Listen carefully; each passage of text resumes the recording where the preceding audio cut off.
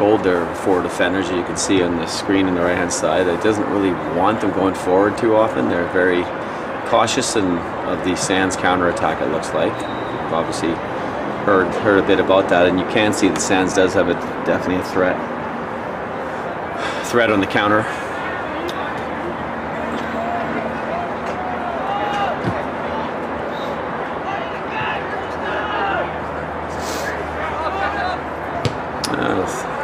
A little ambitious effort there, but worth a go once in a while. You never know, you might catch the keeper off guard.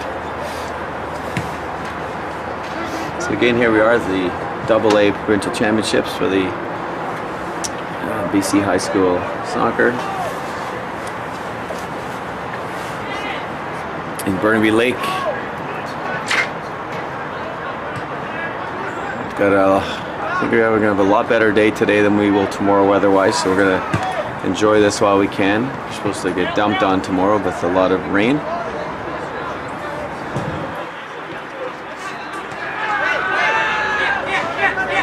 And a field behind us right now. It's a decent ball, direct ball there.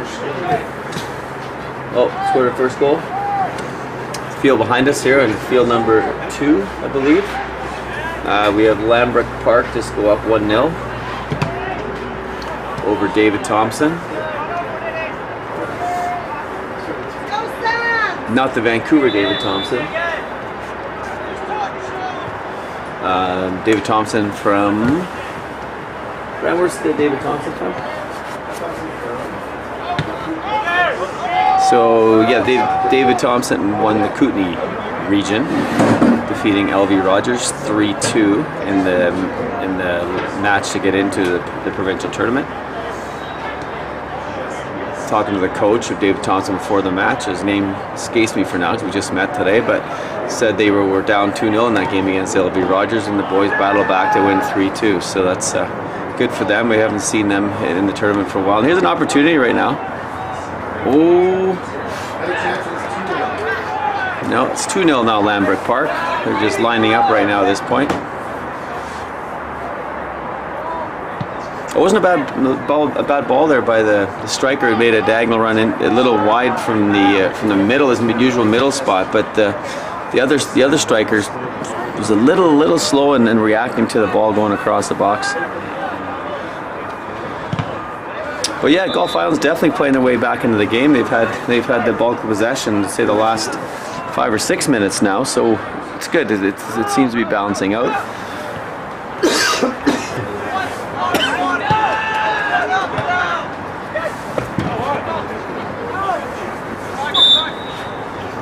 A little late challenge there, number 20 and Sands. He's showing a little sportsmanship there, making sure his opponent's good. Love to see that. Don't see enough of that nowadays.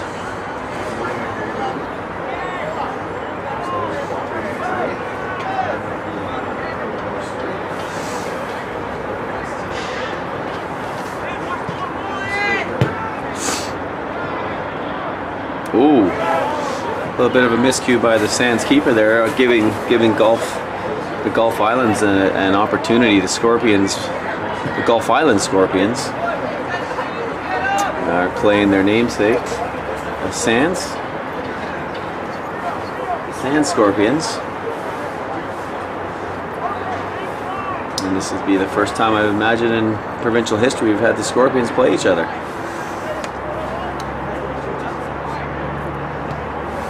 Near post ball.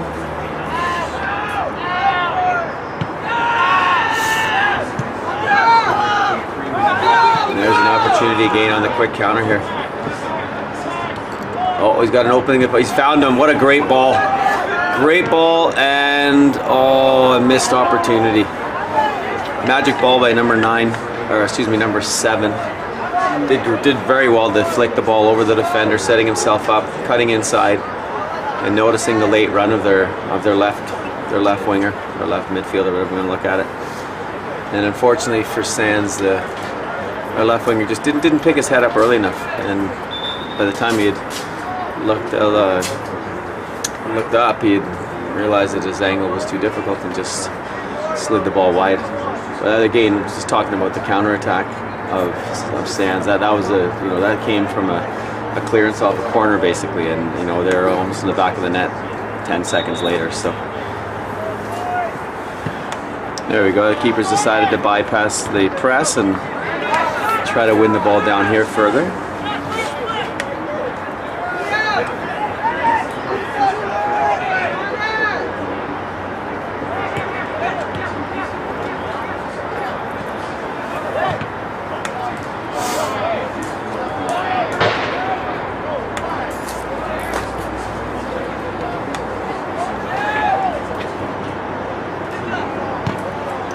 That's a nice ball. Ooh, that must have been a tight call there.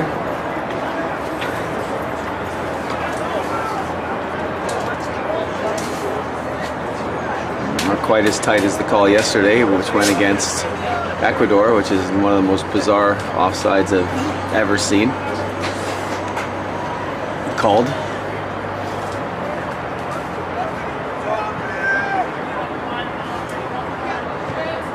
If you're keeping track, or if you're not keeping track, if you're watching this match, we are right now 0-0 here between Gulf Islands and Sands. Early World Cup action today. We had England defeat, and I'm sorry if you've taped the game, but England defeated, you can close your ears now.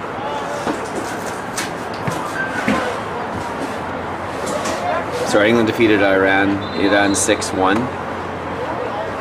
And of course, I took England to win with Harry Kane to score a goal, and their leading goal scorer couldn't score a goal out of the 6. So that sums up my my run of recent matches. And in the other matches going on right now, which were late in the second half, let's see here. It looks like Holland, or the Netherlands, if you prefer to call them that, are struggling a little bit. It's 0-0 in the 61st minute. So we've got the stats here.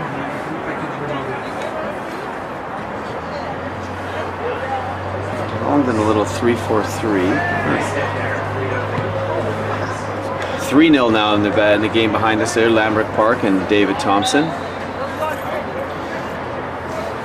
Tournament coordinator Brent Sweeney he's doing the other game right now, and has informed me that Lambrick Park has a few tidy players, so that's a compliment coming from Brent. Big compliment. Lambrick Park were the there was a chance right through. Langley Park with the #1 team, I believe, coming from the island, and they're playing the David Thompson. I'm not sure the name, if it's the Tigers. I could be wrong. That might be the Vancouver David Thompson. Please forgive me. There's another chance. There's number 7 is looking dangerous. I think they'd be better off maybe for a little while just hitting his feet rather than always looking for that through ball, because there's too many of them going straight through to the keeper's been out to come out there and smother the ball, no problem. I think he'd look to get to his feet a little more, see if he can beat the men off the turn maybe, or else look to lay the ball off and get in a shorter pass, making it a little bit easier to be accurate with your pass. Obviously the longer the passes, the less accurate they become for the most part.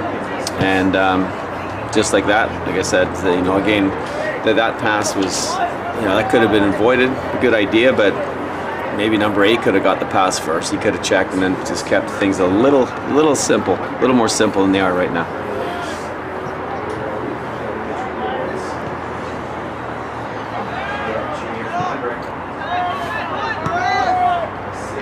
Just looking at the stats in this Holland game. I mean, unfortunately, I can't watch it while I'm doing this, but Holland haven't even had a shot on goal yet for an attacking nation.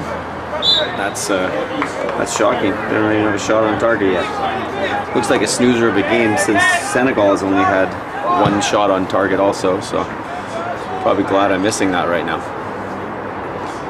Setting up for the match a little bit later with the USA against Wales. Go on Wales. Love to see the Welsh do well. Celtic brothers of the Irish.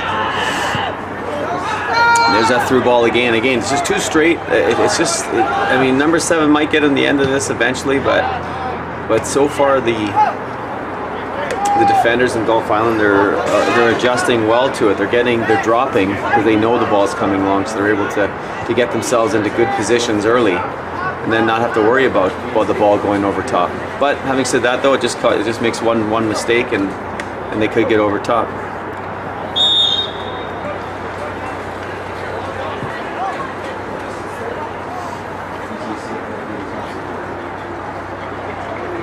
So yeah, 67th minute now. Still 0-0, Senegal and Holland. Oh, Iran scored a late goal. I didn't see that, sorry. So 6-2 the final score was there. A 13th minute added penalty kick. I wonder if the betting police will be looking into that. A penalty in the 103rd minute of a 6-1 game. Very interesting. And that was the only penalty in the match, so someone profited for sure from that penalty, because someone must have taken someone to score a penalty in the game, and it's usually quite high odds.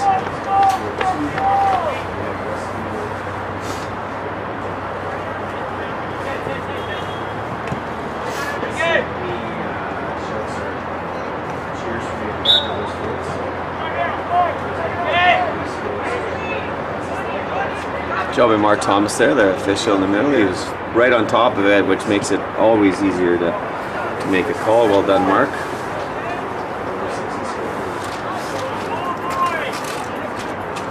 So yeah, Angelo Polici, he's the on-site official, and there's a chance for another missed opportunity for the Gulf Islands. There's 2 dangerous in-swinging balls towards goal that the Sands defense, the defenders haven't defended well with.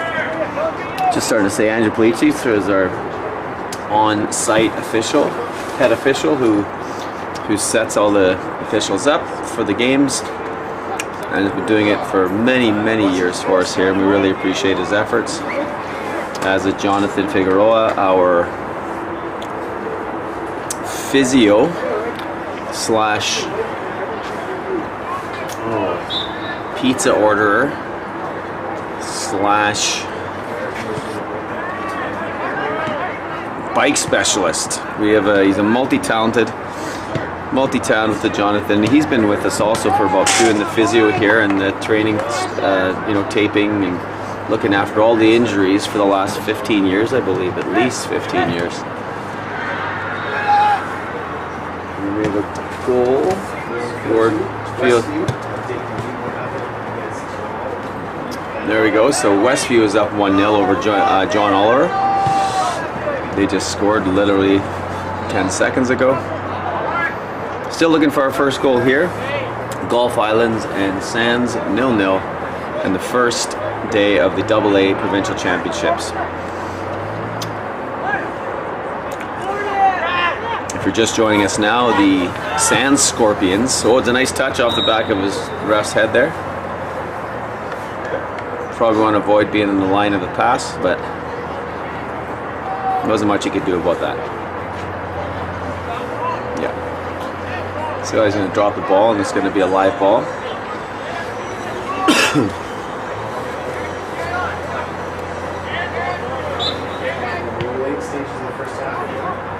Offside. Little anxious there on by the Gulf Islands forwards are looking a little anxious to try to get in behind the defenders there. I was starting to say at the start of the match, the Sand Scorpions were very very dominant in the first 10 minutes. Everything was in Gulf Islands' end, but Gulf Island has played their way into the game, and for the remaining part of the half until now, it's been a very even match. Sands had the best chance on a counter-attack, where they had their left winger one-on-one in with the keeper from a slight angle and pushed the ball wide. A couple of dangerous set pieces by Gulf Islands have caused problems for the Sands keeper.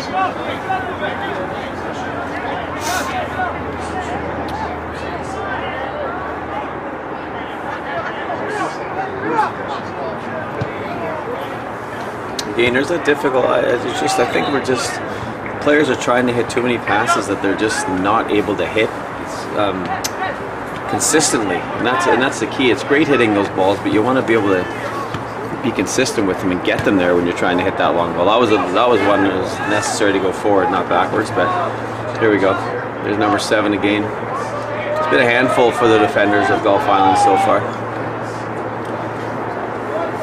I still think Sands should be looking to try to get it into 7's feet more often, so then it'll draw the defenders out. So he'd have them come off the defenders, get the ball to the feet, and then that'll draw the backs up a little higher. Now you can start thinking about going over top again.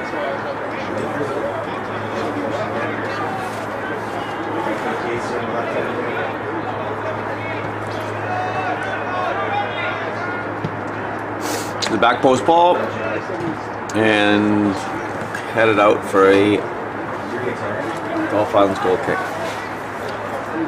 We've got about, played 35-minute halves. We've probably got about 5 minutes to go.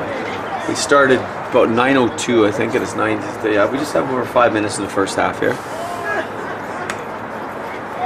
And I can't see that on the camera here. It doesn't show me that. But got about the last 5 anyway.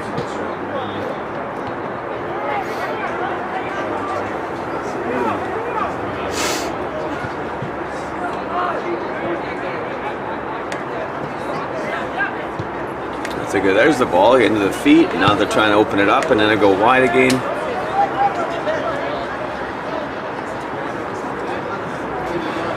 Well, that's good. That was perfect. Just exactly what I mentioned would be a good idea to try to get in again. When you get the ball into that central player's feet, the defenders tend to collapse, and you can get in around behind them again. So that was almost what was accomplished there by Sands.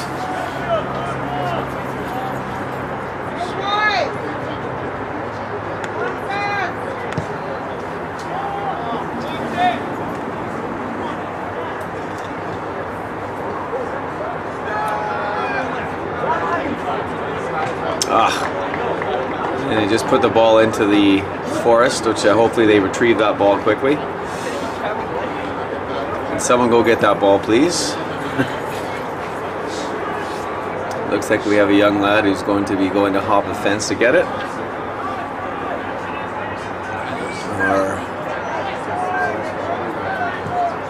Okay, there's a fence and opening there.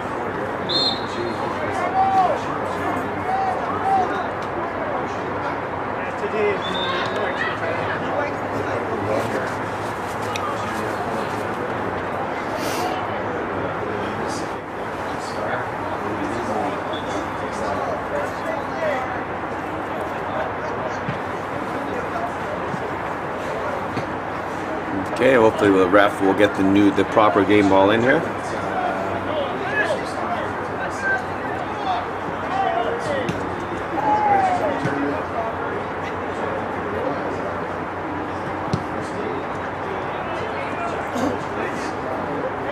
Yeah, give the proper ball now. Let's get the game ball back in play. Well done.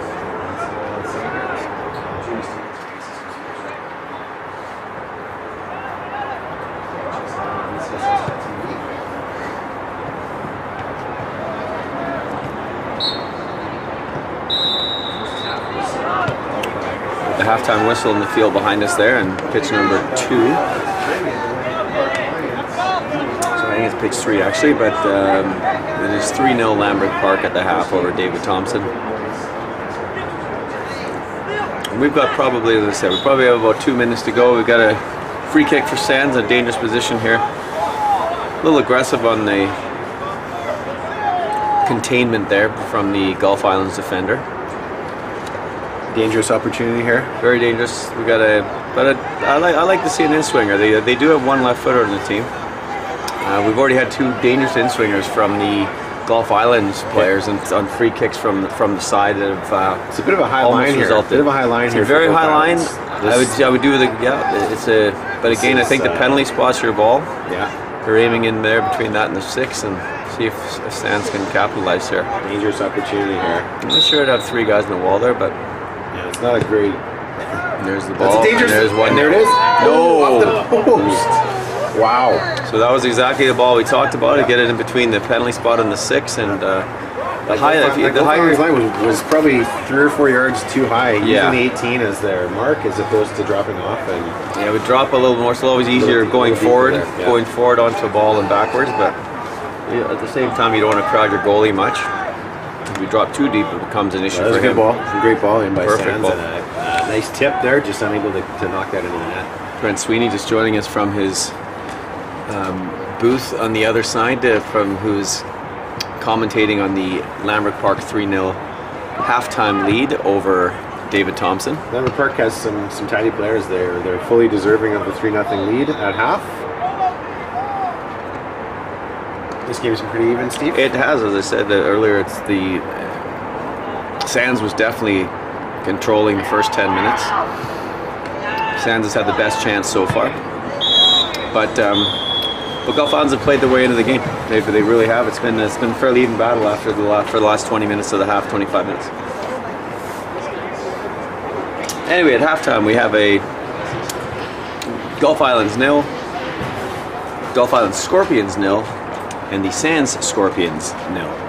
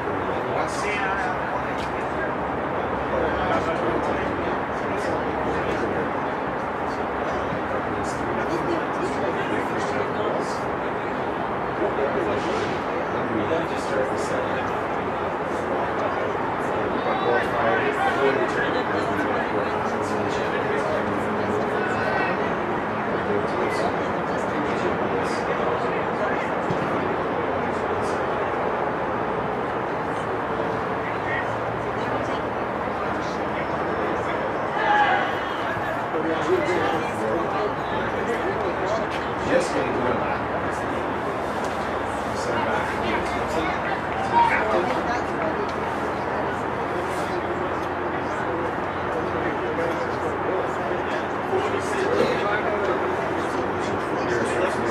Long time referee to turn. Jeff.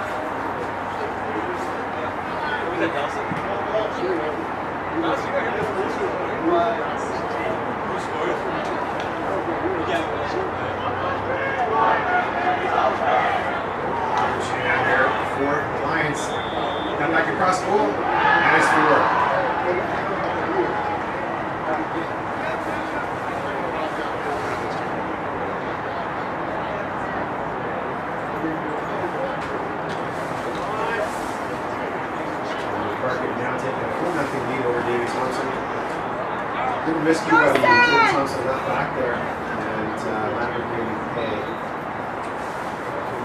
Nice cut back across the face of the goal. That's the striker mistake there. Game behind us on field number 1 is just.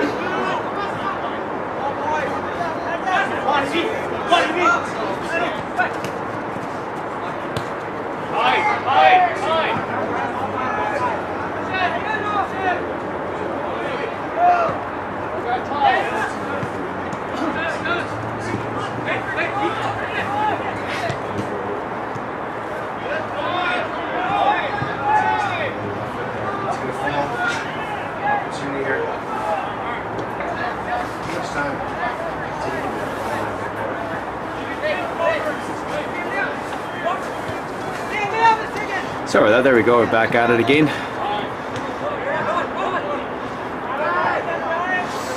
Still 0-0. Well, that's a good switching one though.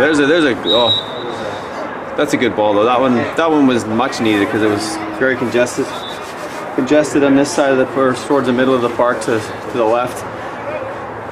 You saw the winger. It's kept a good position out wide, just a little too high though.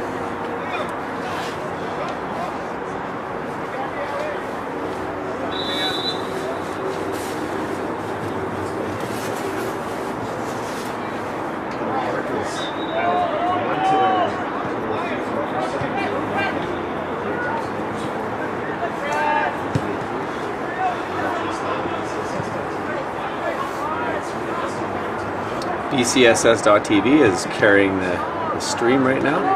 If you would like to go and pass it on to any other friends, colleagues. So again, that's BCSS.tv. It was a little anxious on that pass there again. I think their midfielder number 8 there had a good chance to carry the ball and again another 8-10 yards maybe again, just to give the striker a better opportunity to press that line and to maybe even get in behind them.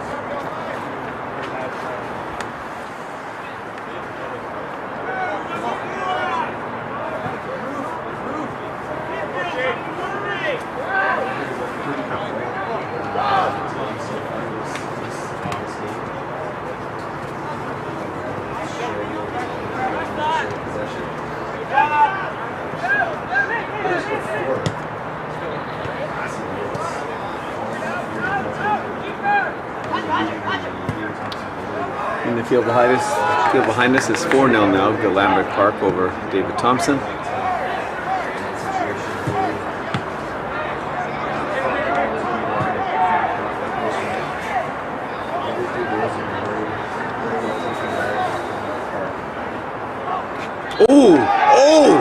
Oh no!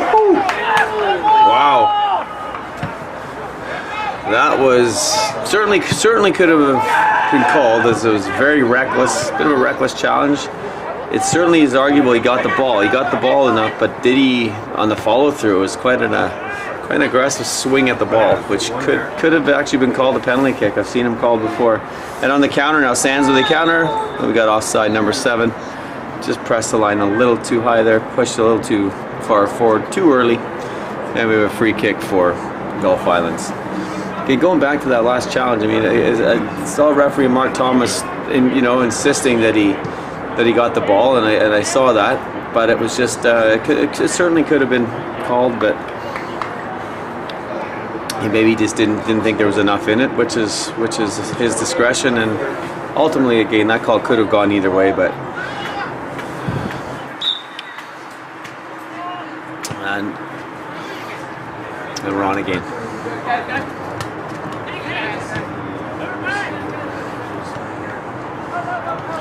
And if this game stays 0-0, we actually have a penalty shootout, and the penalty shootout does not give any extra. It does not give any extra points. All it is used for is for later on. Oh my! Yes, I was thinking about that on the way here actually. The referees will be informed of that because they're probably not too sure. There's been a couple of changes in the rules and in the rules for the tournament. And last night the referee, there wasn't anyone on the meeting last night from the referee, which he usually is. But so we just realized that we haven't told them yet. So we'll let them know. The other games aren't going to be a tie. It looks like as it stands right now, anyway. This is the only game that's level. I think the other game, Field 2, is that one, or over here, Field, is that 1-0?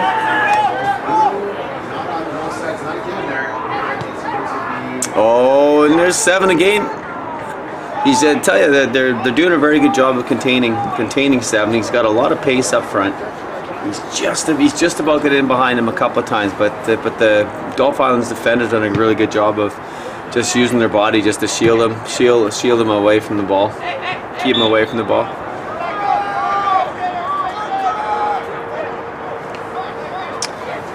The thing is, Mr. Sweeney, the other coaches will know, right? So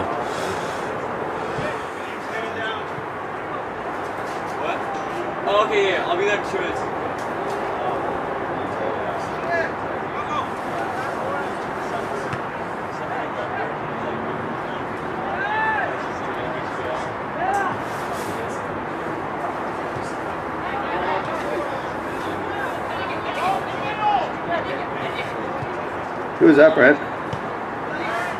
Who was that? Okay, I'm gonna phone Angelo right now. Sorry about that. We're just trying to get this organized because as it stands right now, this game would have to go to penalty kicks, as I was mentioning. Hey, Ange, sorry to bother you. Hey, listen, we just realized because you usually are on our meetings, right? And last night I don't believe you were in the meeting last night. If the games are tied, they go to penalties right away as the potential tiebreaker. All the coaches obviously know, but So no problem. So anyway, this game right now it looks like there's only one game that might be in that situation because the other ones are like 2 and 3-0 or 5-0 in one game. The game I'm doing right now. Mark, I think it's Mark Thomas is reffing, so it's 0-0, and it's the only one that looks like it might go that route. So we can let him know, and then any of the other refs. And this is this is only for in case at the end of the group play they're tied, right? So then that tiebreaker would break them up. But yeah.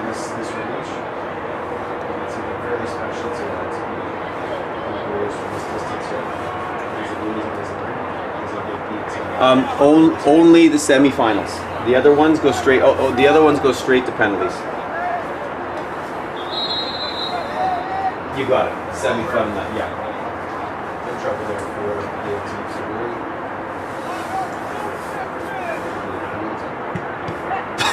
team. Oh, it is. Okay. Oh, he still is. No, he's still a donkey, but that's fine. Yeah, for sure. I remind you that you're live on your audio's live. Absolutely. Yeah, I'll run down. If it gets to that point, I'll let him know right away. It goes straight to PKs. Yeah.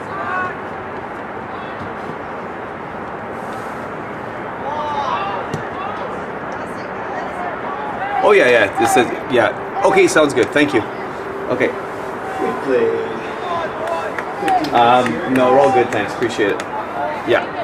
Thanks, Edge. Bye. There's a chance then for Thompson.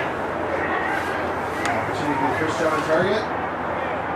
Not a bad hit, just for Ryan. Sorry, back to the game now. Sorry about that. You had to hear that conversation there. I guess I probably could have muted it, but it's on the other side of the tower, so I just thought to have the conversation so you could be live and part of seeing how things run here in the tournament. Anyway, so as I was saying, it's this game, if it stays tied, will go straight to penalty kicks, only to determine if these two teams are tied at any point after the round robin play, that the winner of the penalty shootout will be ahead of the other. But as it stands right now, Gulf Islands with a chance. Buzzing right now, Gulf Islands. Yeah, they can feel it. They've got the momentum right now. You can see coach is getting the team wound up on the bench, and right now they're certainly looking more likely to score than Sands are. But you can see how quickly Sands can counter though. With that, it just depends right now how Gulf Island's going to deal with that. But as it looks right now, they're carrying the momentum. Got about 15 minutes to go, maybe. Just look at the time here. I'm going to say we got about 15 minutes to go.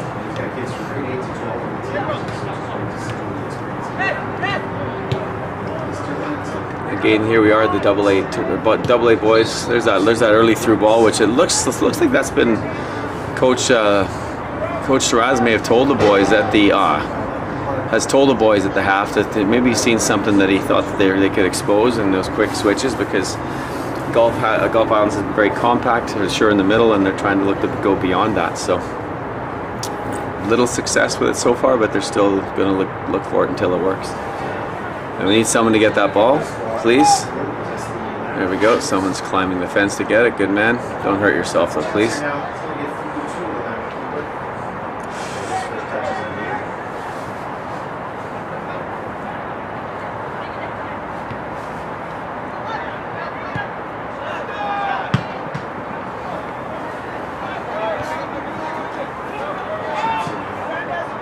Ooh, a little erratic there from the defender. Be careful there. Might get a PK away. Here we go. Gulf Islands. If you can clip the ball in the middle, we've got an opportunity. And he's a little. Oh, good.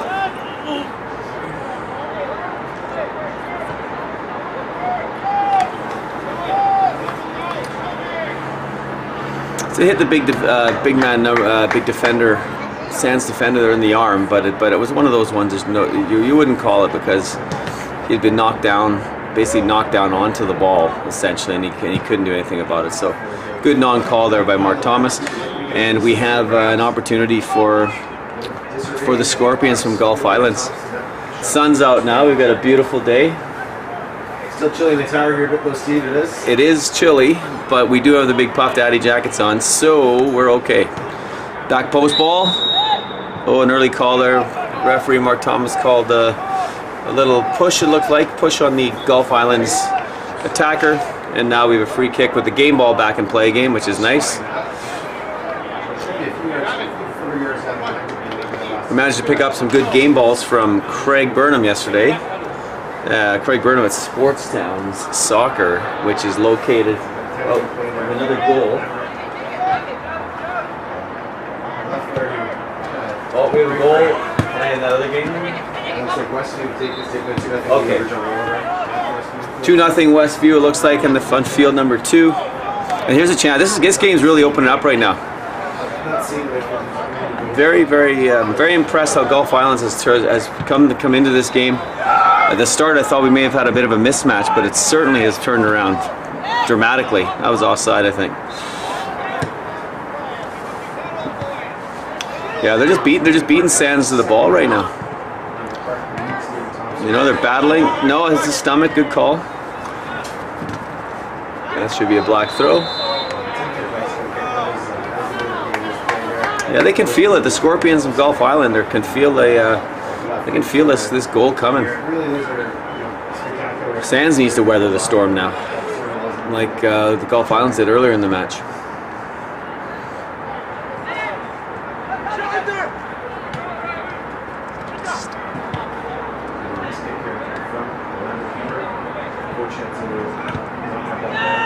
Here's that through ball again, and that's his danger again, number 7. He's got a lot of pace. Well done by the keeper. He's done very well, actually. He's come off his line well today. He's dealt with any through balls like that. The one thing that's lacking, you can probably see in the camera in the screen right now, is there's no width for the Scorpions of Gulf Island. There's no width on the left-hand side of the park. They need to get someone out wider there to start exposing the spaces there, because there is a lot, as you can see. But if you look at where the positioning is right now, look at the right back of Sands. There's no one within 25 yards of him. And I think that's one thing they need to try to look to do. It's a good ball. Oh, nicely done. Little dipsy-do.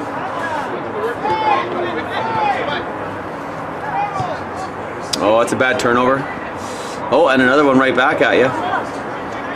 Almost like a wall pass there. Oh, he's got the through ball. Oh, no! Oh, my goodness. The ref, wow, the assistant there, I thought he may have inadvertently put his flag up there, but because that did not look offside from the tower, but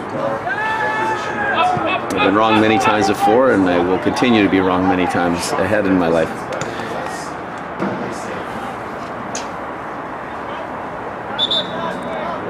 Referee Mark Thomas playing advantage there, even though the call may not have been correct, but he did tell the keeper that just to play advantage because he had the ball in his hands and there was no reason to stop the game at that point. So overall, Mark Thomas done a great job in the game today. You know, there was possibly one, but again, it's 50-50 in that case there, so he went to 50 to say no penalty, and another ref may have gone with a penalty, but overall a very good job.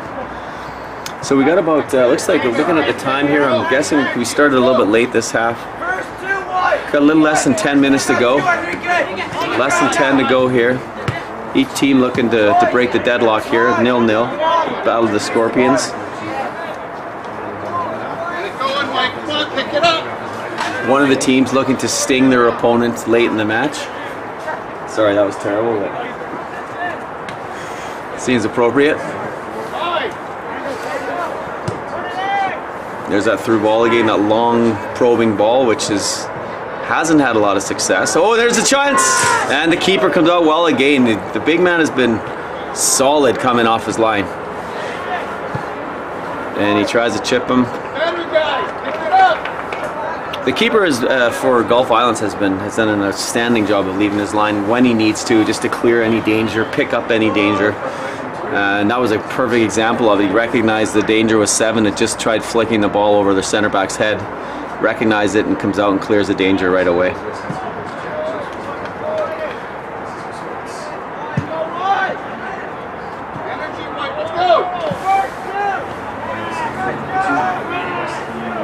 No, they're not going to press. It doesn't look like they have the energy to press. You can hear the midfield yell at defenders yelling to press, but there's not enough energy up there to press at this moment. And if they did press, there was too big of a gap between the midfield anyway to get up and support the press. Good step, good step. Here's the counter now again. They're looking. 7's feet. He wants it at his feet. We got it to our winger. Debatable whether it was offside or not, but he's cut inside. We got a chance, and well defended again. Number 4 and 5 in the back line. For was a silly foul there, though. You don't need to give that foul away. He did a good job of containing him, keeping his back to goal, and then fouling him just gives them an opportunity. So a dangerous chance here for the Sand Scorpions.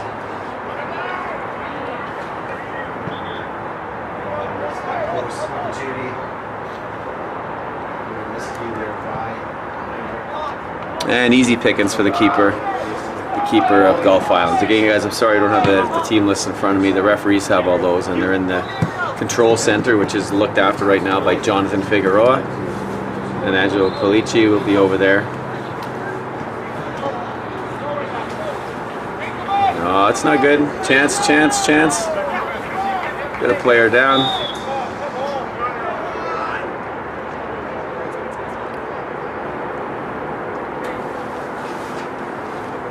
As frustrating as that was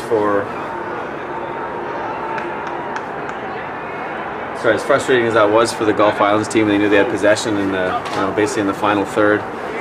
Player went down, and referee Mark Thomas, who he has the discretion to stop the game at any time when he feels a player is in danger or is injured, and he decided to stop it with the ball going back to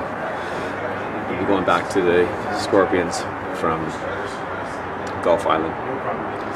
And I'm just thinking, I guess a lot of these players in Gulf Islands, again, just don't know a lot about them. Because the first time in many years, I remember seeing the Gulf Islands here, just how many kids are traveling every day to get to school, and their route every day to get to school, how it would be interesting.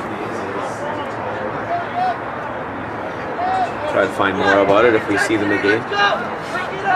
Now, last time they had this situation, the Gulf Island looked to get the ball over top immediately, and it looks like they've set up the same way, which they did, but this time it didn't pan out like the last. Oh, that was an easy pickings there for the Sands keeper, who hits a nice switching ball right away to the winger.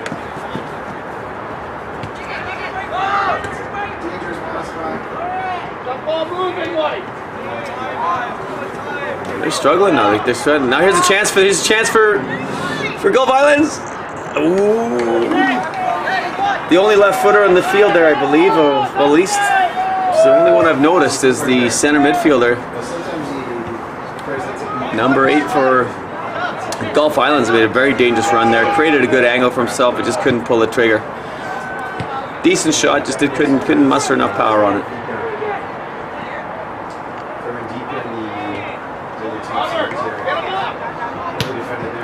A left side of the football, probably not necessary at that point. Probably just a simple side football to the feet may have worked better there. But sometimes it's worth a go. Would have been in the right path for the forward to run onto. Just over 7 minutes to go in the second half. Sorry, Thompson for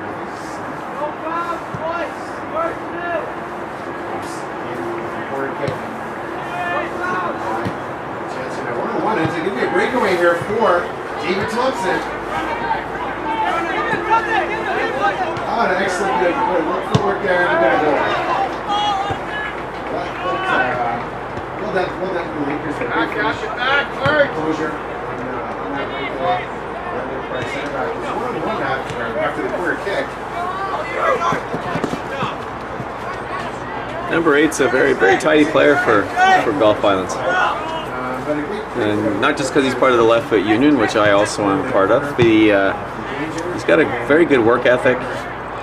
Very good at getting his body in the right position to shield players off. In the other game, in behind us here, we've got the Lambert Park. Lambert Park is up 4-1 now on David Thompson Lakers. It's actually the Lakers, the David Thompson Lakers, not Tigers. So I apologize for that. Now we're in a situation where we have a 0-0 game here, 2-0 over. We've got all the other games right now. There's none of those will be going to penalty shootout. This game, as it stands, will go to a penalty shootout. Again, more for seedings, not for seedings, for positions. Only if the two teams are tied at the end of pool play for either first, second, third, or fourth.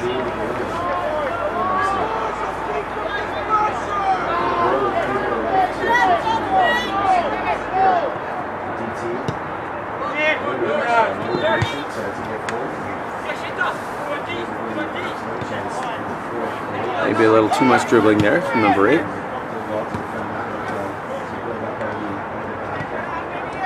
There he goes again. Oh, get your winger! Yeah. Oh, he didn't see it, unfortunately. He hadn't done a shoulder check early enough there, else he could have probably almost let that ball roll right through to the midfielder who had pushed up into a dangerous position.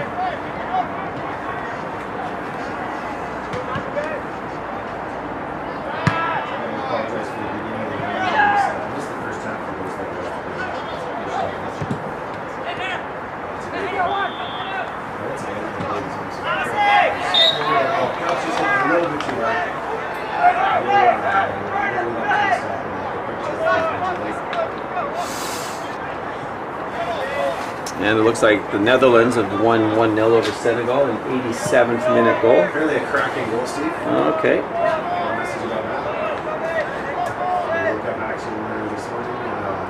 So the Netherlands win 1-0.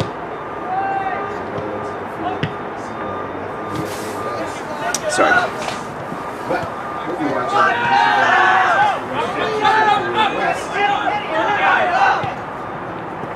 Oh, good early ball there by the winger.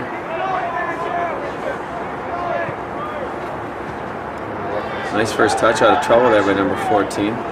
Dribbling into trouble now though. I think we have an injury. That did not look good for the Sands player.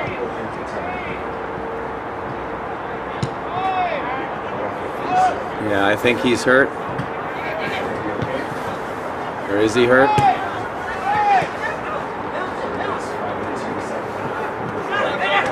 He's limping back into play.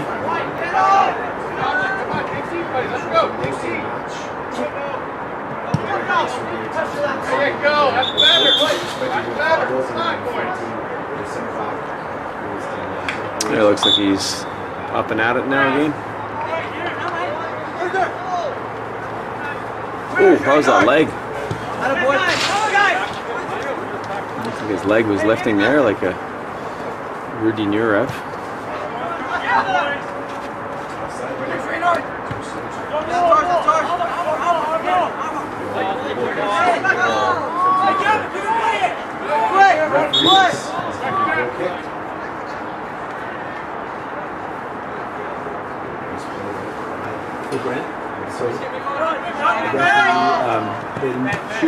Can the shooters they have to be on the field at the end? It doesn't, right? So it can be anyone. I'm gonna have to go down and let him know pretty quickly. Finish first, so okay.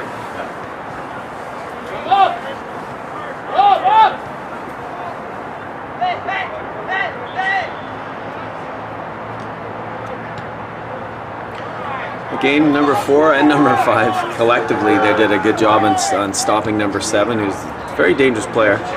He's getting frustrated though. You can see it. He's trying to go against 2 more often than not. He's been double teamed, and he's having a chance here for Gulf Islands. Oh, and a big save! Stick save by the keeper.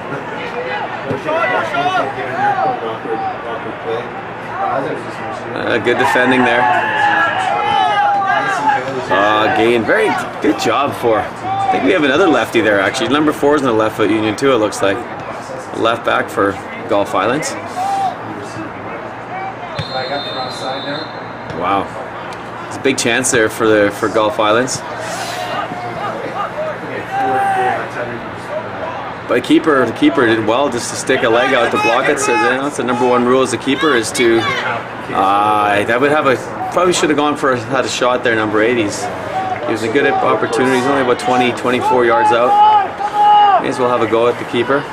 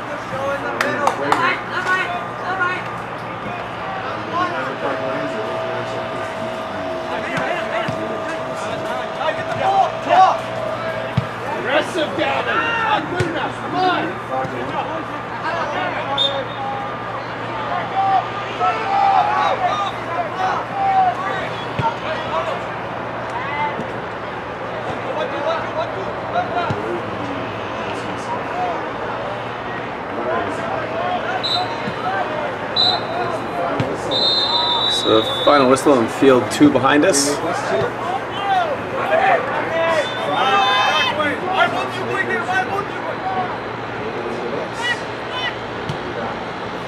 So our final whistle in field 2 behind us was 4-1 for Lambert Park over David Thompson. And in field number 2, we had Westside 2 and John Oliver 0. So we still haven't heard anything from field 4 yet.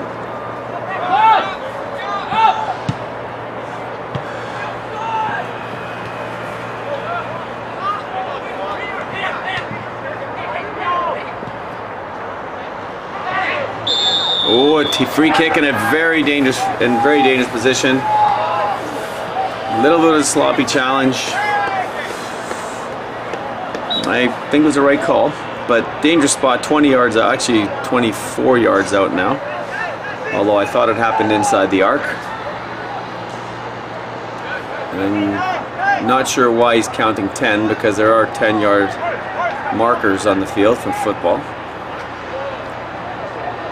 So you can clearly see that is not 10 yards because they're standing on the line and the ball is 1 yard in front of the line, 10 yards away from it. So that's a 9-yard wall.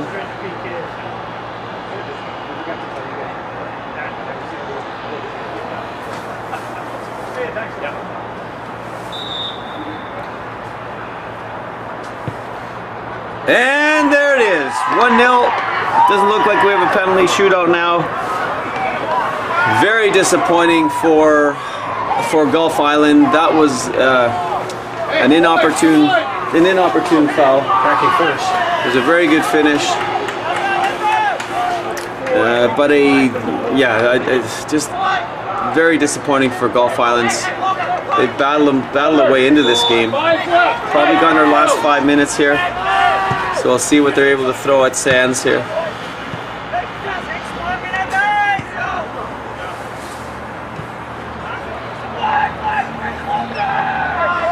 FaceTime, I guess. Oh, really? What the heck?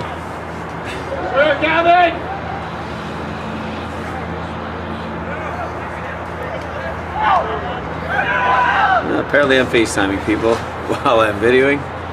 Sorry about that. Got the ad bottle? So please ignore that, Gary.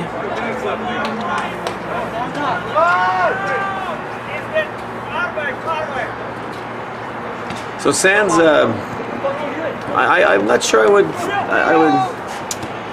keep here's a chance for 7 again, offside, good early call. I like that. I don't like waiting until something silly happens, like a collision. So I'd much rather see a quick flag like that.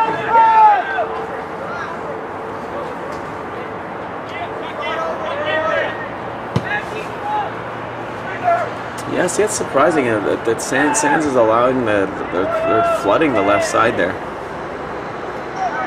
outnumbering Sands in that part of the field. I'd drop an extra midfielder back, number 10, number 20. I'd drop back a little bit just to. Right now, it's just management. Manage your win. Give it short. Got to be in the last minute or two here, Steve. Yeah, they started a little bit later, but it looks like you just take it to the corner and be smart. I'm gonna have another dig on goal. Now would be corner time. I would say I'd keep this ball short and Yeah. get in the corner rather than getting that ball into the area at this point in time.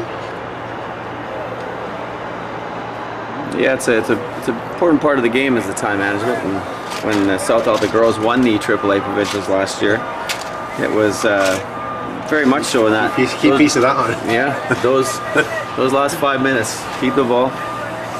Right now, especially if. Not surprising. I would just say right there. Yep. We're in the last minute here. Got to be the last minute or two. That ball's gone long, and that's not a bad spot for that either.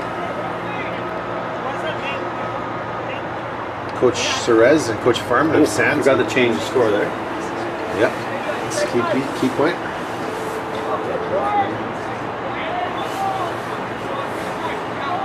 Coach Cerez and Coach Farman look pretty calm over there on the Sands sidelines. Late stage of this match.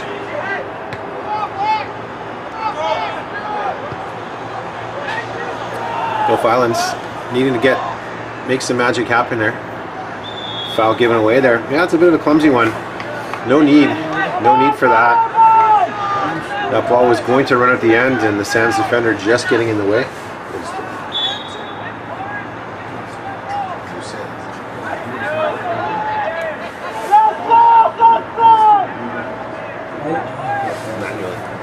Yes, sir. Just technical difficulties, Steve. Not the having some challenges and using a keyboard, but that's okay.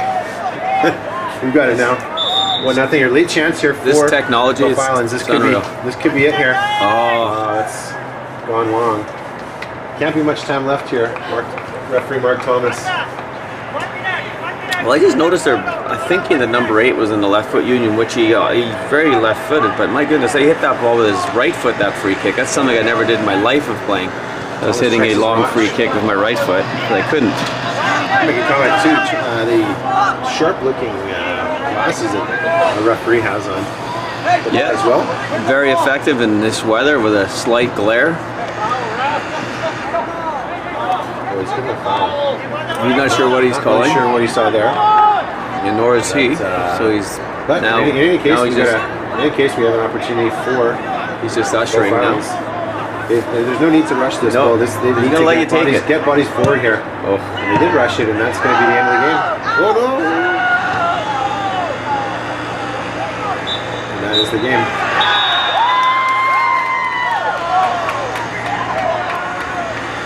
Sands Scorpions, the late 1-0 victory late stinger. over the Gulf Island Scorpions, who've been stung by that classy free kick. Foul given away in a dangerous spot there, and they made him pay. One of the hardest places is to defend a free kick from the right mid goal from about 23 yards out. That's really tough. Gulf Islands was, they Full value took for a good job in the second half. And the end of the first half. In fact, yeah, you could say they were maybe marginally better. But anyway, good job for Sands. We're sticking through it. And congratulations to both teams in the first game, completing their first game. We'll be back in a bit.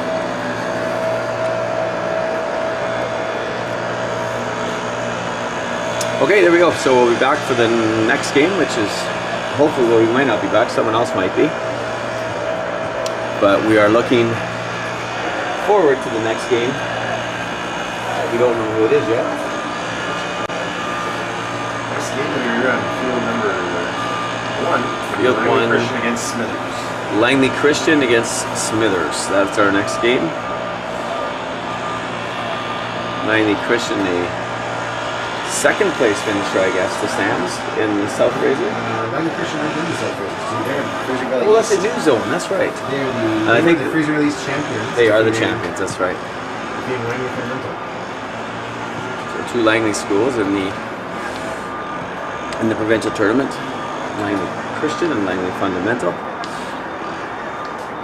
Smithers have had a long trip to come here.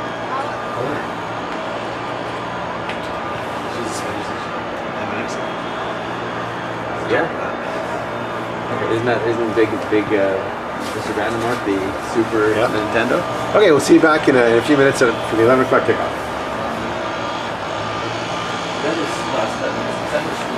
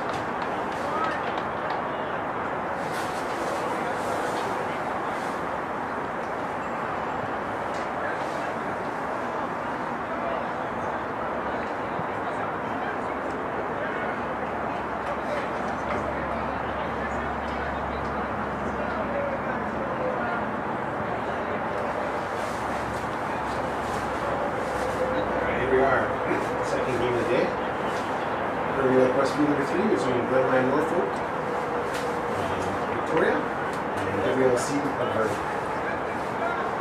Senior in the gray, and Jane S in the dark blue kit.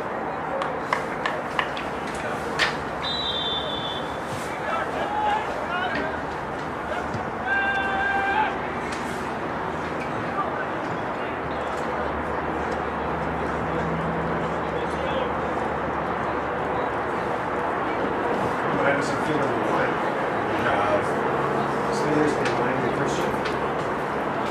We start with field number 1 there. BCSS got today. Earlier games today. Field 3. Let's go, Smithers! Thompson, winner 5-1. And behind it for Simons from Delta defeated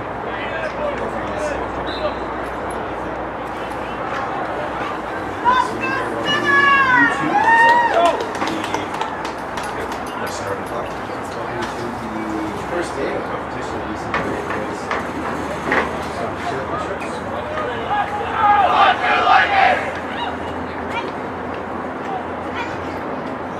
Sitting there.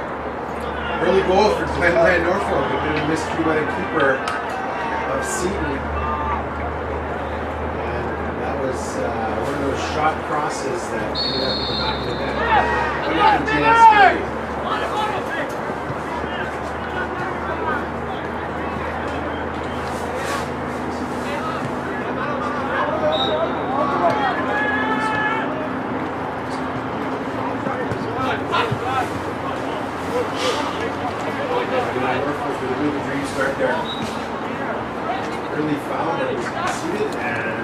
So here we are in the game 2 at the AA Provincial Boys Soccer Championships.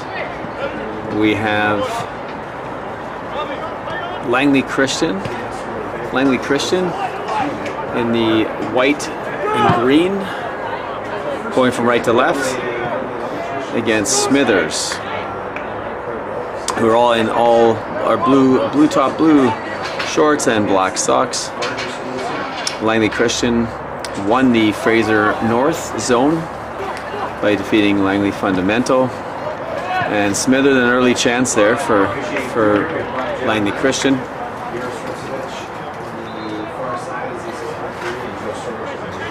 Some earlier games, we've had the game before here in this field, we had a 1-0 winner with Sands over not a bad effort. 1-0 over Gulf Island Scorpions. Westview defeated John Oliver 5-0. We had a 5-1 was, it'll come to me in a second, but we had Langley Fundamental losing 2-0 to St. Thomas Aquinas, excuse me.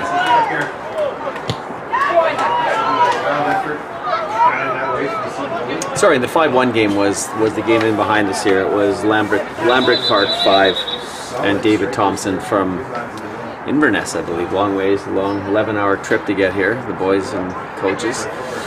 Yeah, 5-1 was the final in that game. So first games in the books, and these are the second set of games. Oh, that might have been one of the worst throws I've seen, which was not picked up by the assistant. Now he's telling him, but he probably should have just called a foul throw, but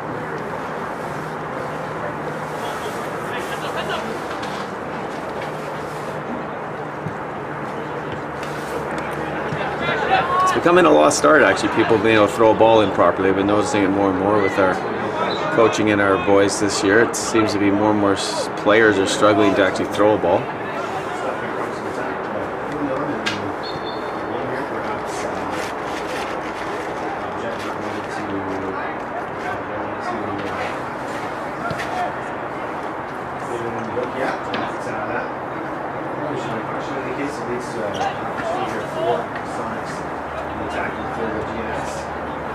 Here we are, we're at Burnaby Lake right now, and Burnaby Lake Complex with beautiful day actually. It's about 7, maybe 8 degrees and no wind. A little bit of sunshine peeking through once in a while, a bit of the sun. And yeah, I think better than what we're going to be expecting tomorrow. Tomorrow we're not expecting a great day out here in terms of weather. But hopefully the football will still be good. We've had a couple of good games to start the tournament off. A couple of one-sided games, but also a couple of good ones too. Here's Langley Christian on the counter. No, he's onside. We have a chance, an early chance. Oh, probably should have carried it in. Probably should have carried that in a little more to create a better angle, get a little closer to goal before having a shot. But a nice counterattack there by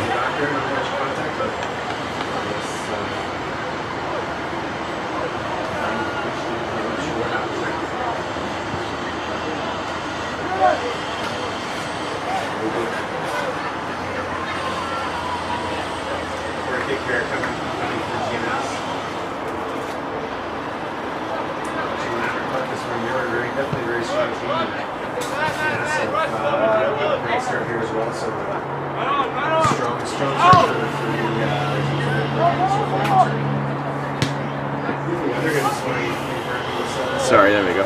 Yeah, the sun's out now. Another, which is nice. You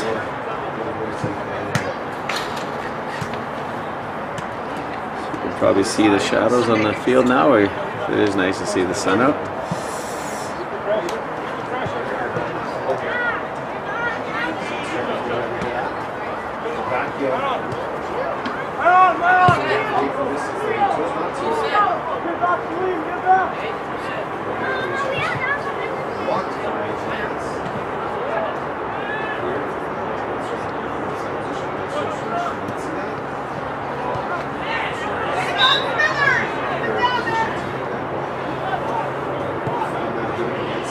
Oh, that could have been called a handball, but the referee was 30 yards away from the play, and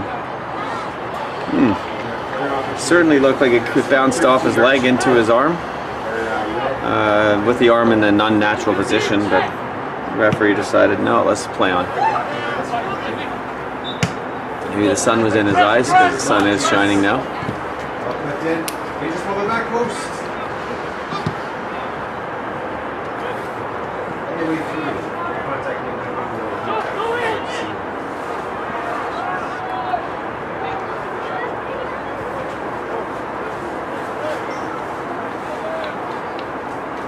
You're watching BCSS.TV with all the action from Field 1 and Field 3. Monday and Wednesday.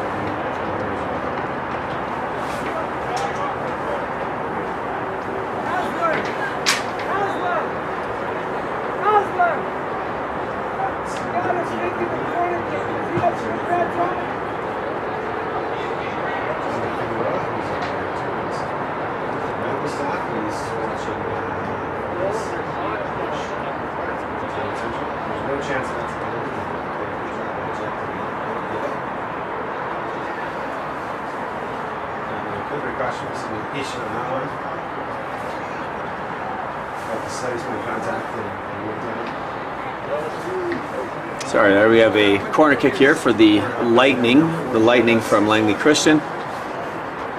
And they're battling with the Griffins from Smithers Secondary. So far we have 0-0 score. One good early chance for Langley Christian.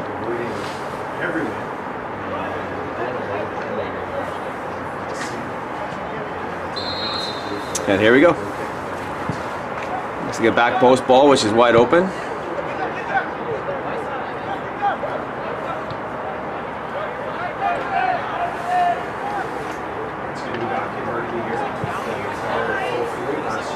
Oh, it's another good back post ball there. That just maybe the winger, or striker in this case, Seton striker, drifted out into the back post, but didn't get wide enough to be able to attack the ball, so it went over his head for a goal kick.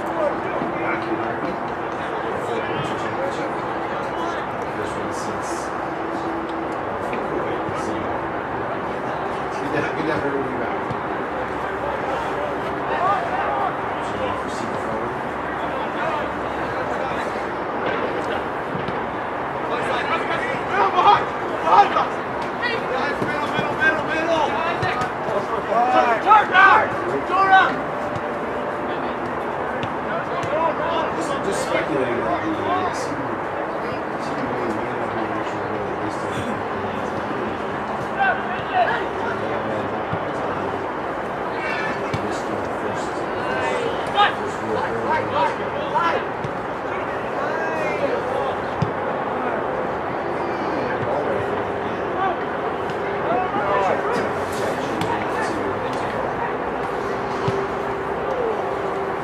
Langley Christian with some good one-touch football there, working their way up the pitch, getting themselves in a good attacking position spatially, with making opening up the Smithers defensive setup, and able to get the ball finally down the line for a good back post cross. But again, I think the wingers, the outside, the wingers of Langley Christian need to start wider, because the 3 crosses now have either gone beyond them, or in this case here we got a header on it, but it was a very difficult header because he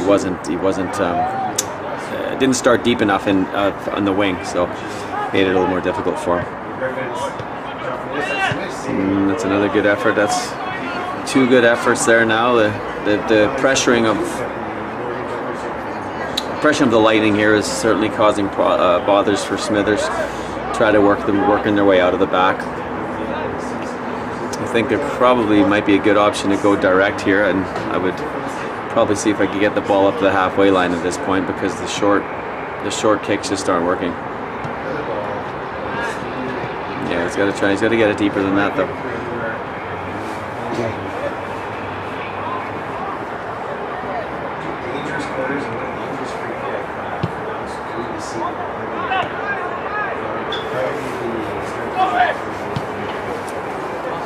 Again, another long effort there from Langley Christian, number 37. Smithers having themselves a little backed into their end right now, and looks like a few tired bodies. Their arms are folded. That's always a sign to body language that you might be a little tired. And again, I think until someone can release this pressure with a long ball, it's going to be this way for a little while.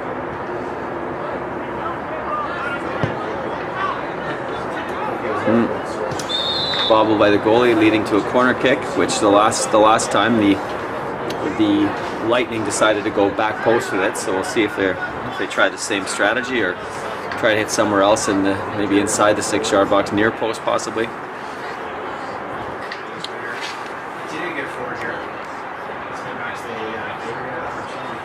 See if we can get the ball right there, a little closer to the action in here. So an in-swinging ball. Got just 3. No, there's nothing wrong. The ref, they're actually allowed to do what they're doing, and I'm not sure what he's. 2 guys they're allowed to make contact with each other. Just again, that's a near post ball, which is bobbled by the keeper, which leads to another corner kick on the far side. So that one looked like it was a near post effort. You can see the ball in swinging towards goal, but they didn't have enough bodies in again, sealing the back post again. It was another area that they could have actually scored on the back post there. Outswinger. No, it might have been a handball, but no. Smithers clears the danger. Langley Christian's a little relentless right now in their pursuit of the ball and the pressure.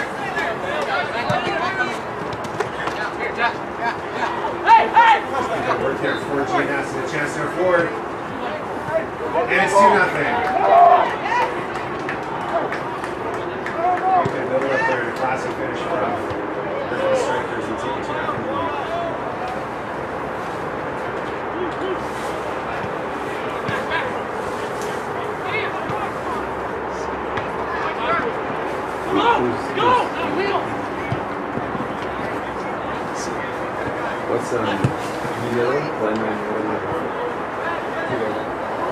Oh, there's an opportunity.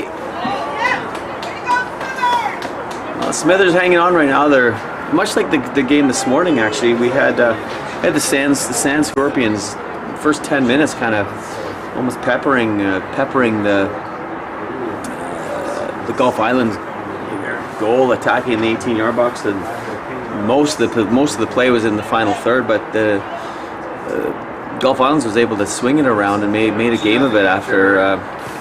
And unfortunately for them, conceding a late free kick, which was a clinically taken free kick by Sands. So it's a very similar start here, where one team's on their heels and the other one's pressing for theirs. In the back post, in the middle, and another unsuccessful corner kick set play for Langley Christian. That's something the coach might be talking to the players about at halftime, is their delivery and their positioning of the players in particular, because they said that I think if they start a bit deeper, they'll have more angle to attack on the ball and give themselves a better chance to get a goal.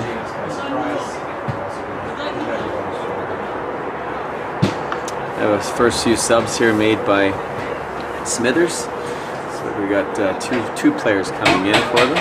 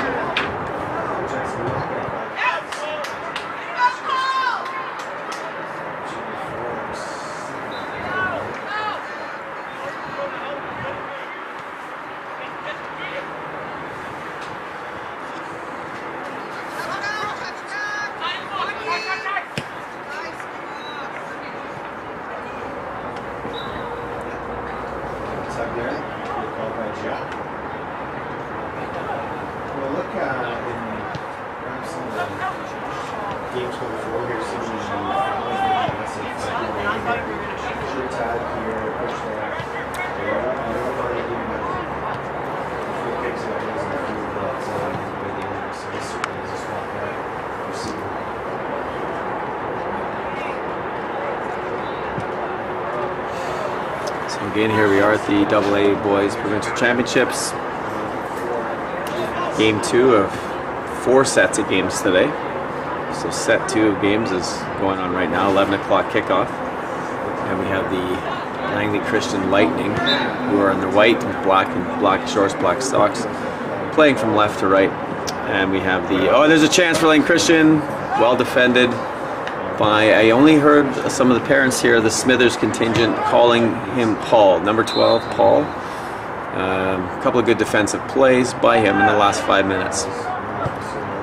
Keeper's off. Just notice the Smithers keeper is very far off his line, and I wouldn't be surprised to see LCS Langley Christian trying to loft a long distance shot at him. If you can see who the keeper is right now, he is well off his line. And there's no way that he would be able to recover if the shot was hit high enough. So something for him to be aware of, and something for Langley Christian to maybe take advantage of.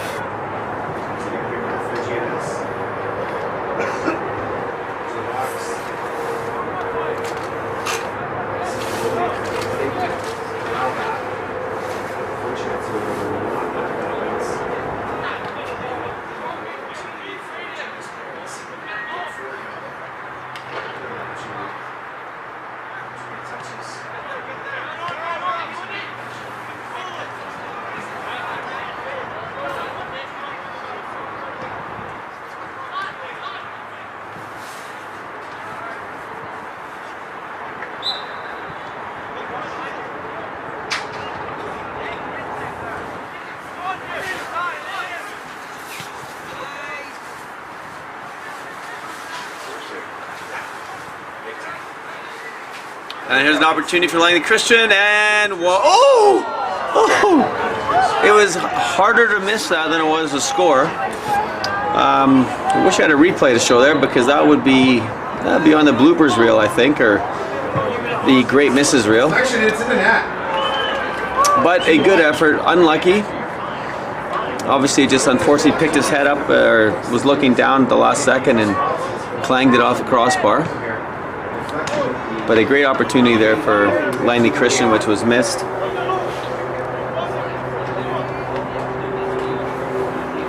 And but that time they had success getting around the back, right around the back side of the left back for Smithers, and that's Langley Christian buzzing now.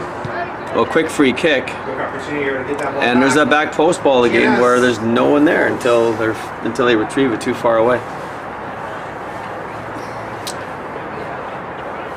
The discipline of defense here. Defending third needs to be sharper.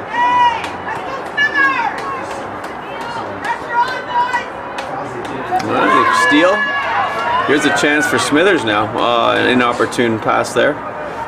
Or time to pass that ball. Should probably carried it a bit further.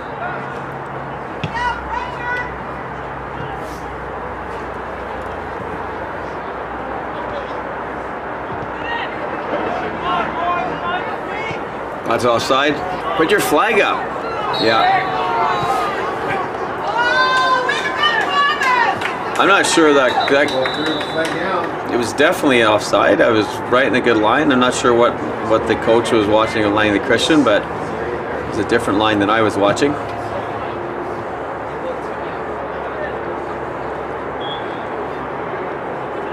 Coach getting a talking to. Assistant Mark Thomas, right spot on there. I think he was, well, from this angle. He looked offside to me. Coach apologizing for getting a little worked up there, but yeah, I could understand. To get sometimes you're watching the line at the wrong time the ball's played, or we can certainly, as coaches and commentators, be wrong. So just like referees can be also.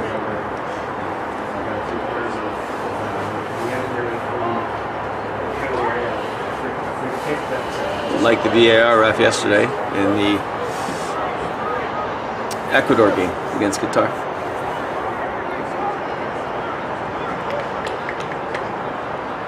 So we have a couple of young lads coming into the match here for Langley Christian. I think they have players in their roster from grade 9 to grade 12, if I'm not mistaken.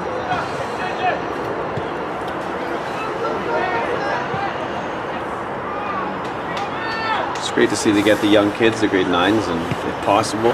It's quite difficult in the boys' game. Over the years, it's the size difference from a grade 9 or grade 8 boy to play against, as you can see there. You know, it's a big difference physically. In the girls' game, it's actually, you know, I've been coaching the AAA, coaching South Delta for so many years. We've actually had many years where we've had grade 8s play on our team and actually have impact, because just for different reasons, physically, speed, different reasons, where the girls were able to narrow the gap more, as opposed to in the boys it seems to be it's a bigger challenge with the physical difference between a grade 8 boy and a grade 12 or a grade 11 along those lines. There's a turn away. Giveaway, excuse me.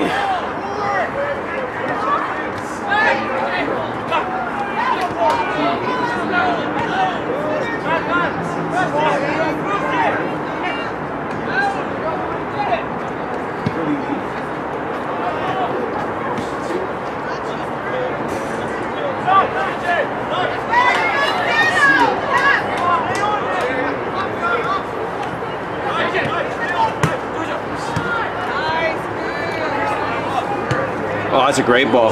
Here's a chance. Oh, unlucky. Oh, still a chance.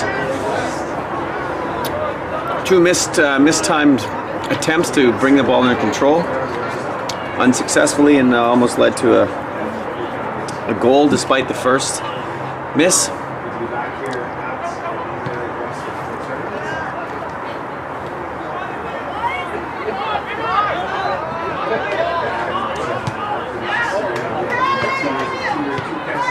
That's going to be about 5 yards offside there. It's an easy call for Taki Vahalis.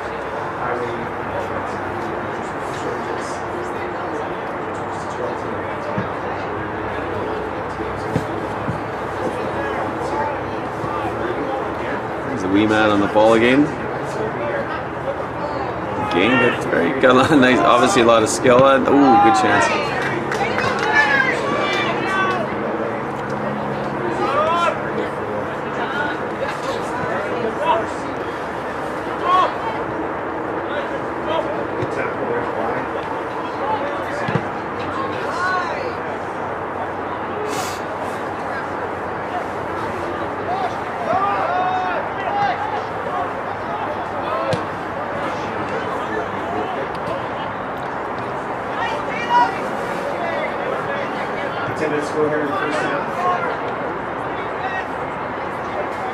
Oh yeah, good call. No, it's a very good call. Good call. He tried to play the advantage, but it wasn't successful. So pulled it back, which was totally within the laws to do that. That's a great ball in.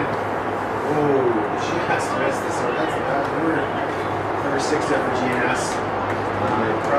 Game behind us here, we've got the Glenline Norfolk are up 2-1 over Seton. I'm up in the interior.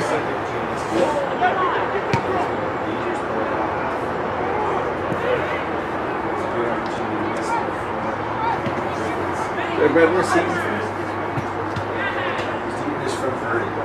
Vernon, yeah. So from Vernon.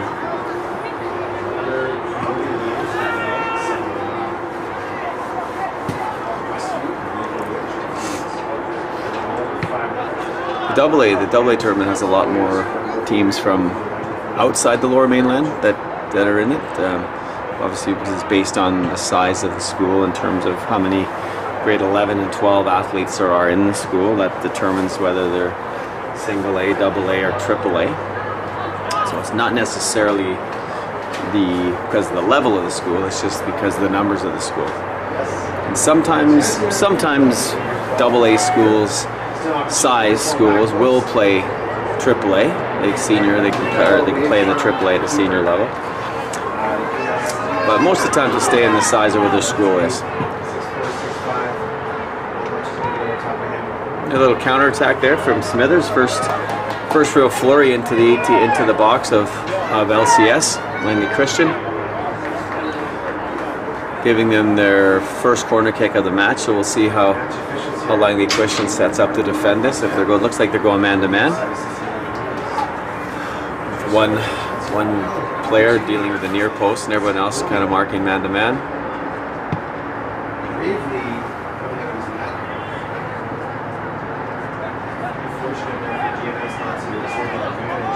That's a great ball through here. He's going to get on the end of it. It's just going to go wide. Brave. Well done by the Langley team. That was a great through ball. And a great opportunity to have this game. It's just a field of chance for Langley and Norfolk to increase their advantage. The school is some field of 1 and 9.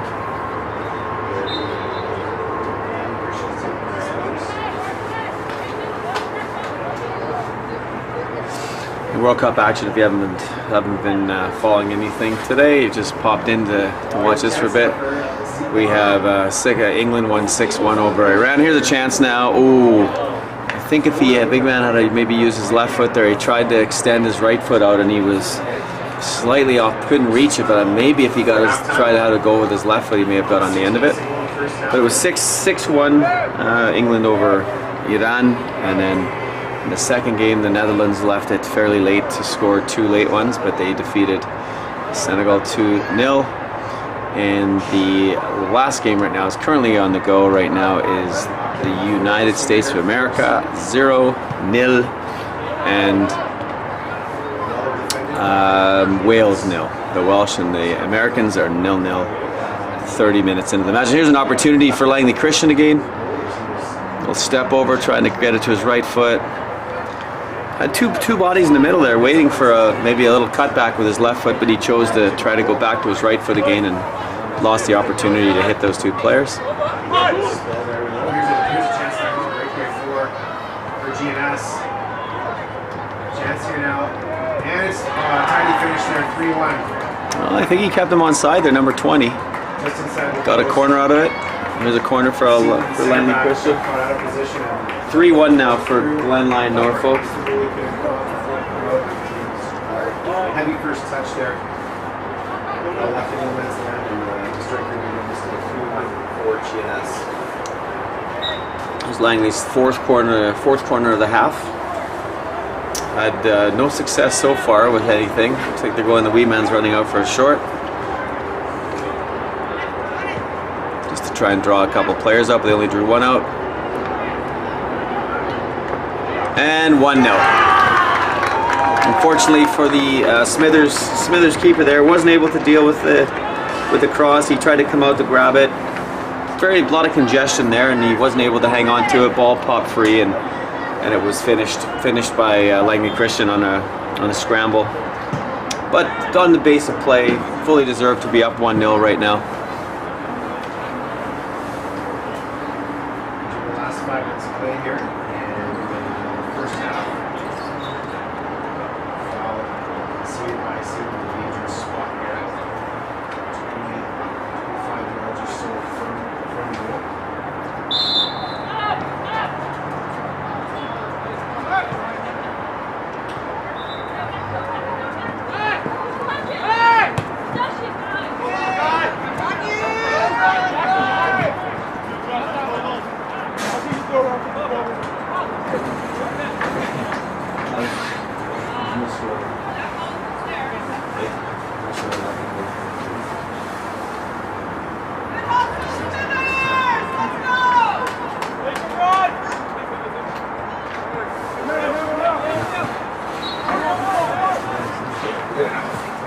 Chance it up.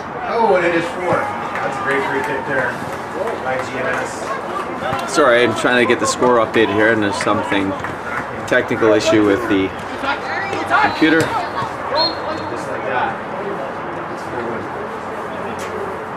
4-1. So we're just about getting probably about 5 minutes to go in the half. We don't know what's happened to our score clock here in terms of the score.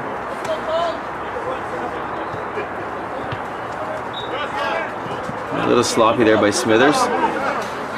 LCS looking to capitalize here. Oh, it's working now. So we're down to the last 5 minutes here. What happened? Yeah, technology is a wonderful thing. See when you screw it up. What happens?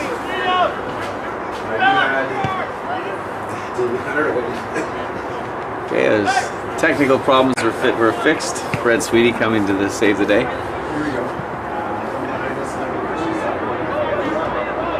Smithers. Here, 3.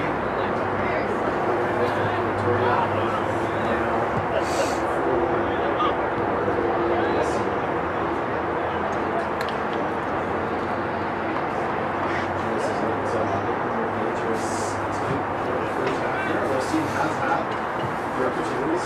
Great chance to level at 2.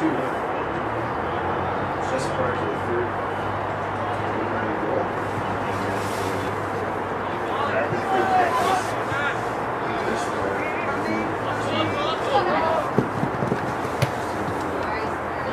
First half of the second game of the day.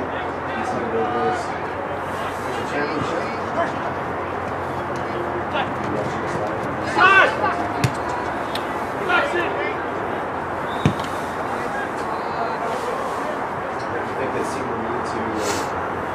They have any hope of getting back in this game here in the second half. Look to finish here. They've got 2 players back from me right now. It's really would be one of the so they call back close. Again, as mentioned, the size of Aquinas ability to be able to. Sorry about that. We'll turn over there again. Smith is just having a little difficulty trying to keep possession, turning it over in dangerous spots where Langley Christian has been looking to punish those mistakes. Well defended.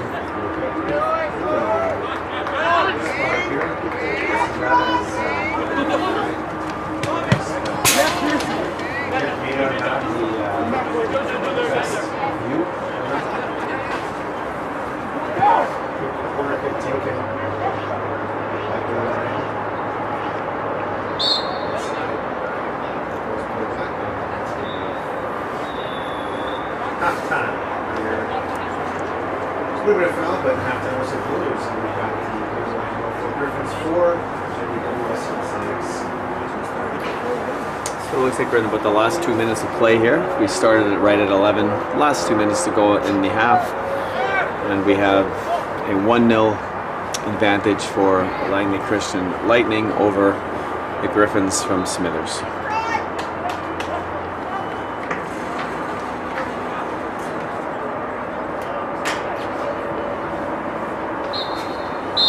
And there it is. There's a halftime whistle. Maybe a little premature, but maybe the game started a little before 11.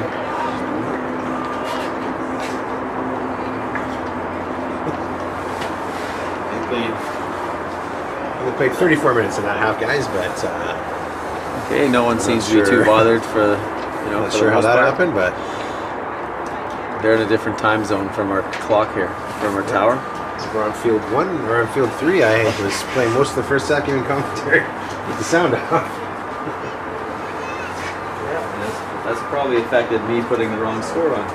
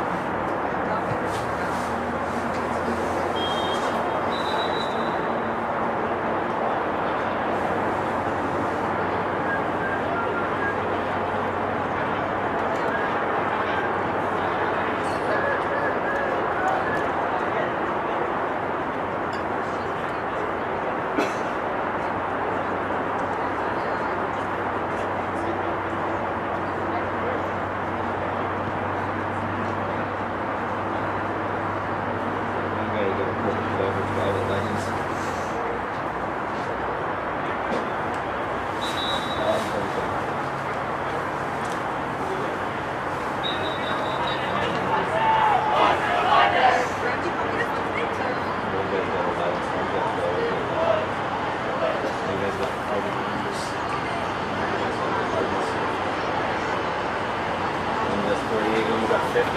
So anything under 48, that's good. 49, it could be a fine.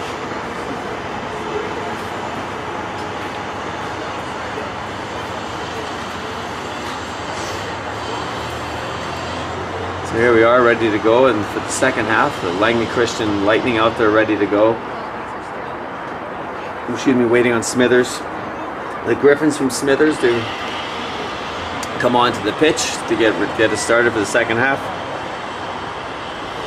First half, which was mainly dominated by Langley Christian. The majority of the play was in the Smithers half of the pitch. A couple of good chances, not great chances, but a couple of good chances.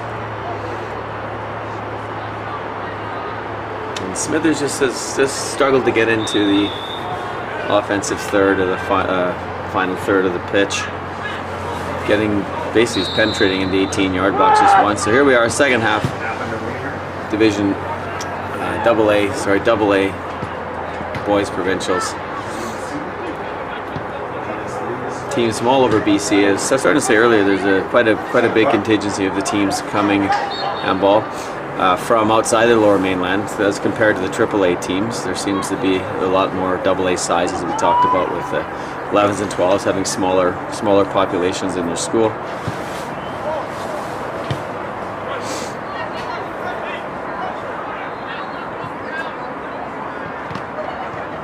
I think you can see also a couple of these schools. There are some younger boys on the team. Grade 9, grade 10, maybe even grade 8 in some cases. You wouldn't see that as much in the AAA schools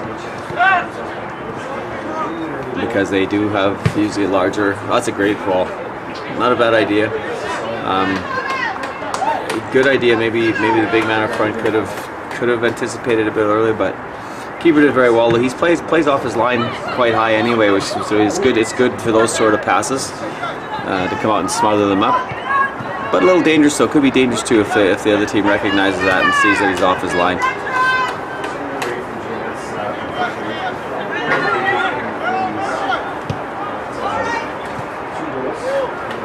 Well, that was an error, but not punished by Smithers.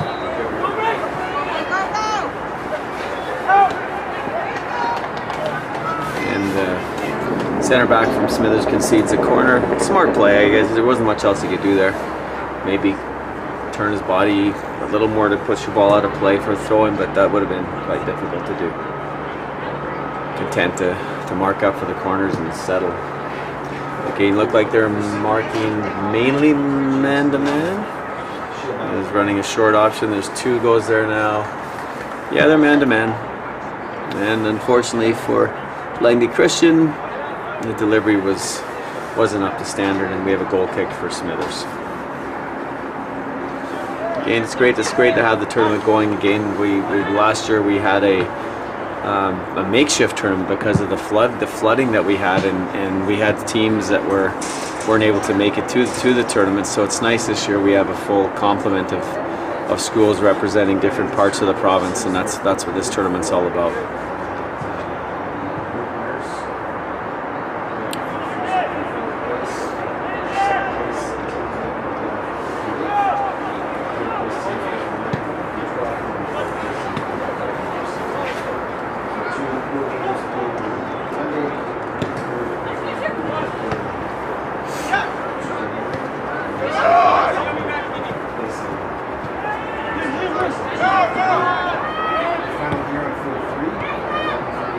Difficult ball to deal with, but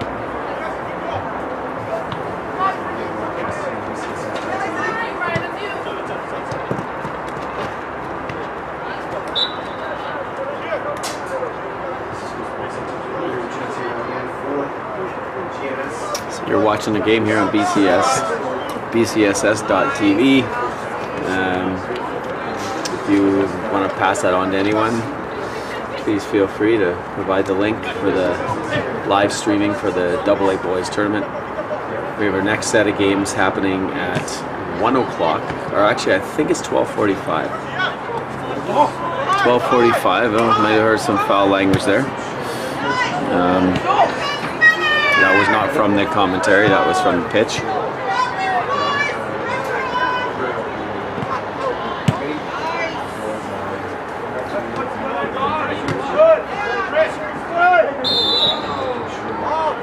Good sportsmanship there by the big defender.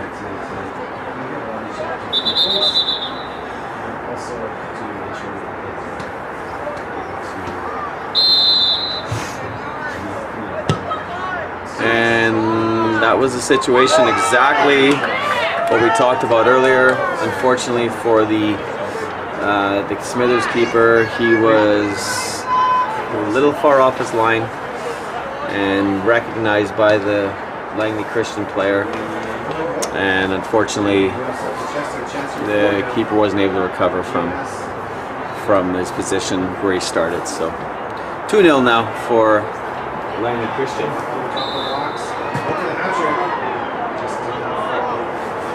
Good opportunity there.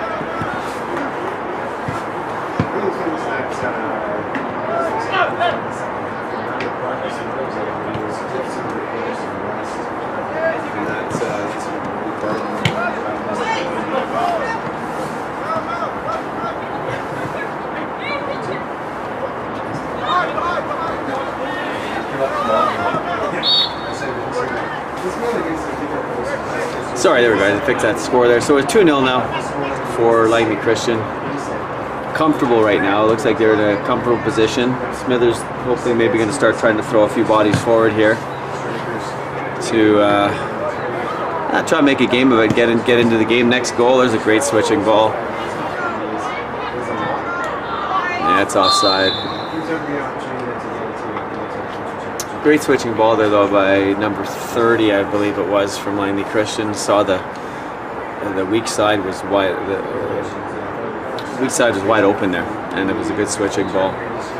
The wee man out wide did a good job of looking to just play the ball in behind the defender for the Seton striker, but the Seton striker had already pushed it a little past the line, creating the offside.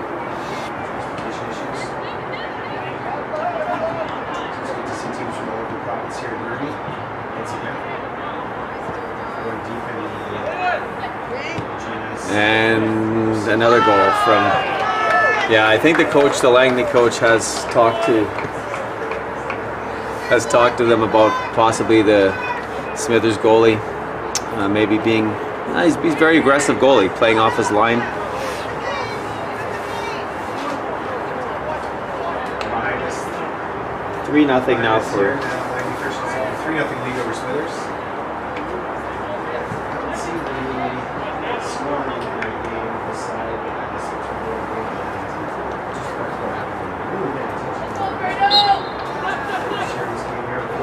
So 3-0, Langley Christian. Last couple are long distance shots.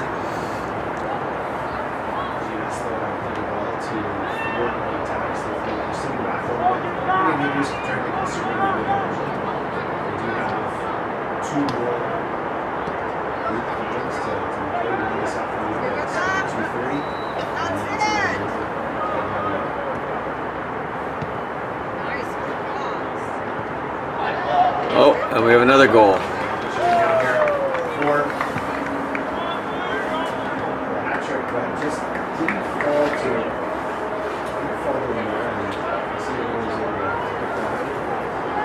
And that was one of those goals where the initial thought, I believe, from the player who actually scored the goal was to cross the ball. He's trying to cross the ball to the back post.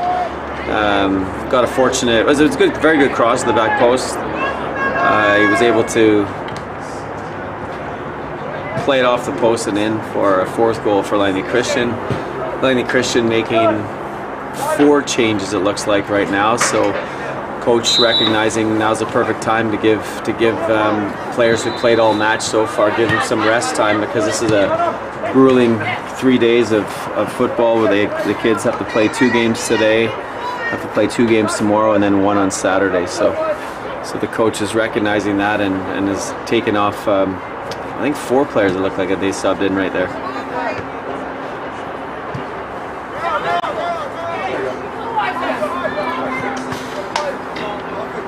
I think Smithers, their body, they're a little disheartened right now, but hopefully they'll keep pressing, trying to get one. You always want to start somewhere. You make the long trek down to Burnaby Lake here. Love to see them pot a goal for their efforts for coming down and getting to this point. So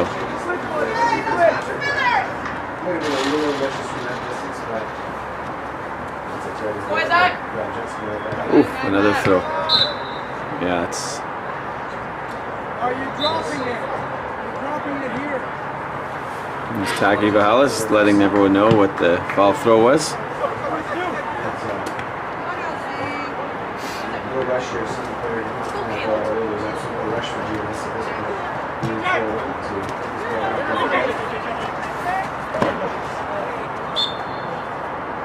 No, that's your call, ref. You got to call that one. Don't look at your assistant.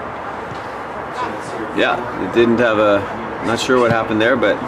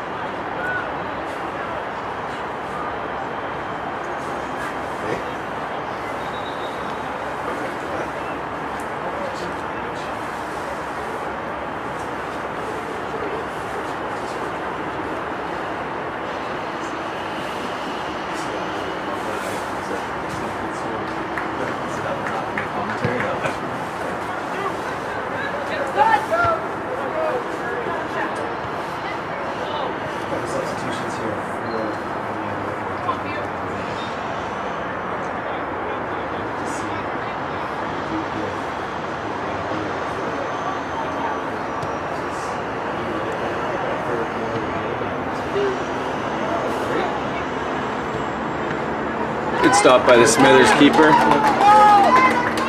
That'll help with confidence a little bit. Good job.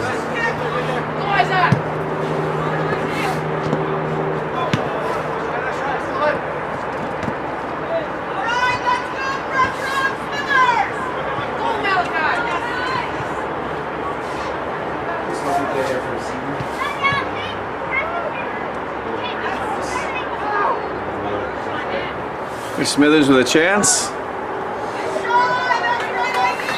Unfortunately, it looks like one of their players is down in a bit of a heap there. He looks like he may have rolled his ankle. He was holding his ankle. He's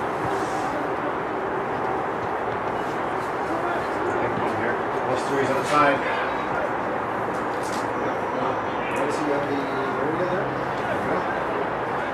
A good spot on the far side there.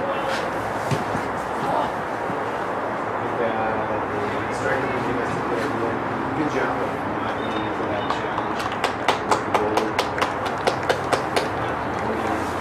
Go Sam!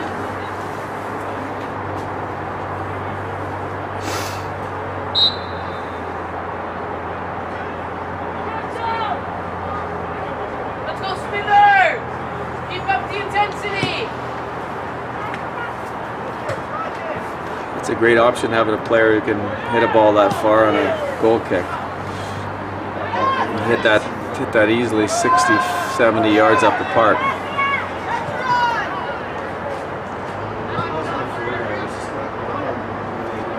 If any team tries to press on that, that's a great weapon to have, that ability to beat any line of pressure. And a great ball into the feet, well played.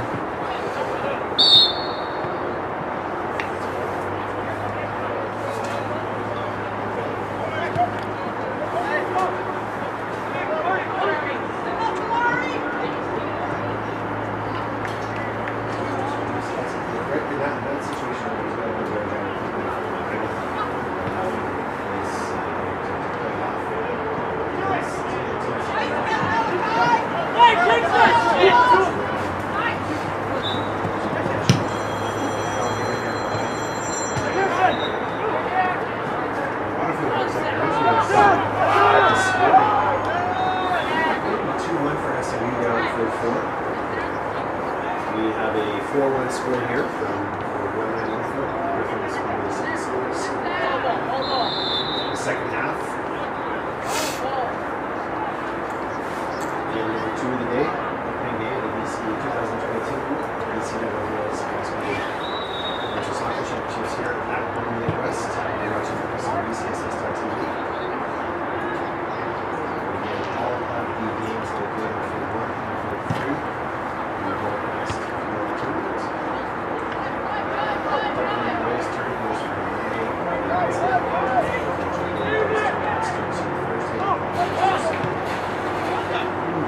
Not a bad pass.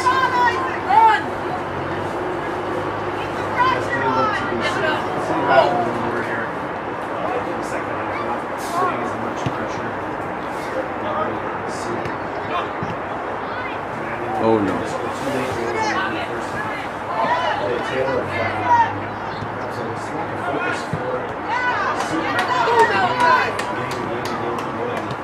Second minute, and then 2 late goals there. An opportunity to tie it. This goes 2-1. Great play. Good pass by Seton, really fortunate, hooked up by the midfield.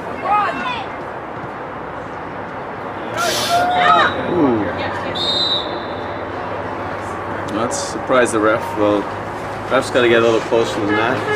He's pulling out his yellow card, which is again, I can see why, but positionally though, you've got to get yourself in a better position than that.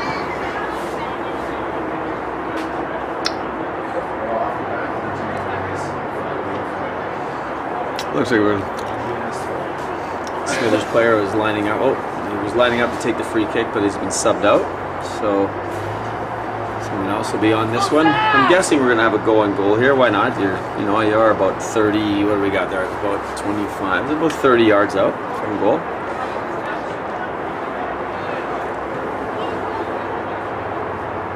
So got a wall of 4 players set up. It's a tough distance, but keeper's a little bit off his line. It looks like it's a couple of yards.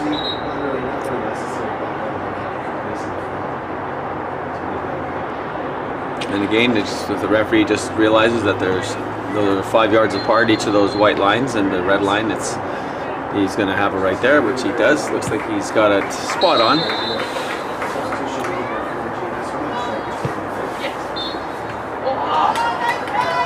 And a decent strike there by number 2 on Smithers.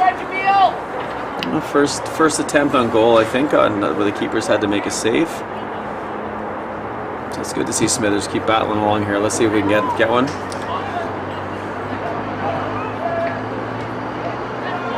And well done, keeper. Big save.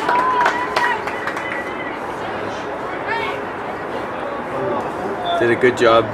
Great recovery there by the keeper.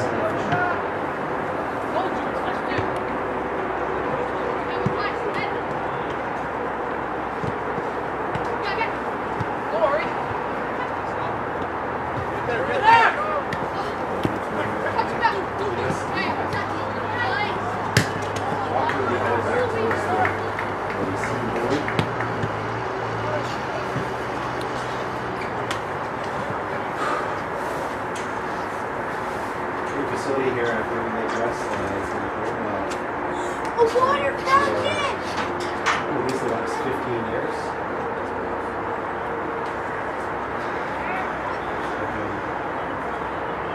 Known as the home of the Winter Championships.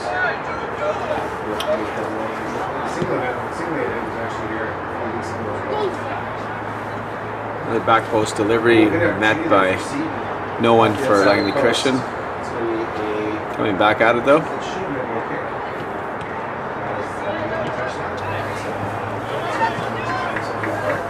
As mentioned there, the single day championships were here as well. They were sponsored by West Point Great Company and Jules Rare, the Francophone school that we were actually members of that tournament. Similar tournament takes place a little better than plays a result of the number of schools that play in areas where small kids are more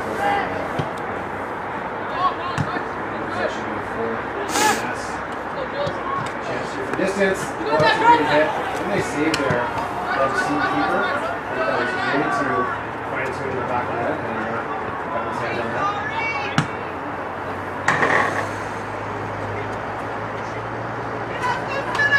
Too much dribbling there for Seton. Taken on by Aquinas.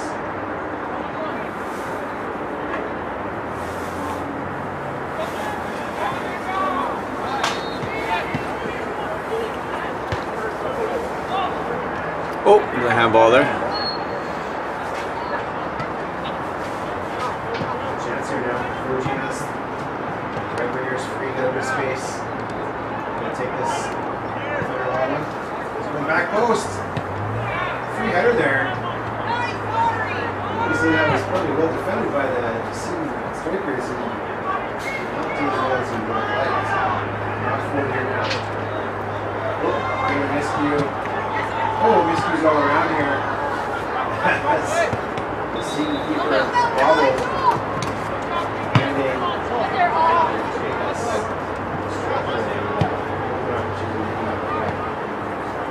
Some substitutions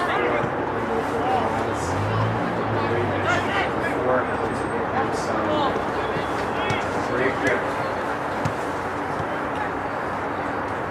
With the lead as it is 4-1, it's a good call to make at this point.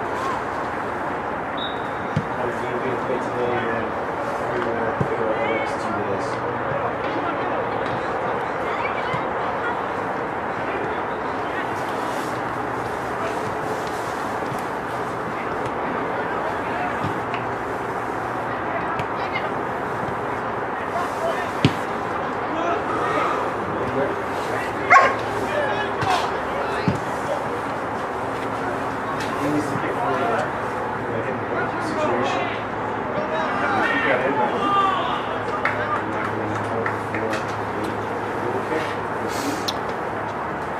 Times that the Aquinas has actually knocked in the small forward. They've done a good job of keeping possession. Seton's had a couple of chances as well, though. It's really good not at least one more goal.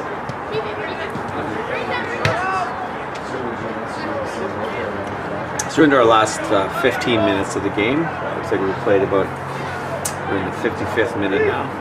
And we play 35-minute halves in the tournament. It's a long, grueling tournament for the boys. They play 5 games in a 3-day span. 2 games on Monday, 2 games Tuesday, and 1 on Wednesday. So it's important to have a big roster and to make sure you're rotating players as much as you can. And if you are fortunate enough to get to that final and playing for a provincial banner, that you have as well rested as you can, as the players as well rested as they can. But it's not always easy though when you're playing in tight matches all the time with one goal games that are level, even 2-goal games. These games are it's nice for the team who's at the advantage of being up 3 or 4 goals. They should be able to rest players from that, which Langley Christian has done. Still stroking the ball around nicely.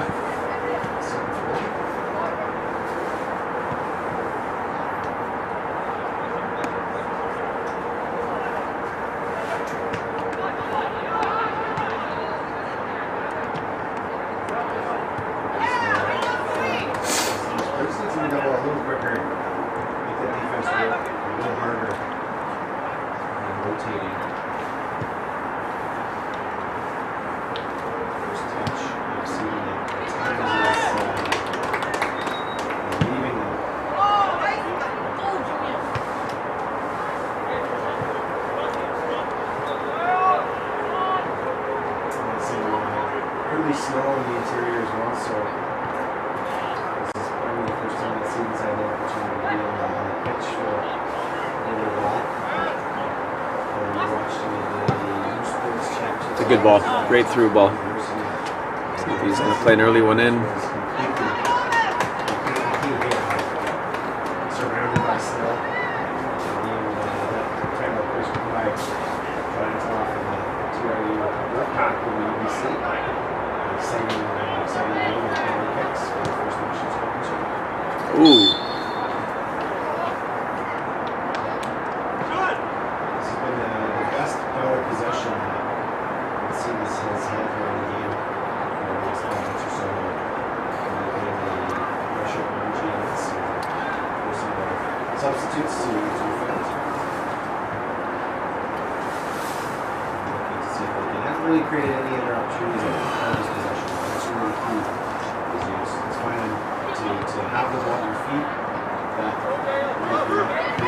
There's a chance there.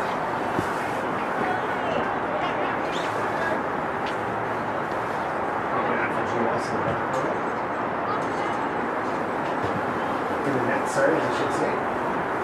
Sure-handed in that left-footed attempt.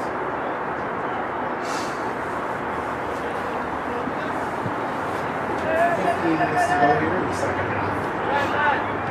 Game 2 of BCSS BCSS Provincial Championship 2002 edition. When Lion Norfolk Griffins of Victoria. WLC Sonics of Burn 4-1. Behind us on field number 1.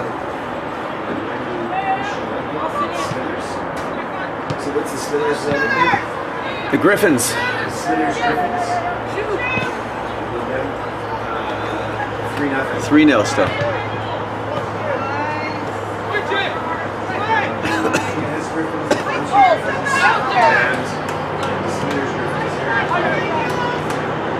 By Sandy Scorpions and the Province Griffins. Very popular Griffins.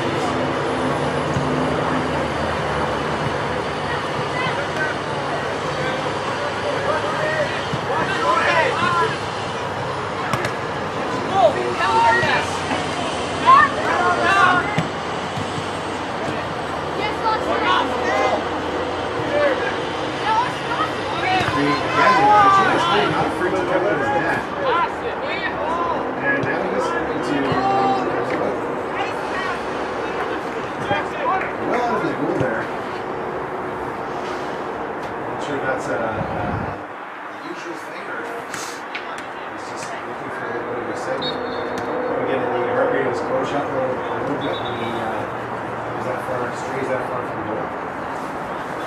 2 times he's done this over in this game. He's been fortunate enough to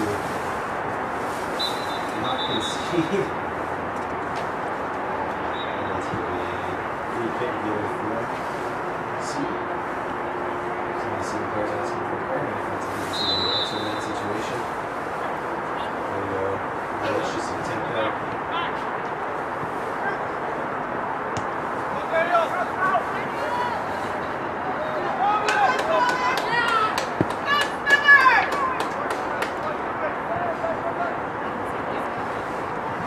We're not through here. Behind feet.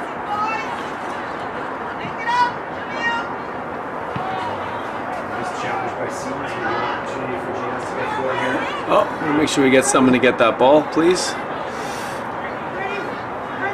Oh, don't go that way, kid. No, go get the ball. Yeah, atta boy. Go.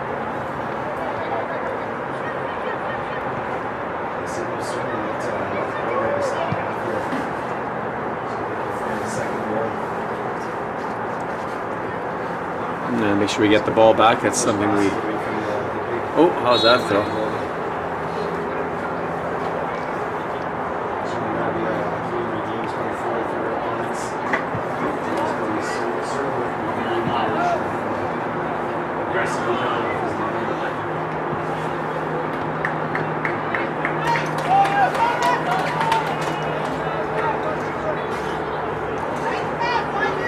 Smithers keeper's done very well after a couple of long shots that were conceded earlier. He's made some great saves on the ground.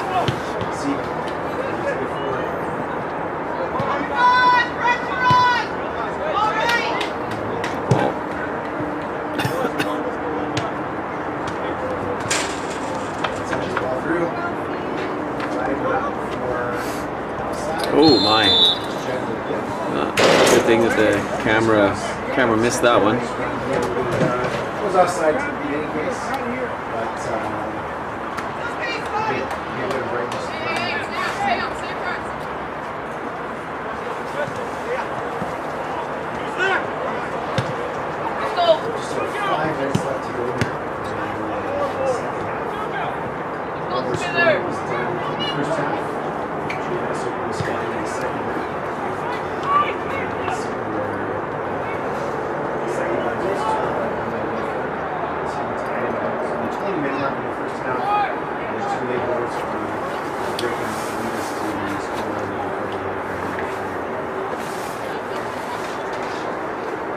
Every corner kick for Langley Christian.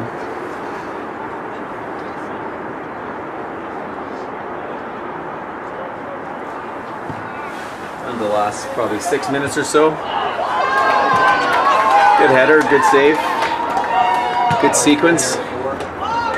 There's the long ball, long punt of the keeper who can certainly hammer a ball. Oh!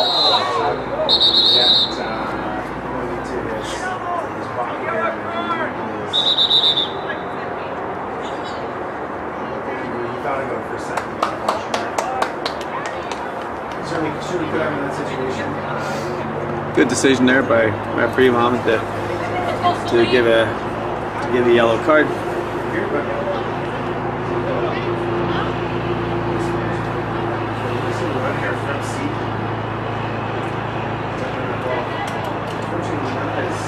Oh, a great little bit of skill. Nice turn.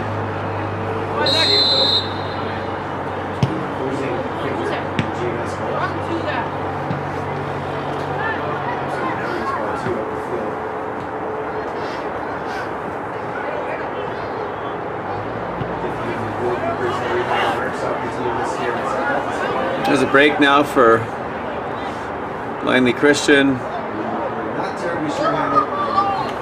He tries to chip the keeper. And no success this time.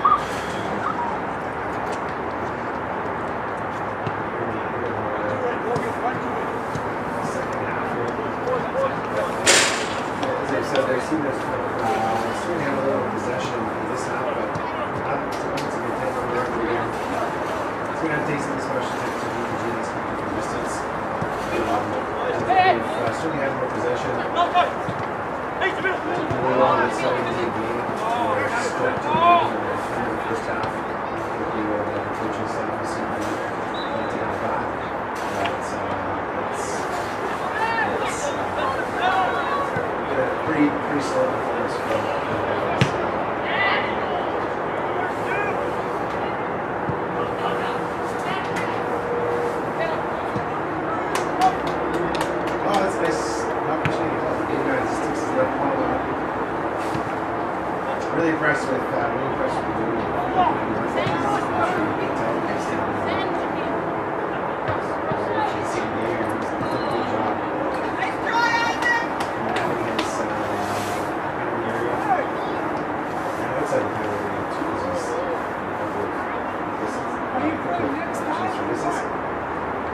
my only comment would be that he does tend to be off his line a little bit, so that might be something to watch for in later games.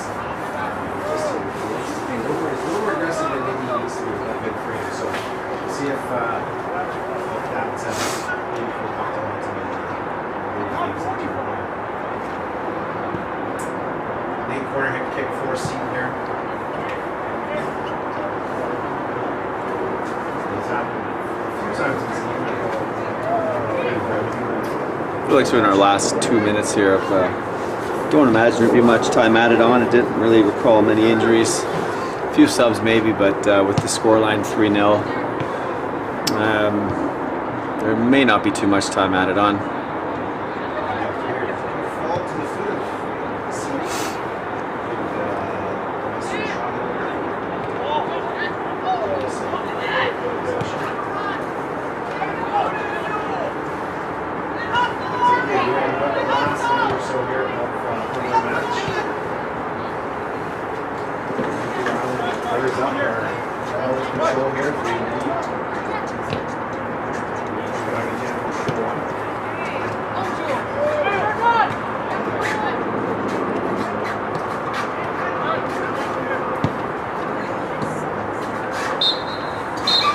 And there you have it. There's the final. Make it a final. Yes, must be of a different clock there in the field that I have here on the scoreboard. But it's over. And Langley Christian Lightning 3 and the Griffins of Smithers 0. It's game 2 done. We'll be back for third set of games today at 12:45. Next game up on here. 12:45.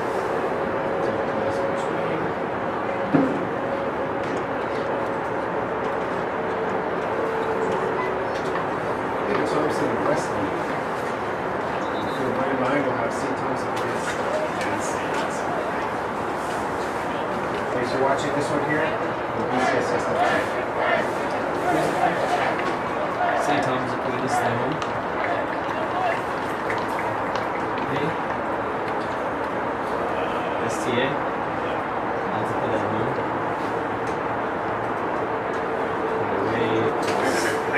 Yeah, STA's home set. Yeah, James home set is. And then block text. Say. Okay. Where do we go to clock text? 35. Just type in 35 now. And then that.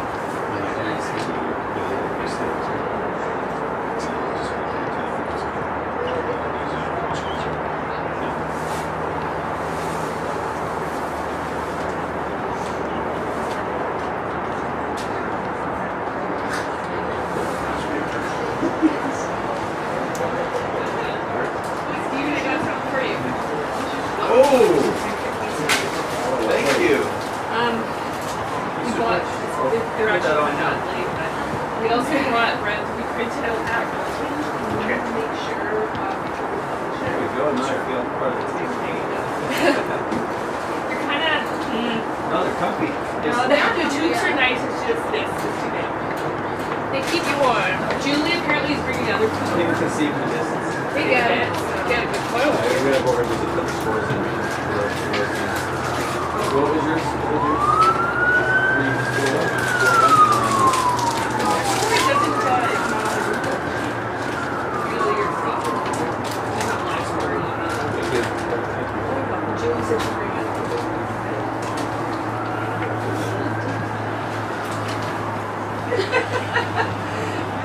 Yeah, can you just text me if there's a problem with it, because we want to post it. Yeah. It's not even the issue.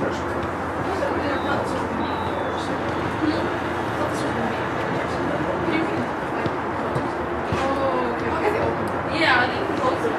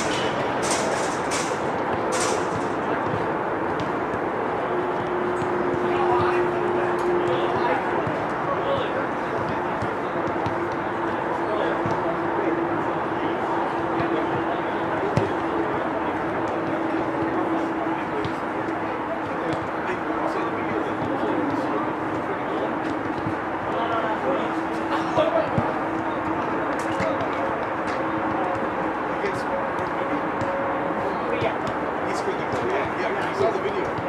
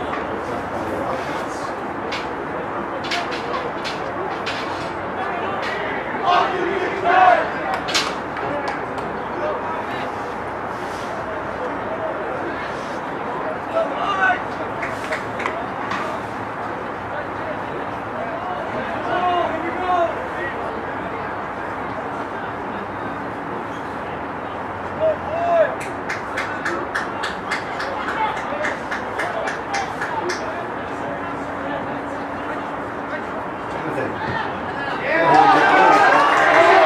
offside there. That was a tight one there. Just getting a great spot though. Hey, let's get Steven over here to start around.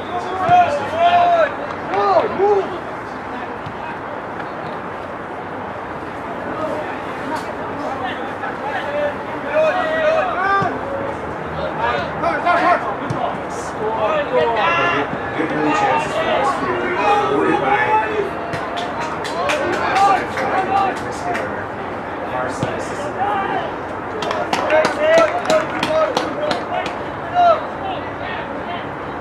So we're comfortable possession here. Long time head coach for Wildcats.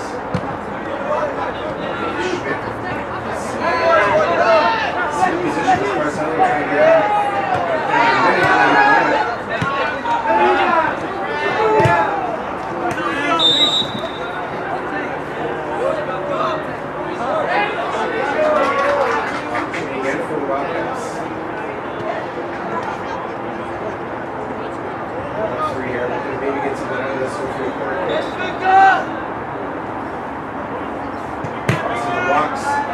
Space free.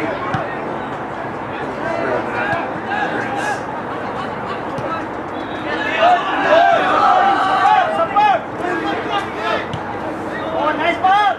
Let's go, let's go!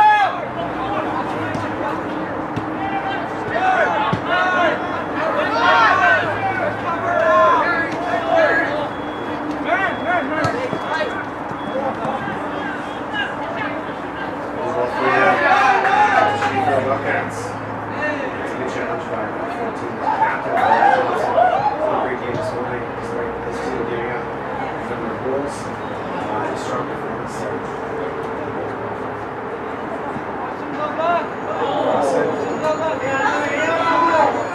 Great hustle trying to keep this ball in.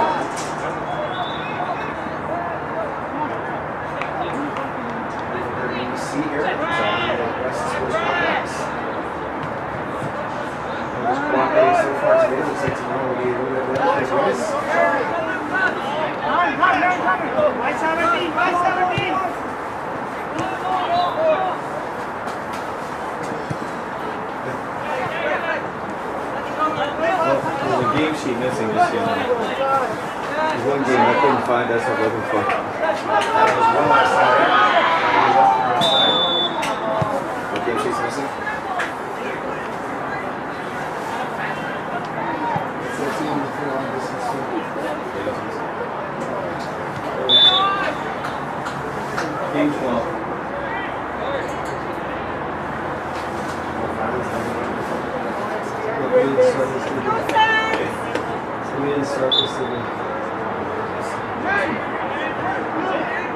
your time, guys.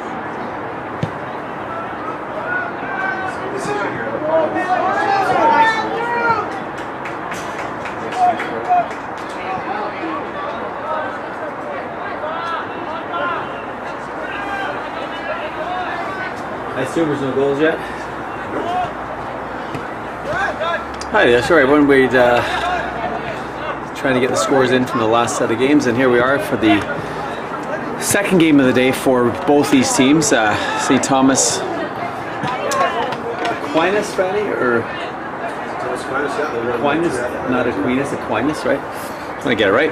St. Thomas Aquinas with a 2-0 win in the first match against Langley Fundamental, and they're playing the Sand Scorpions, who had a real ding-dong match against Gulf Islands, and the Sands managed to score in the 67th minute, the last 3 minutes of the game. Had a great free kick to win 1-0. So both teams have won their first game today, so this game could go a long way, and to see who wins in the group.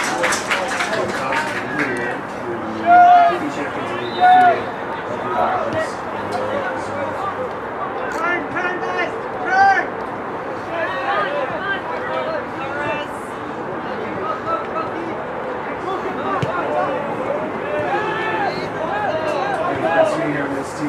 And we're in the second.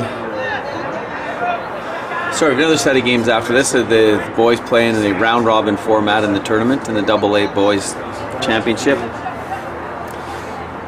We have a 3-game round robin, 4-team round robin with 3 games each. Top team of the group will go through to play against top team from Group B, A and B, and C and D, and that'll take us into the semifinals. And then the winner of those will be playing in the finals. The rest are for placing. So if you come second in your group, that's a through ball, offside though. Offside. We have the second place team in each group will be playing for 5th to 8th in the province, and then third accordingly will be 9th to 12th, and then 4th in the group in the pool will play for 13th to 16th. So we're happy to have the tournament on again, because obviously last year we were okay with in regard to the COVID stuff, but we were hit by flooding last year, which ended up hurting our population in terms of the teams getting to the AAA tournament and to this tournament also. So it's nice finally we get all the teams, all the schools represented from around the province. Always makes it for a better tournament when it's a well-rounded tournament. But this is a very evenly matched game so far. Looks like STA, St. Thomas Aquinas, are on the attack so far. And the first big save. Great save by the Sands keeper. He actually made a save just like that in the first match. At a 0-0, when the score was 0-0, he made a great save with his foot, with his leg, just like that. So, number one rule as a goalkeeper is keep the ball out of the goal. How you do it doesn't make a difference as long as you do it. So well done, good save by the keeper there. STA with the free kick, or the corner kick, excuse me. And rolls out harmlessly for a goal kick. I missed the first few minutes, so I apologize for that. We were just trying to get the scores organized on the website and like that. So I missed the start of this game. So our clock on the is going to be a little bit behind. So I'll try to get the exact time here if I can find that out pretty soon. But if we started on time, we've played about 7 minutes so far of the first half, and still 0-0.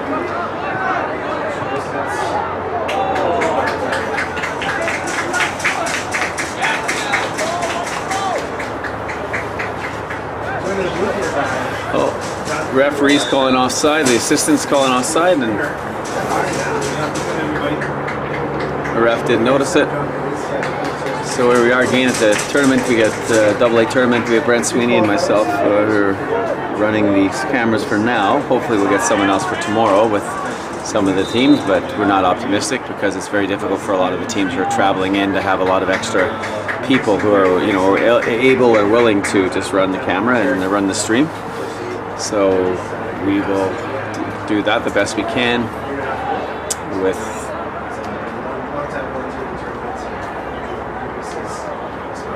we'll do our best with that, the best we can, to try to run the tournament at the same time. So,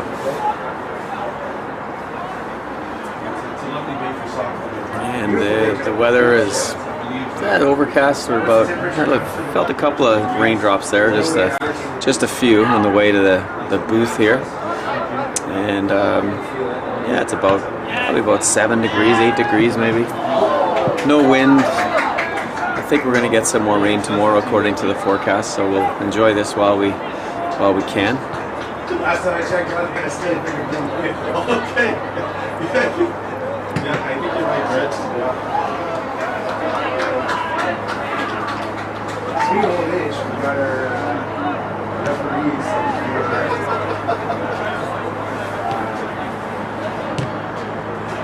We just we do a good job. Oh. Referee allocator. It's tough to get referees over.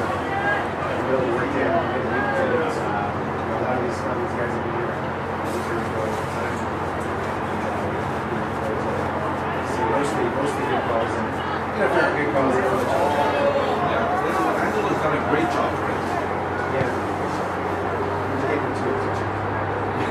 Yes. Because he doesn't have any hair to keep him. Keep that. Not sure what what's going on here.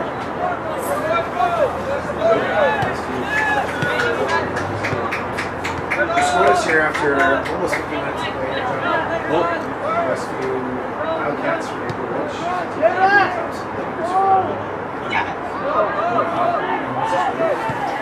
So scoreless cats. You mean nil and nil. Soccer terms. Correct. That is a soccer term. The Westview, the touch the shots got away from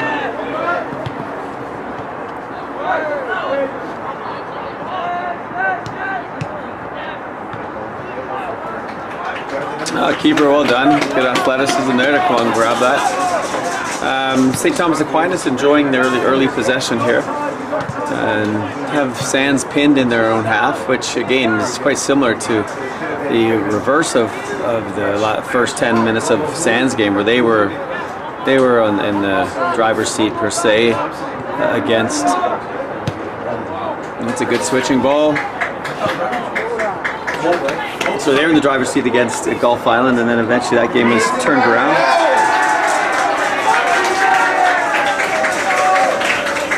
And they have a goal in behind here.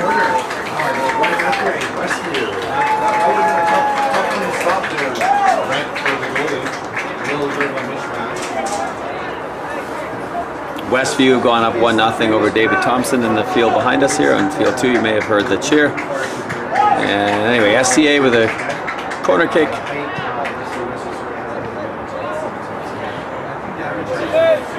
So I'm sure Sands is hoping they start getting themselves into the game more. They've had very little possession of the ball, and it gets frustrating when you're chasing and not getting the ball at your feet. So it becomes a tiresome chore actually after a while. And Sands is a very dangerous striker up front, number 7, who I used to see he was just kind of putting his hands up there, wondering if he's going to get any service soon. But it has been very one-sided in terms of possession.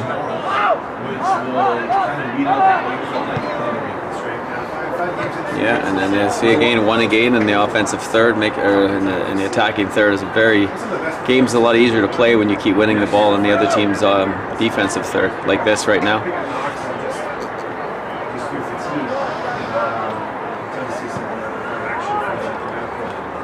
There you go, as the first bit of touch there, possession for Sands.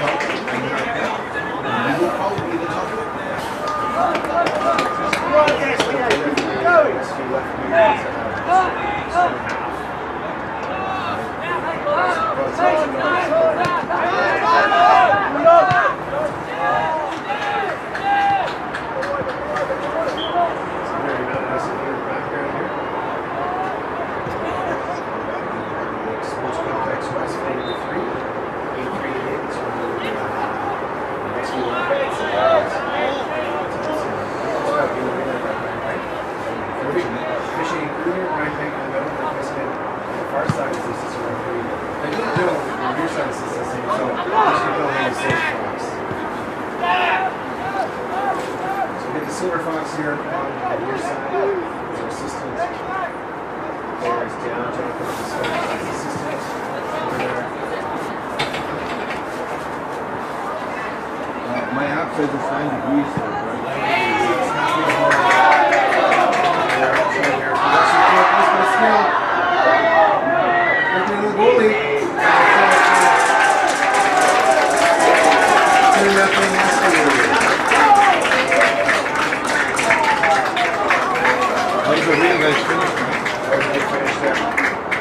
And if you've heard behind us here, there's definitely a lot of life in the game behind us. I think a lot of the student body has made their way here for Westview, coming in from Maple Ridge, I believe, if I'm not mistaken. Westview, one of the top teams to qualify out of that zone. It indicates that we all can't stay 2-0. Strong start to the half. is that what you call a goal there?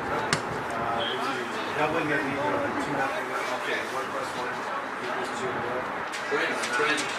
Westview from Maple Ridge, so that would be in the Fraser Valley North. Sorry, I guess the Westview were the #1 seed, I believe, coming out of the Fraser Valley North zone. And they've got a strong team, obviously. They've got a real healthy influx of international students from many different countries, and they very skillful coached by Dennis Schmidt, a long-time Richmond resident actually, where Dennis used to play against him in Richmond,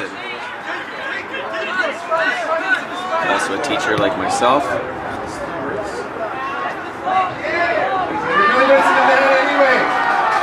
It's 3-0 now.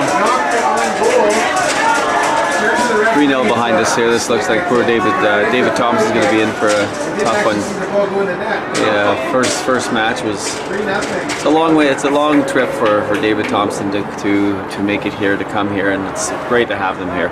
It's just sometimes you get overmatched at times, and there are a couple of teams in this tournament who are very strong, and that's just sometimes in sport. I mean, if you look at the World Cup ranking already, you've already had England destroy Iran 6-1 and 6-2, excuse me, on a 103rd minute penalty, which I'm sure there's some of the police involved in betting and gambling and making sure that the things aren't corrupt. I'm sure that'll be looked at. But having 13 minutes added on to, and then having a penalty in that time is kind of there'll certainly be questions about it. But anyway, just saying the scores. Sometimes you have lopsided scores because teams are better than others, and it doesn't matter what the tournament is. As long as those teams will just keep plugging away, and hopefully they can get something out of it. So, best thing they'll get out of it is the experience of coming down here and taking part in a tournament. They'll remember that till the rest of their days of playing soccer.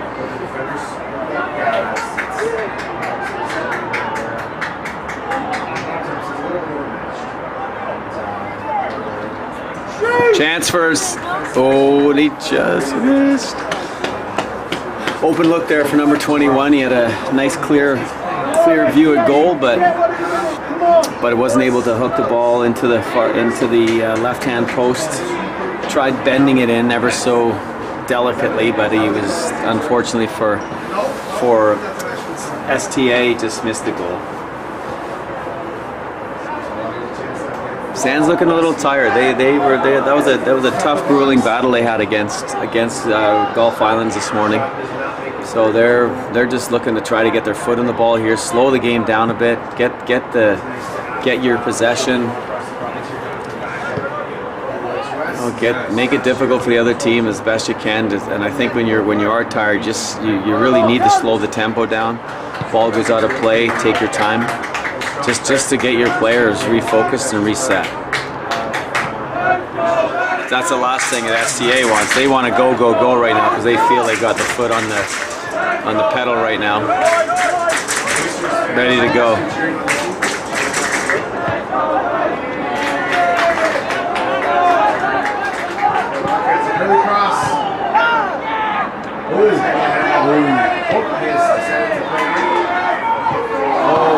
Left footers on the St. Thomas Aquinas team linking up.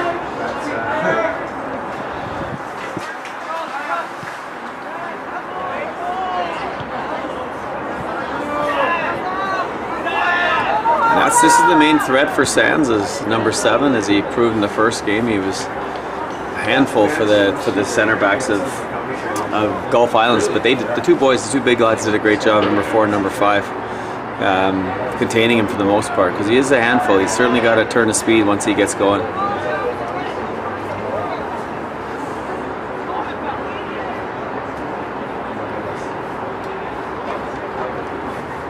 Thomas Aquinas, a few years ago, 2019, I believe, they were in the tournament also. They had a big keeper, Michael O'Flynn, I believe, and John O'Flynn, the father, is a longtime soccer enthusiast and big member, prominent member of the Irish community. No score yet, Brent. We've had a chance. St. Thomas Aquinas has been the better team for now. They certainly had more possession in the offensive end.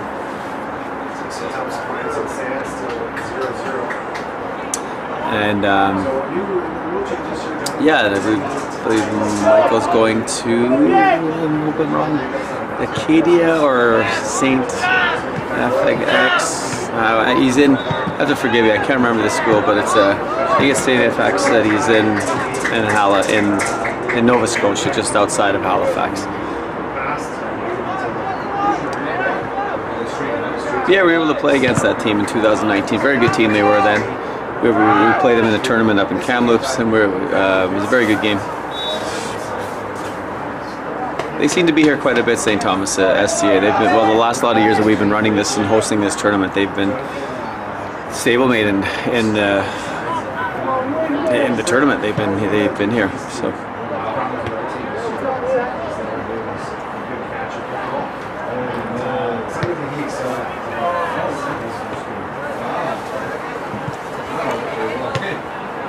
Good luck this until next year. We're still looking for that exhibition.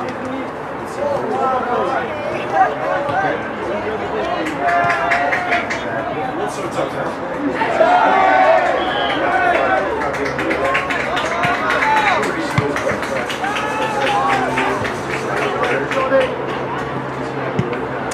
Yeah, I think Sands really need to focus on trying just to keep the ball on the deck for a while, because it's you go long so often, you're turning every pass into a 50-50 basically, if not a 40-60, not to your advantage.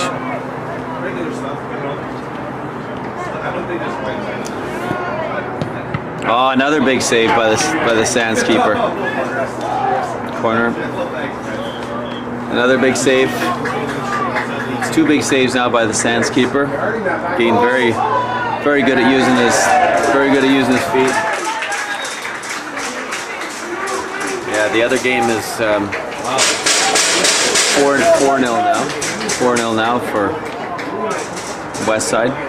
Or excuse me, West View. Not West Side. Oh, what a save again by the Sands keeper. Wow, kid's on fire right now. Should get his name, but he's made several stellar saves. That was a good look. He may have injured himself in the process though, limping a little bit. Clear header there that he was able to make a great save to tip it off, tip it by the post.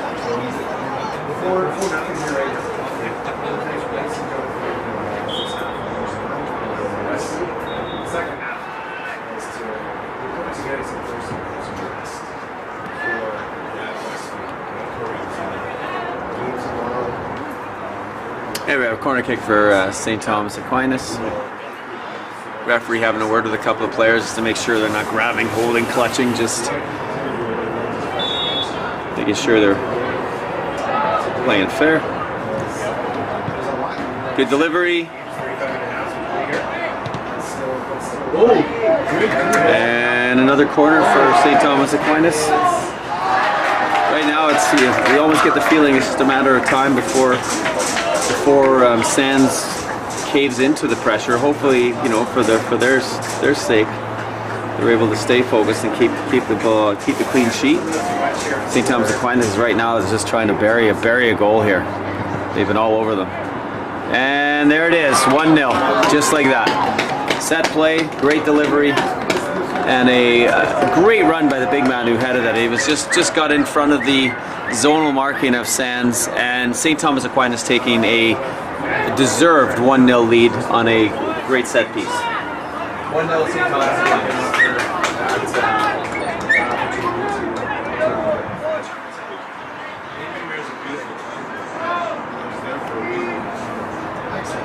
What's your favorite part of here?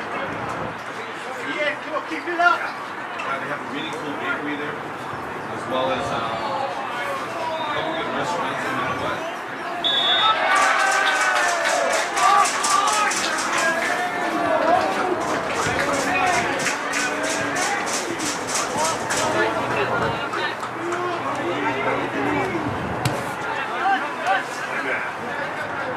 Obviously, the first half of the time, or the rest of it, make some substitutions here. Yeah. Some breaks to these goal scorers.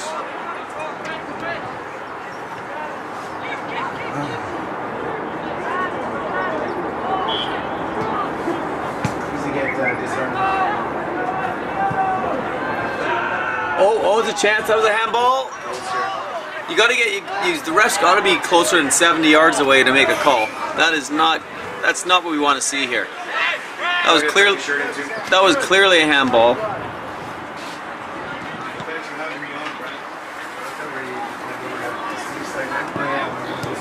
Even Sands and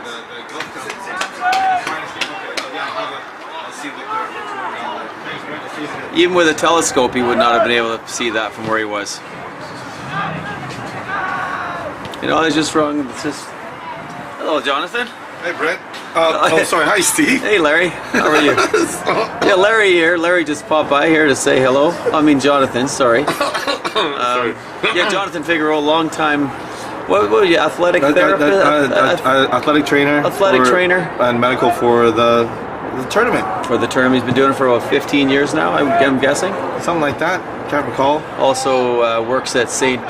George's. Correct. Yes. Yep. Just came back from a tournament, I believe, right up in Medicine Hat. Medicine Hat. Yep. It was hockey. Okay. Oh, not a bad turn. So Sands, it looked like they found a bit of life here, Jonathan. It's been very one-sided so far, and up until the goal that St. Thomas Aquinas just scored, and now that's the first flurry on goal that Sands have had so far. So Where's Sands from? Sands is North Delta. It's over in North Delta. Oh, okay. Yeah. So it's over the exact. I think it's 1/12 and 72nd. And Sands plays St. Thomas Aquinas. St. Thomas Aquinas from the North Shore. North Shore. And they're in North Shore number 1. I don't know. I believe they are. Lovely. Sands are South Fraser number 1. Well, St. Thomas Aquinas would be number 2 then. They were number 3. St. Thomas Aquinas. I think Lucy's got number 3. Oh, Okay. lovely. Yeah, we've got some good quality teams in the tournament right now, Jonathan. We're just saying. I mean, sometimes it's tough for some of the teams coming from outside of the Lower Mainland to always have them to match the other teams from here. But that was a good effort. Ooh. So it's 1-0. 1-0. Just happened to 4 or 5 minutes ago. Okay. And we're getting close to the halftime, I would guess. It's probably about 5 minutes to go. Nice. You got to be halftime there almost, eh? Brett? Well, Steve, you started a little late, so I'm not sure what. Where are you at? We're 3 minutes over here. Okay, yeah, so we're probably a little. Yeah. In the last 5 minutes for sure. Nice. But I'm not sure if the ref started on time or if he's going to end it early like the last ref. So Who's in the middle there? we're not sure actually. We're just noticing. It's hard to. Is Johnny Notuck? Yeah, Johnny Notuck. Yeah, it's hard to tell when refs don't tuck the jersey and they know who they are. So we're looking for that. All right. Okay. So, but we're not sure. But in the morning game, Jonathan, the number 7 on Sands up front here, the blue, very dangerous player. They just can't get him. They just can't get him going today. It's right in this game so far. Bad. The other team's doing a good job of shutting him down. Wow. Okay. Yeah, it's a little chilly today there. It's not bad. It is. It's certainly been worse. We've had it worse up here for sure over the years. And that wet, cold wind and rain comes in to hit us. It's up in the tower here. It's quite lethal at times, actually. Yes. But it's not bad right now. It's nice and fairly mild. Well, Could be worse. And there we go. There's the looking for. Here goes 7. Great tackle. Great Good tackle. Good fair tackle. well, I keep warm by having hot chocolate from the concession stand, Steve. Well, you know, if it's there for a reason, you got to use it. Really, that's what it's all about. Correct. Concession stand, if it's there, you use it. We haven't had a chance to yet, Brett and I, because we've been working the whole time. But like Jonathan, Jonathan's had a burger, has had fries, had 3 hot chocolates already. Because he's had a quiet day in terms of injuries, which is good for the tournament. We like to see that, right? Fewer injuries. Would you like better. me to get you some fries for you guys? Well, it's okay. You know, it's you know, I'm going to evaporate here soon. It's all good. So it's all good. All right. Well, I just thought I'd extend the hand. I appreciate the offer. So hopefully maybe after this game we'll get 5 minutes to go grab some fries. Okay. All right. Excuse me. Well, it's been a pleasure, Steve. Yes, absolutely, John. Thank you for joining the crew and Yeah. Well, keep doing your thing. You're doing a good job. Well, thank you. We'll Don't let anyone tell you different. I'm doing good job. You guys are doing a great job too. Thank you, sir. Okay. Appreciate that. See you soon. That was Jonathan. It's always a pleasure having Jonathan come to the booth.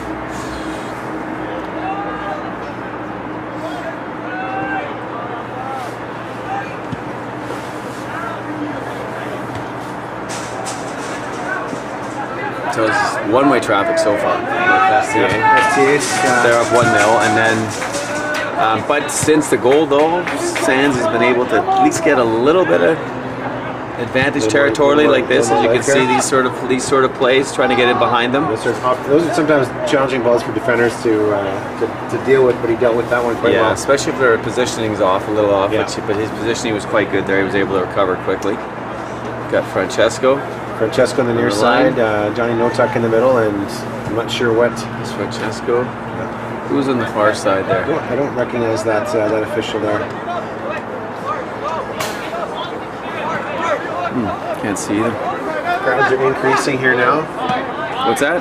The crowds are increasing here. Good. Strong players from SCA, Steve. Yeah, the couple of tidy ones on the left side. Number 21, this kid just over there. Yeah. 20 in the midfield is a battler. He's winning all the tackles in there.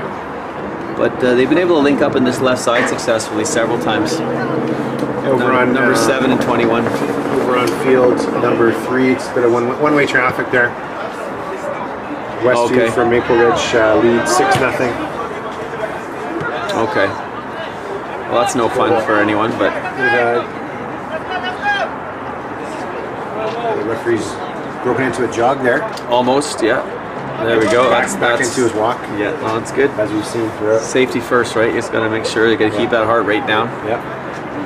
You want to, it's chilly temperature. You don't want to, he doesn't want to get hurt. Yeah. Well, it makes sense. It's a long tournament. Long tournament for the officials as well. Yeah. You know. True story. Well, here's a chance for Sands, despite Sands being have lead- outplayed. lead Have the a chance first to half maybe there. get something from it. Poor service there. Still got a chance to get it in. Back in the box. I think that's going to do it. I think the ref's going to blow it now. He looked at his watch there, and maybe he's just waiting to get into the center circle again, to get into his comfort zone. Nearest place. Home sweet home. That's what it would be. That's a foul. Yeah. But he's not going to call it. Didn't show an advantage either, so obviously was no foul. He's running away from the ball now, the official. Closer to his far side assistant, as opposed to nearer that. Yeah, the diagonal is an interesting diagonal. It looked like a more the opposite. like a Your math banana. teacher, Steve, what would that be? The opposite angle. You're looking at an acute angle or obtuse? I'm not sure. I'm going to go obtuse. I'd go obtuse as well.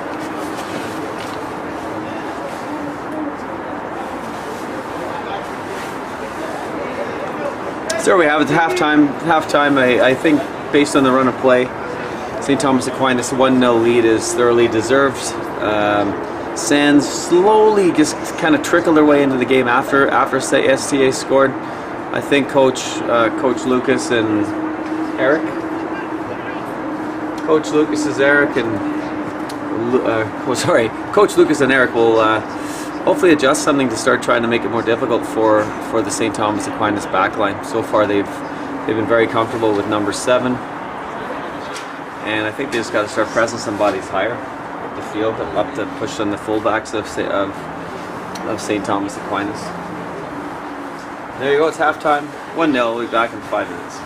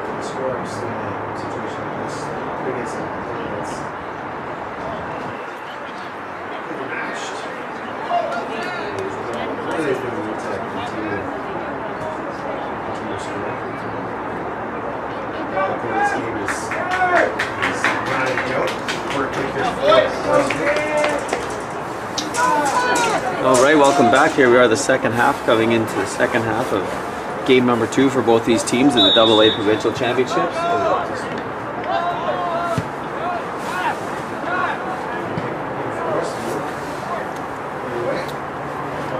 Between St. Thomas Aquinas, who lead 1-0 over Sand Scorpions from North Delta. St. Thomas Aquinas from the North Shore, North Vancouver.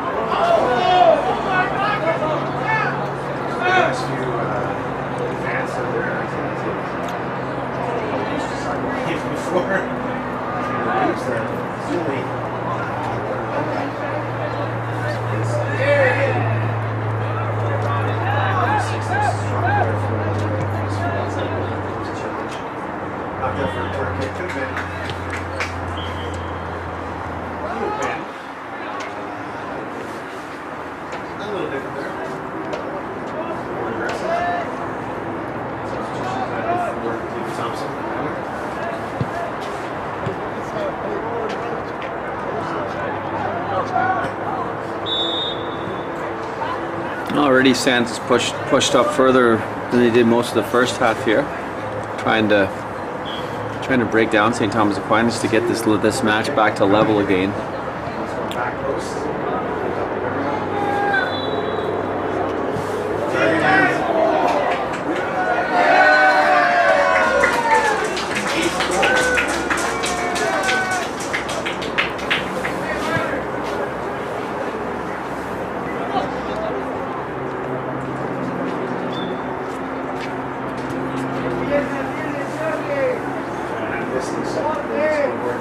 Cover important 7th and 8th goal being scored here.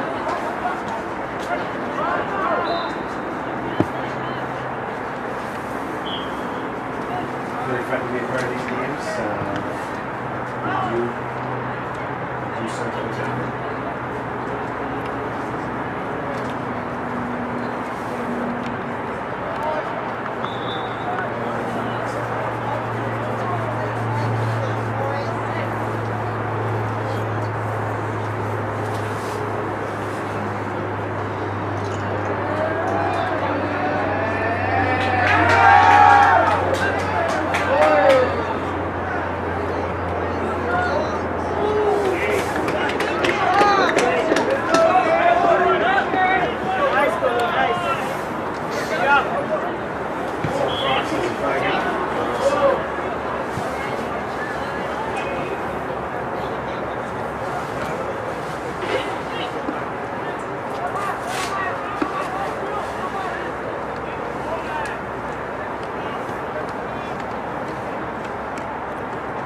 to the way this tournament works is we have That's some good football there by 4 teams each. STA. Winners of each of the 4 quarters will come back to the same. They've had most of their success actually down the left-hand side of the park.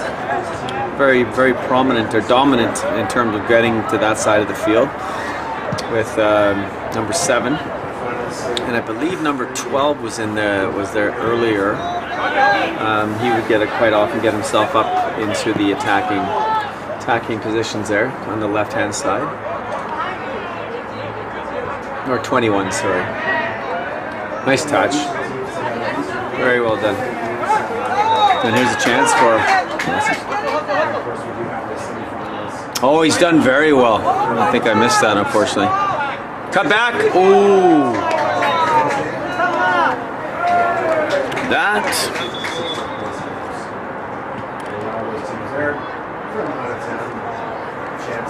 That was a great effort. I think the camera may have missed a lovely one-on-one move by number 7 to clear free.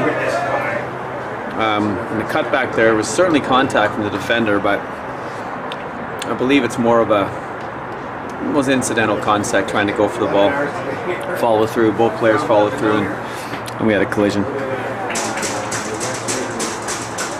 Probably only about 45 minutes away from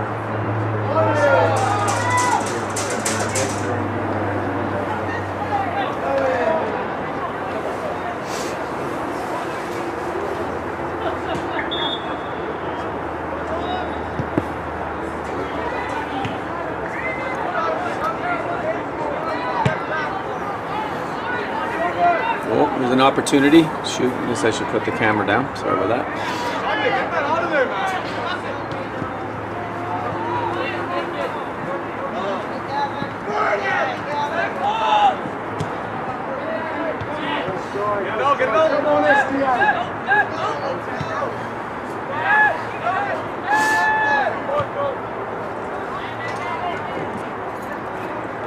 Nah, no reason for that. Don't like to see back heels like that. There's unnecessary. Usually lead to turnovers more than anything positive. So I always try to keep things as simple as possible. That should be your last option, really, is a back heel. After you've looked at 10 other options, but sometimes players just think that's the thing to make it look fancy, makes it better, but it doesn't.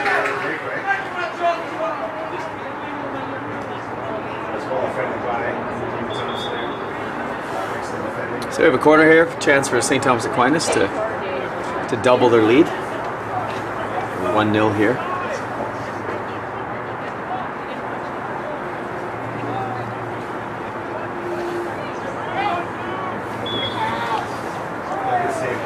Looking for an outswinging corner here. David Thompson goalie. And good delivery again. St. Thomas Aquinas had some great delivery, and their goal came from a same player, number 21, I believe, hitting the corner. He was an in-swinger from that side of the pitch. Now it's on the left-hand side of the park. It becomes an out-swinger. Top of the 18. Just timed it.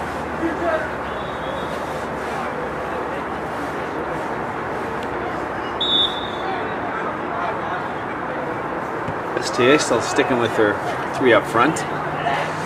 Looks like both midfielders or wingers, whatever you want to call them, are very comfortable getting back and defending too.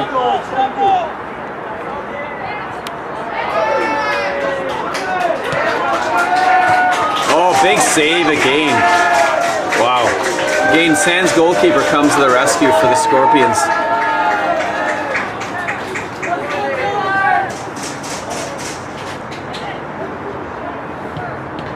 And another save there.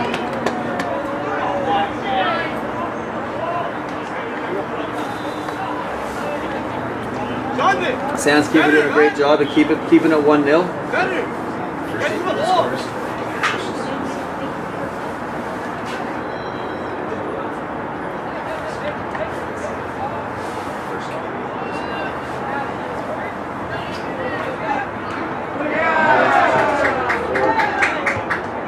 Oh,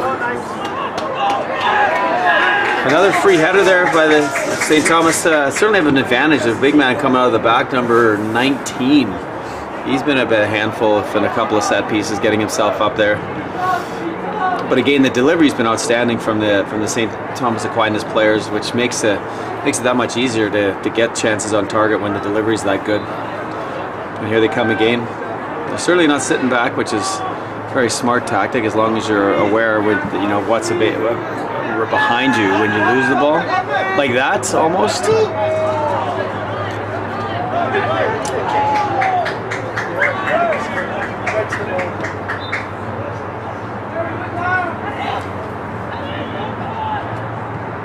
That's a great ball. Oh, and another good header, good save. St. Thomas Aquinas coming in waves right now, looking for that second goal that they probably feel will be enough for them to get through this game. Sorry, that's offside. Oh my goodness! Oh, and we got a penalty. The ref is at center. At center again. He's still walking to get there. He'll be there by tomorrow, maybe, at this rate. He reached his left pocket. Is he gonna send it off? To be honest, it was offside. The assist on the other side must have been blocked. No, he was just scratching himself there, I think.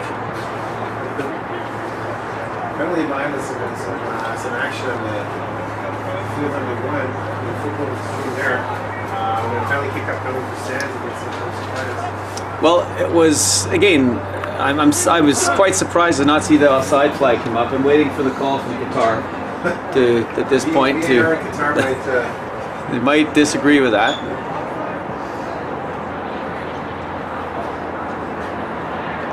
I'm not doubting that it was a penalty for sure. I would say it was a penalty. It was a good call by the ref, even though he was not in the best position to call it. But it was the right call.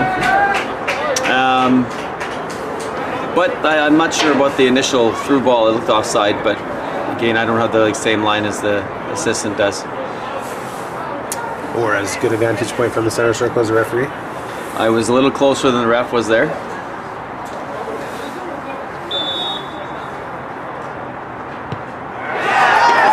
Okay, Sands is back in this game. 2-1. 2-1. The Scorpions make it 2-1. Now the energy went away. I guess I should change the score of everyone. It's 2-1, right? ball moving away. Okay? It is 2-1. It's 2-1.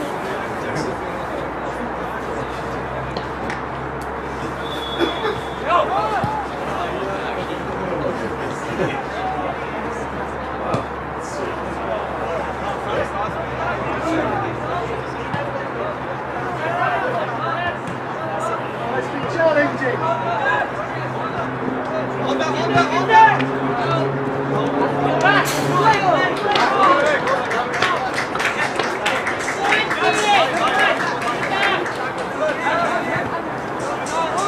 Sorry, I got the score in there. I'm just trying to remember here. Yes, can someone find out the score of this game, please? Because I seem to think it was 2-0, but no, I think, you know what, it is 1-1 because the keeper's made some stunning saves for Sims. That's what it is. There we go. Good one, the camera operator, Steve Burns. Knowing what the score was. He's been watching the game the entire time. There we go. Yeah, so I believe it's 1-1, and I apologize if it's 2-1, but I'm pretty sure it's 1-0. I think the Sands keeper just keeps making save after save. He's been outstanding. Kept them in the game, and although I still think it's 2-1 though. Just trying to remember what happened here.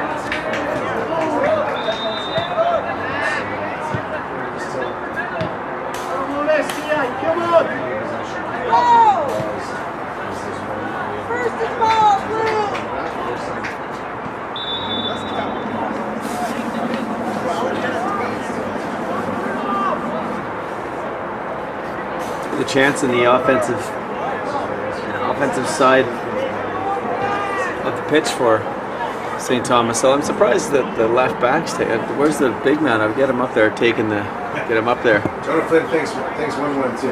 Okay, good. And there it is. No, I knew I was right. It's 2-1. I do have that ability apparently to predict the score. 2-1 for St. Thomas Aquinas. As expected.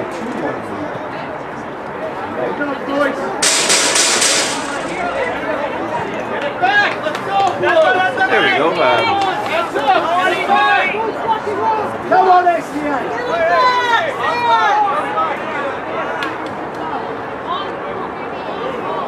We got a game now here, ladies and gentlemen. We got 2-1 for, hopefully I think I got that right, 2-1 for STA over Sands.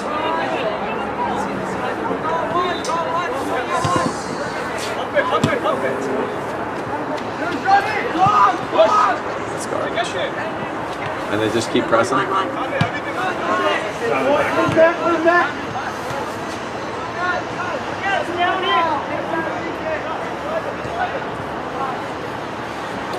And again, here we go. St. Thomas Aquinas coming down the left-hand side of the park. That's certainly been their major threat has come from there. Again, the goal came from a cross on the left side and then headed neatly into the far corner. Sands keeper, who's basically stood in his head for Sands today in this game. He's made 3 or 4 great saves just to keep him in the game. Unable to get to the header that's went in the side netting. So again, I still think St. Thomas Aquinas are value for their lead. Sands have certainly taken more chances. They're starting to try to get themselves forward a little more, but I still don't think their wingers are getting up quick enough to support their central player, number 7.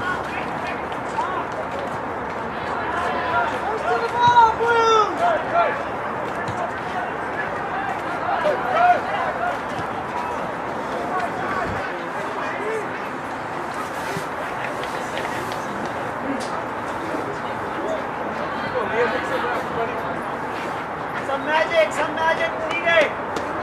Let's go.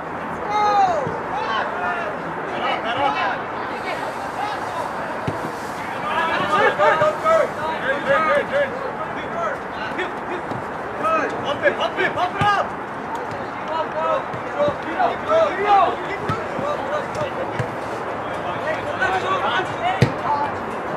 That's a very good ball.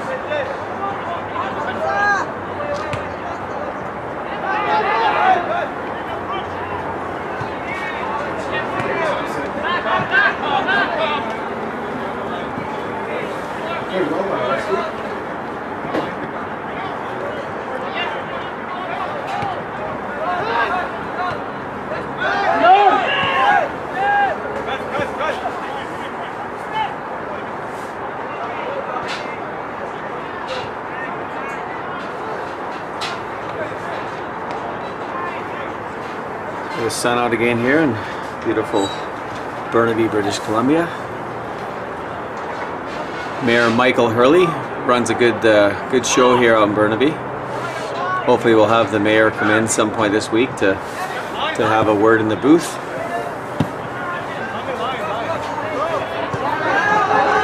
Always a big supporter of local sports. And oh, there's a chance to number 7. Cut back.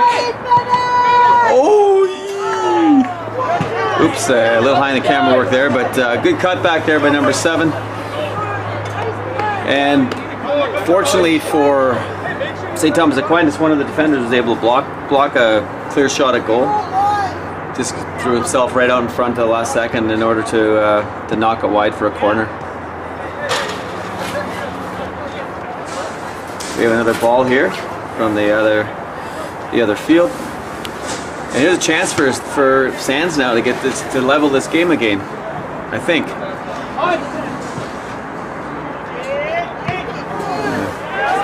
Still alive. Don't give up on it. That ball's still free. Ooh.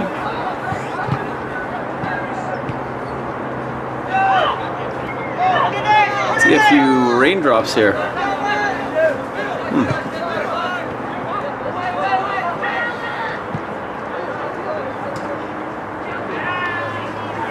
Our first bit of rain here, Brent. It looks like in this pitch. I don't know if your field is like that, but mine is.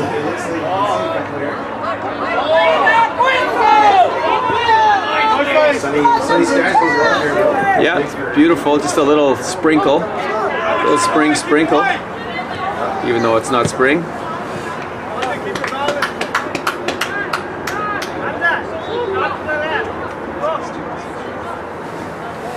Special hello to all the students of Mr. O'Flynn.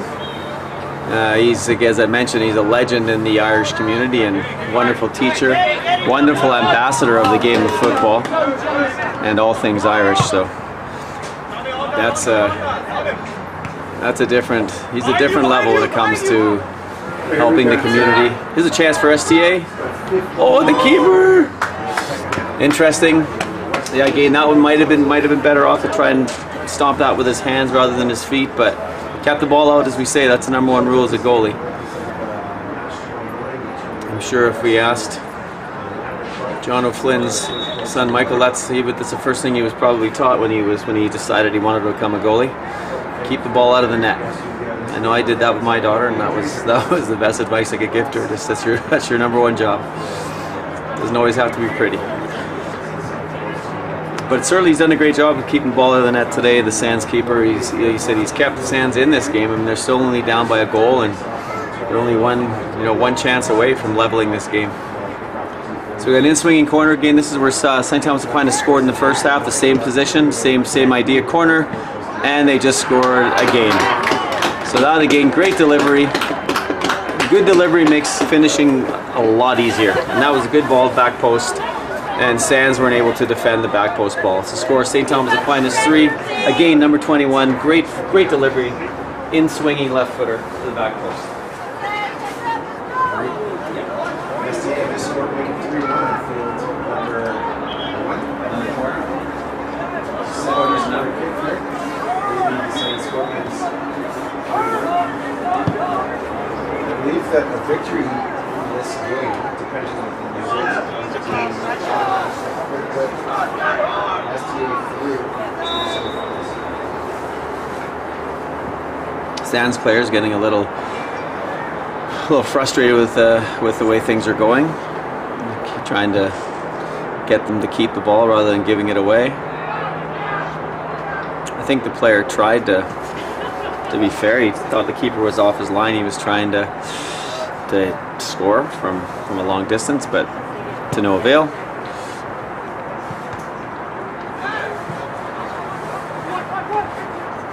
Yeah, number 21. Number 21's tidy. He's tidy.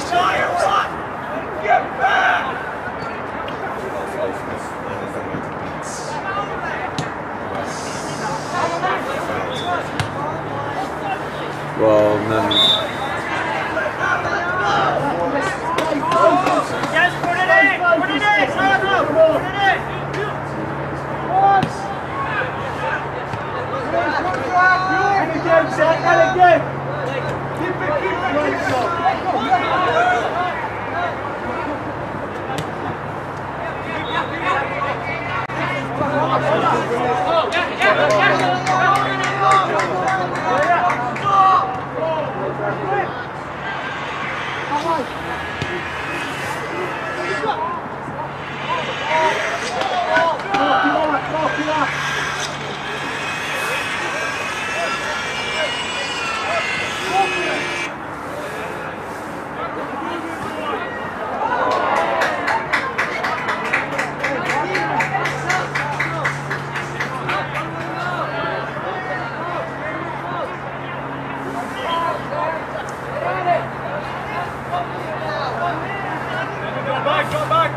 Charlie's asking for food like that. Yeah, I don't know. Another good delivery there, another good cross by STA.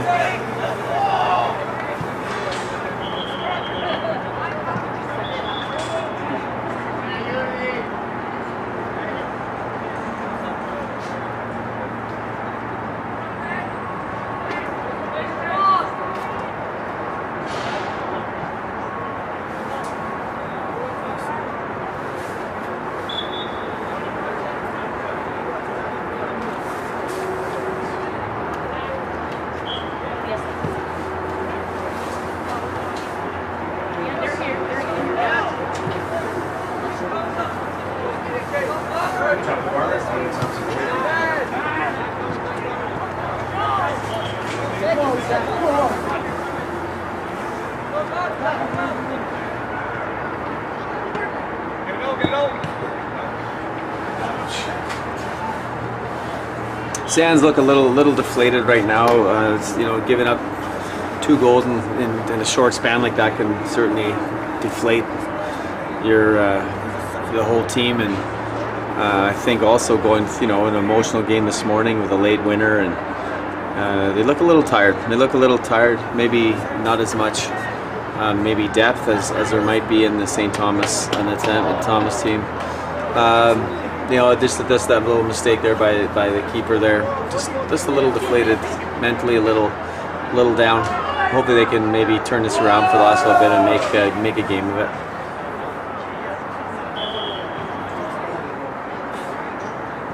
Offside flag raised there by the Seton Fox. We have another left-footed corner, outswinger this time. Not effective that time. Cleared easily by the Sand Scorpion defender.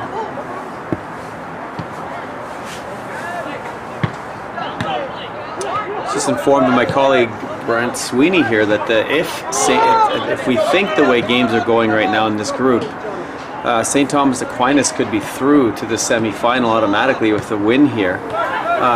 If Langley Fundamental wins their game right now, which they're playing. So if Langley Fundamental win and St. Thomas Aquinas win, which they're going to now with 4-1 now. That's a whole. Yeah, it's been a you know, it's very deflating. He gave up some goals so quickly, but St. Thomas Aquinas is overall has been the better team on the day, and yeah, that just makes it a challenge.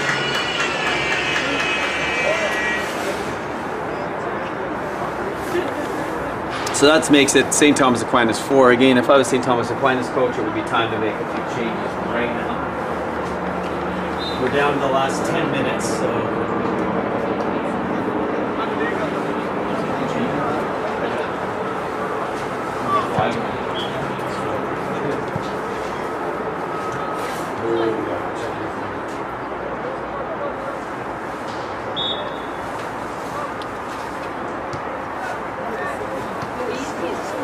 So I think the big thing now for St. Thomas Aquinas is just get out of this game, you know, no injuries, just play the game out, manage it, make it as easy as possible for yourself. You know, if you're Sands, you want to just keep plugging away, see if you can get another goal, get a second one, like maybe right now.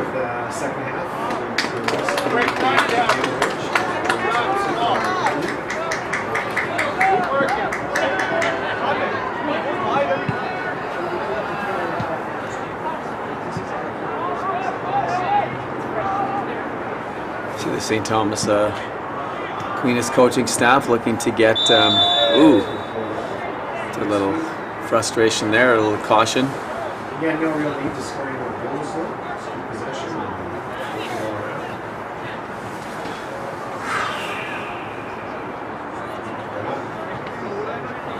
Defending there by Dan Thompson. Yeah, those papers.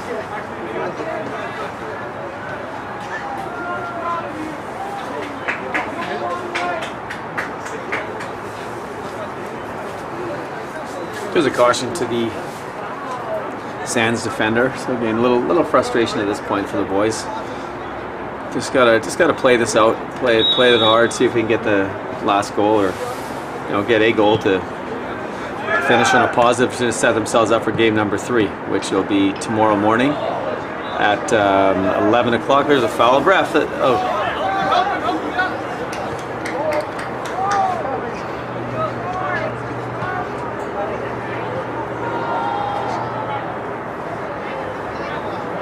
The ref seems to be engaging in conversations rather than watching the play.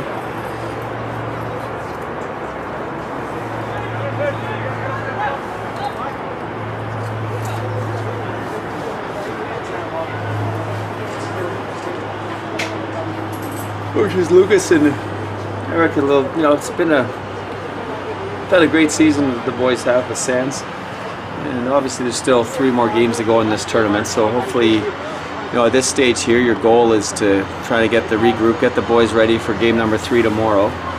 Hopefully, get a win there against Langley Fundamental, and then play for 5th to 8th place. That's ultimately where they're looking at.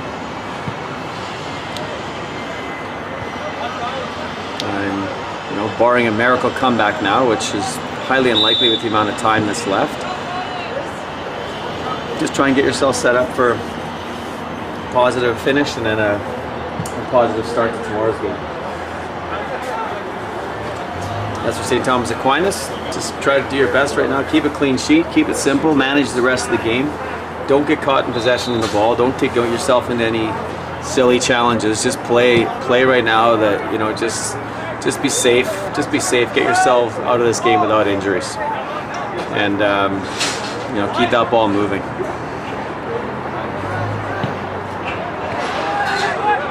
Keep it moving, just like that. Keep just like that.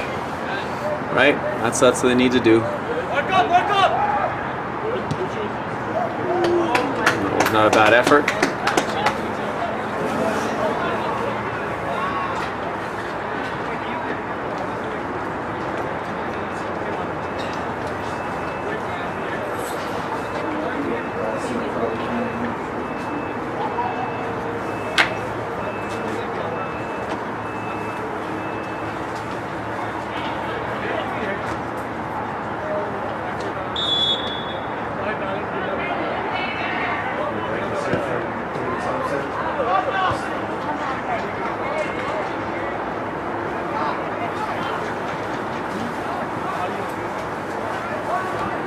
Sorry there. So in the last 5 minutes here, the way things have been going, I'm guessing the ref might call the game maybe a little before the time.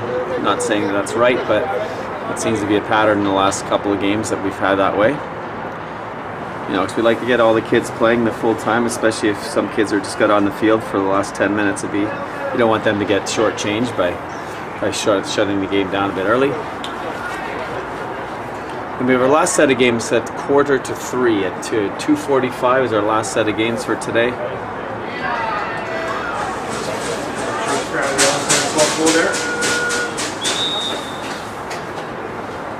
And this is something, like I said, we just talked about. We hope we didn't have happen. Okay, looks like he's up and he's okay. He might be limping a little bit, but just looks like somebody stepped in his shoe, stepped in his foot.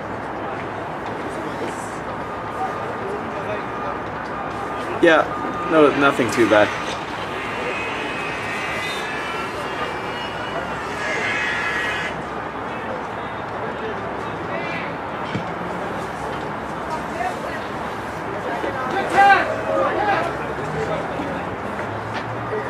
So as I said, we might be down to the last few minutes here in this game where St. Thomas Aquinas is comfortably up 4-1 in the second game of group play, and again we'll see if that's enough to put them through to the semifinals where they even have to, technically kids don't even have to play tomorrow, which they will.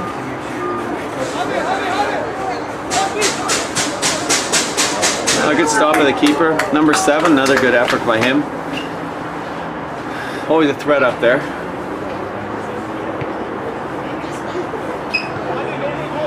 Nice first touch.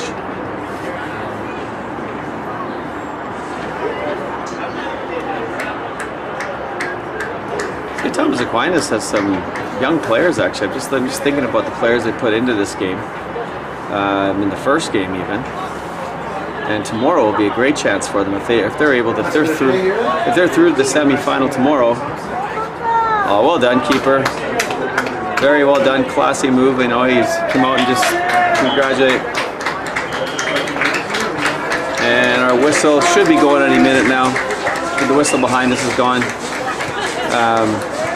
Westview maybe moving through. See how they won both their games, but we'll have to see how the rest of the group went. And you may as well just blow the whistle now, ref, because the time is up.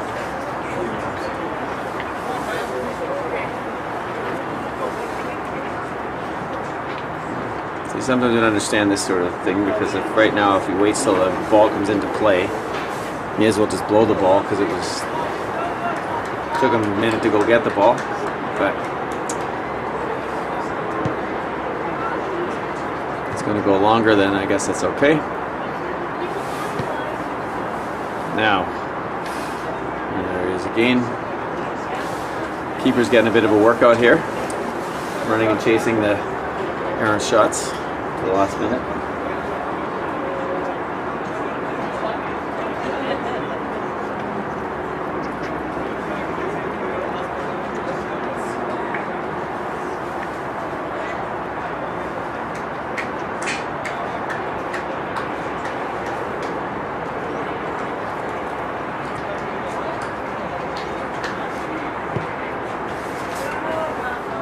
Yard to halfway.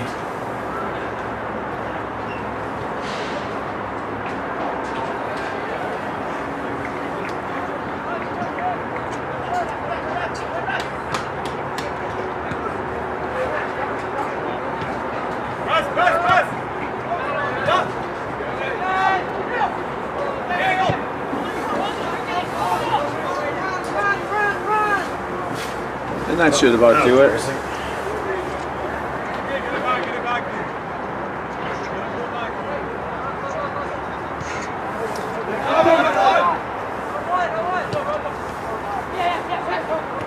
It sounds like I hear, yeah, there we go, and that'll do it. A solid performance there by St. Thomas Aquinas with a 4-1 victory over the Sand Scorpions. See you back.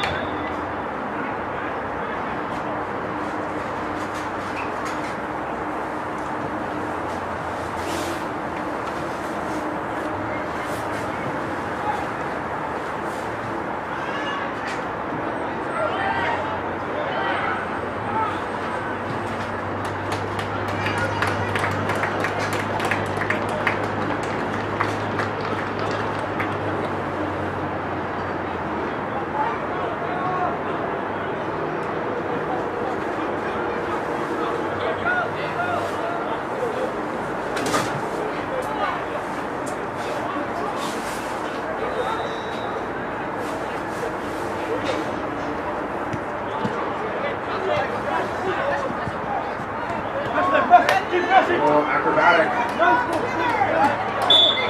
Corner didn't take a touch, I believe. We'll go for a kick here. To our third game of the day. Actually, our fourth game of the day here for the Midwest. Well, he touched that ball inside the blue area. The referee should have won that down for a little bit. He got that ball to him. He could go over before. Fourth game of the day here between the Northview Griffins of North Delta and the Dutchess Park Conquerors of Research.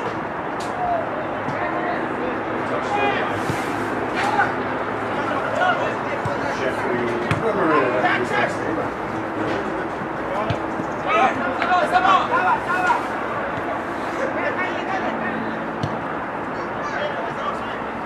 As you won their opening game of the day,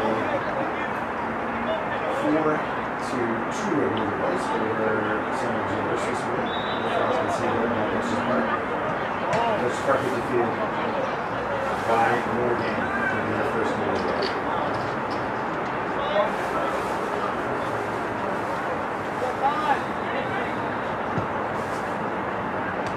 On target. The goalie probably should have done better with there. Let's go that with the top back. No pressure from him there.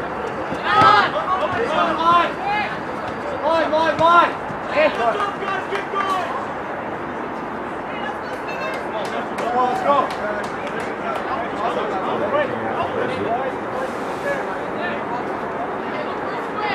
That's the first one. That's come on.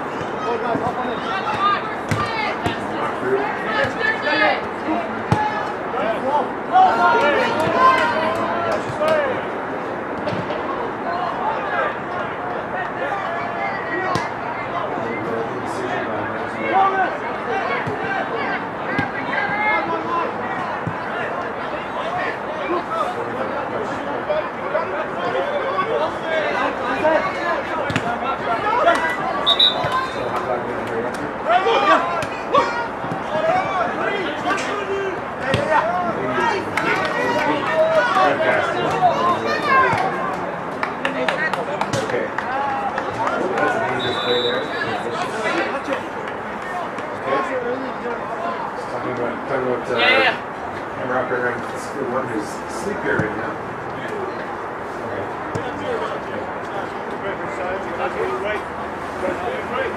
We'll offer a challenge for Dutchess Park and the Jersey Striker. This is interesting. Your spot here. Referee will get kept up 10.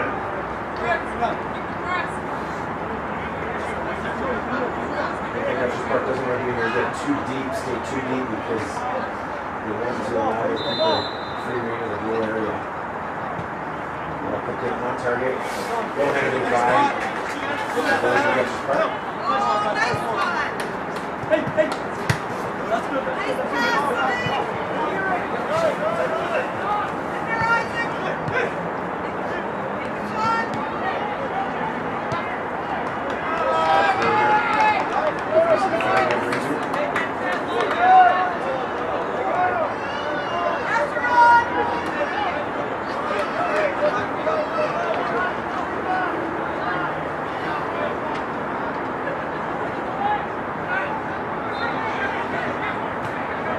Ball here now. Chance for Durgio.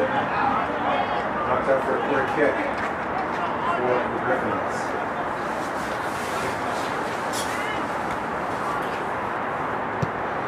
Apologies on camera one here.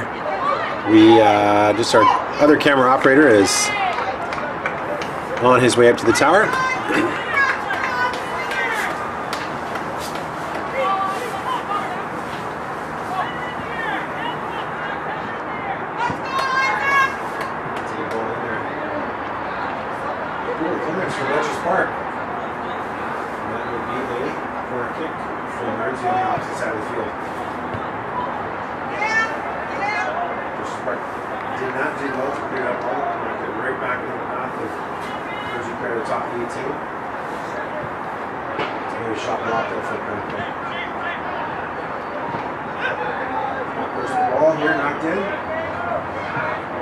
Just on target here. up nicely for the Brazil midfielder. He's unable to knock that ball down. Come on, guys, who's there?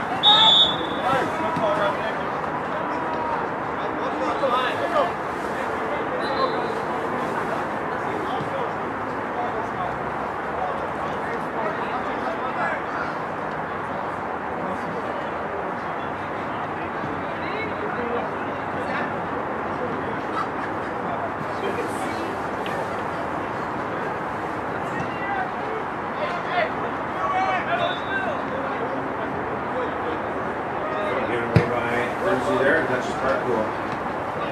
Possession of free kick in their defensive half.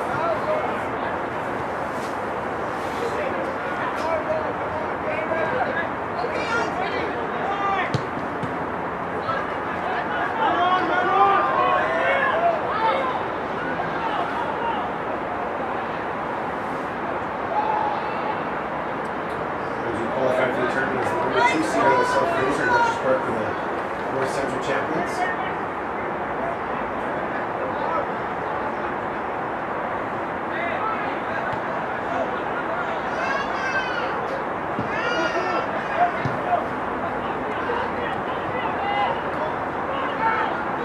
Ball again falling awkwardly into the Dutch Park penalty area. Strongly cleared up the field.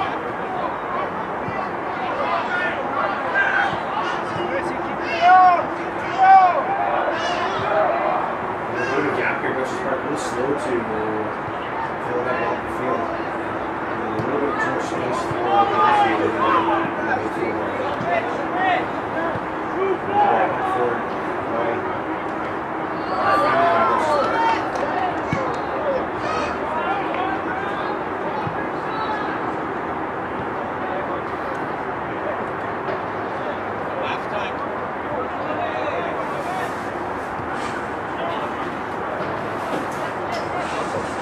Watching on field 3, maybe you can tell our camera operator if you want to stop chatting with Angelo Pucci and make his way up to the tower. That would be great.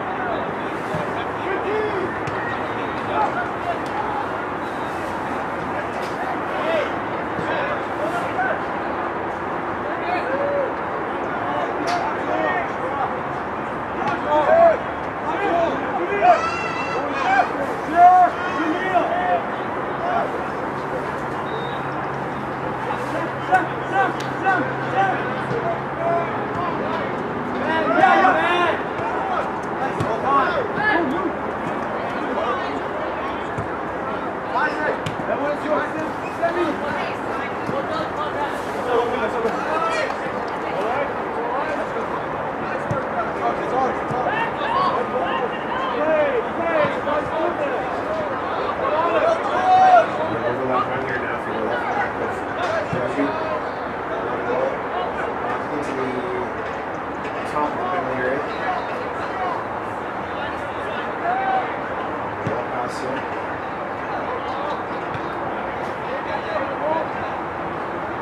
It's going to be a dangerous cross for the Griffins. Knocked through. Not able to be defended. And we got a goal. 1-0. Brazil.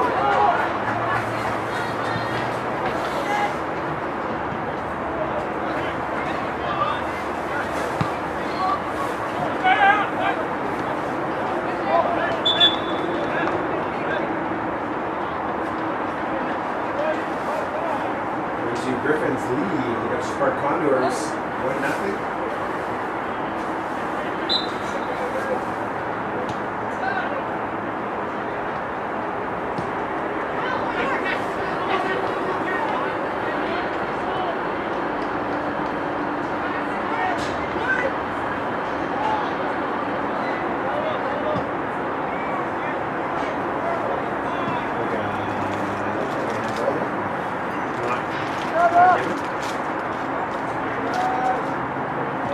Ball back goes.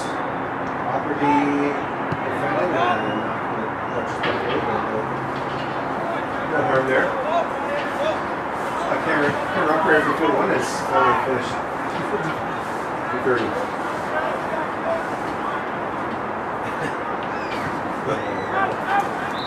You can see the good.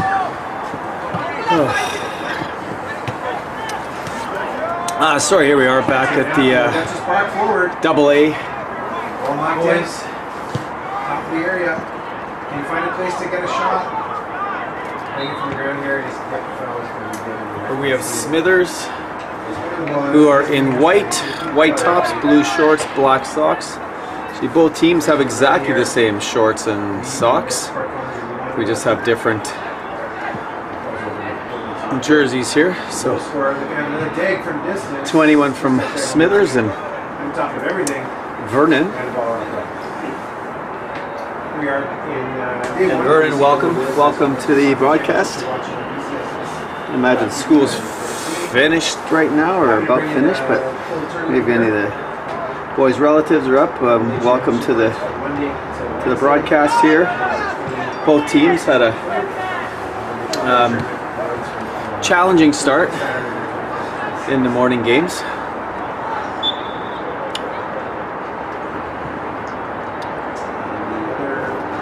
Seton was on the end of a 5-1 loss to Lamrick Park, I think.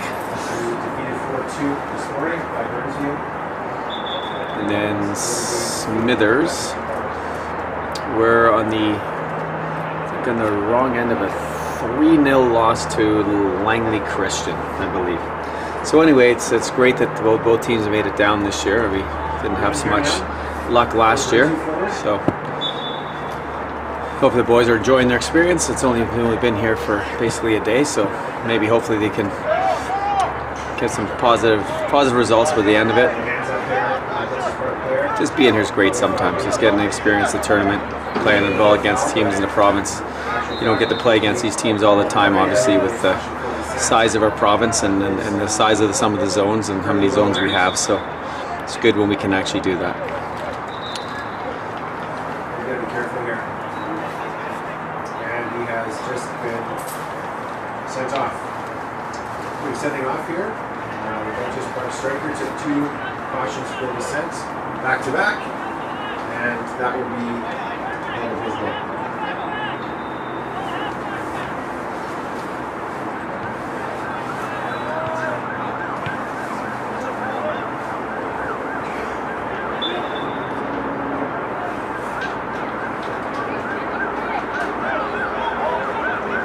It's not something to see very often. Usually the referees will be leading.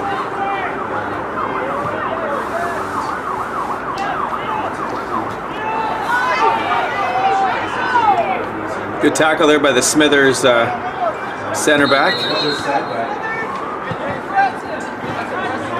Seton wearing, as we said, wearing the all blue kit, blue shirts, blue socks, or blue shorts, excuse me, black socks.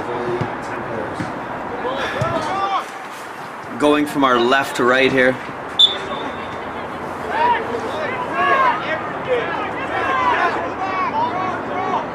Players are a little frustrated with a few of the calls so far, and in our game behind us there, we had our first red card of the tournament. Second red card. Oh, that's right. Yes, we had one earlier in the early round just for a professional foul. So just a last man situation, and that player will have to sit out. Yeah, it's changing lots of Brett. But yeah, so we. Sorry, and a chance here. Yeah, so we had one man sent off for denying goal stopping opportunity, and that player will just get one game added to it because there was nothing malicious. He said nothing to the ref after the situation. So this one here, we had I think we had a red card for 2. Oh, nice! There's a good run here by the winger, and 1-0 Seton. Left footer coming in from the right side. Seton taking a 1-0 lead over Smithers.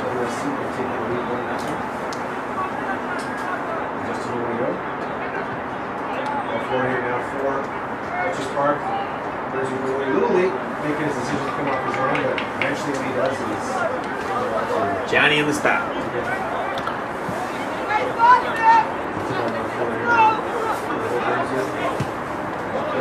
And We'll be up for offside again there. That one was accurate. Direct ball. Precious looks mistaken very certainly in front of him.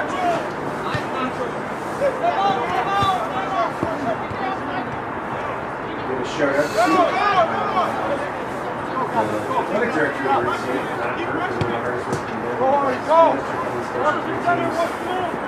This season, he's done a great job there. Making sure that kids have an opportunity to play at that school.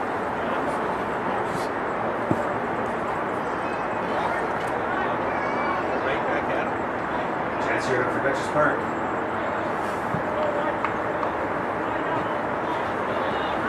Situation for Birdsie. So Donnie's getting forward. Goal scorer. Slipping it through. Well defended by Dutchess Park. A little short option there for Seton there on the corner kick, trying to playing the ball, catching Smithers off guard a little bit by playing a diagonal ball 25 yards backwards to get a shot on goal. Just over the bar. Well, it's always one of those dangerous part of the field for either team. He's got a goal and he's had other opportunities. A barrage of corners here for Seton, looking to try to double their lead early in the match here.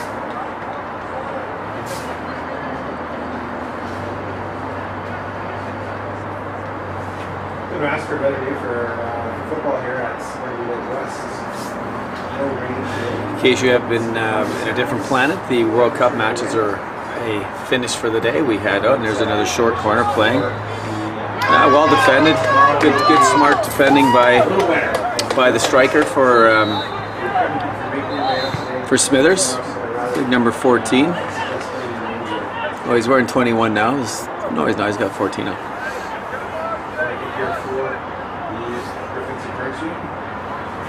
We played just under 20 minutes in the first half here.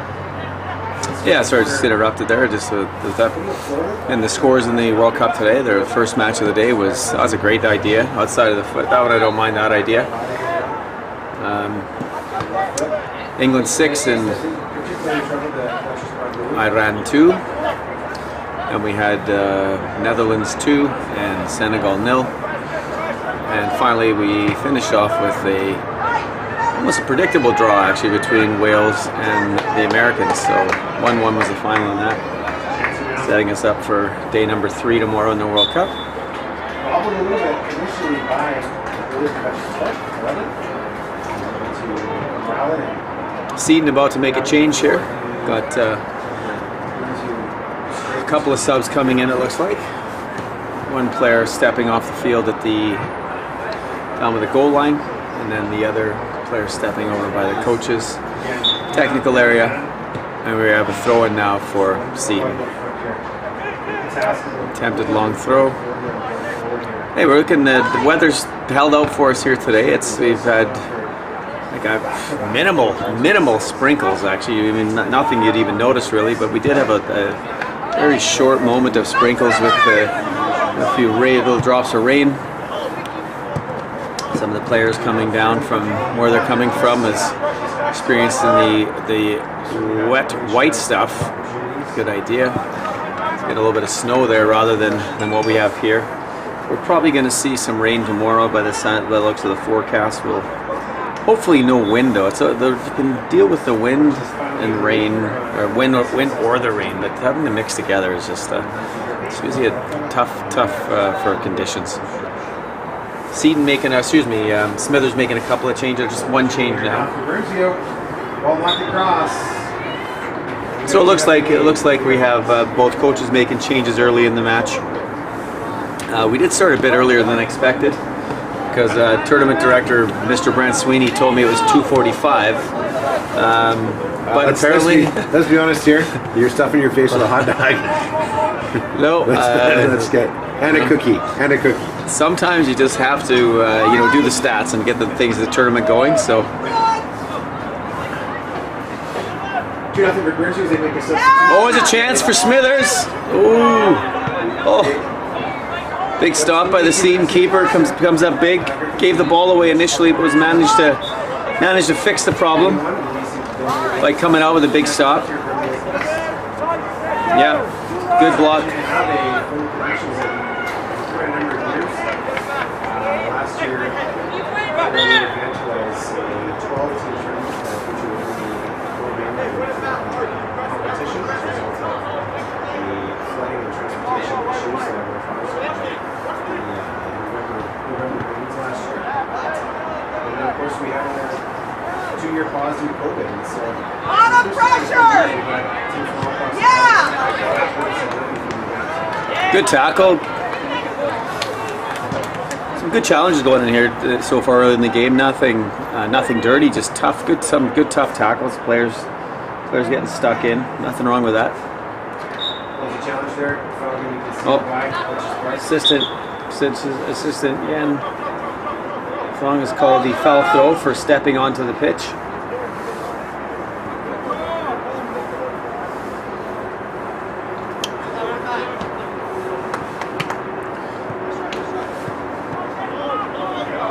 Yen, a local legend, basketball coach, retired coach now, I think, of Van Tech, I believe, if I'm not mistaken. Basketball coach, and a massive Montreal Canadiens fan. Keep it going, boys!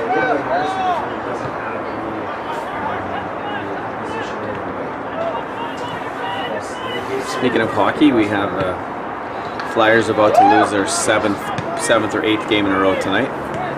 It's been a tough year tough slogging for the Flyers fans so far, and that would be me.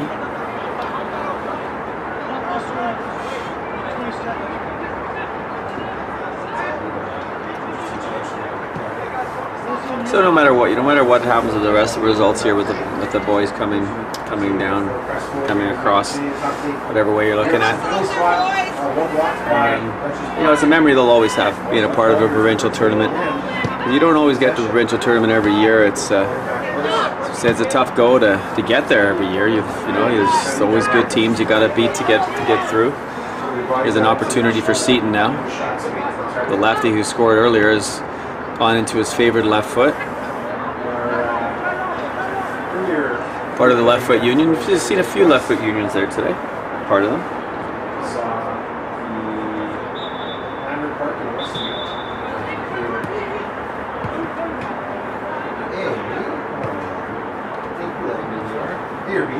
The stoppage right now. Again, are we just making another change? So it looks like both coaches again are emptying, not to say emptying the bench, that's probably not the best term. They're giving all their players an opportunity to play, which is exactly what the situation of the tournament. If you can do it, you may as well do it, and the kids will have those memories from being on the park all the time and not just sitting on the bench for 5 games. So it's nice to see all the kids getting in, competing hard. Like you said, we're just happy to have the tournament fully back this year. We had it partially back last year due to the floods and schools unable to travel last year. We had a kind of a makeshift tournament down here. We had a coastal cup, I think we called it, if I'm not mistaken. And then we had another, I think they tried to do something up kind of in the interior, Kootenays, different parts. We tried to do that. So we had a full squad today for this tournament. The ball was still moving, I think, or the ref's going to let it play.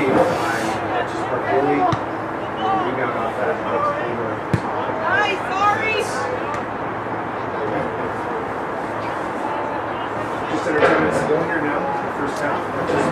Trails down to 10 men. There's a chance.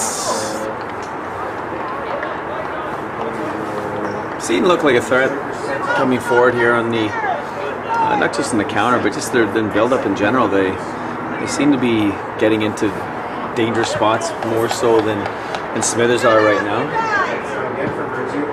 Oh, great hit. Game behind us here, we have Burnsview 2 and Duchess 3. 2 or 1? 3-0 now.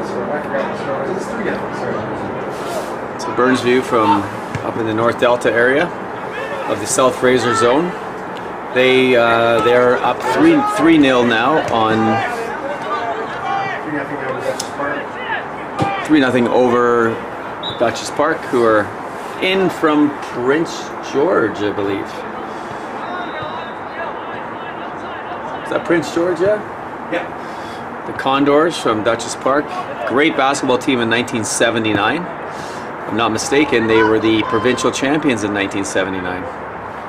Their one success in the championship, and that was right around the time Alan Tate was playing. Alan Tate was playing for Richmond High. Jim Mills. For any of you who are listening, you know who I'm talking about. Those are legends in Jim Mills in football. He was a legend, and Alan Tate in basketball was one of the first BC basketball players to go to Oregon State, and played again with very good Oregon State teams with 5 future NBA players on the team when he was part of them. Steve Johnson, AC Green, Lester Connor, a few of those guys. So there was some. They had some very good players that Alan went down. He was one of the first ones to go down and play, and still lives down in Oregon actually.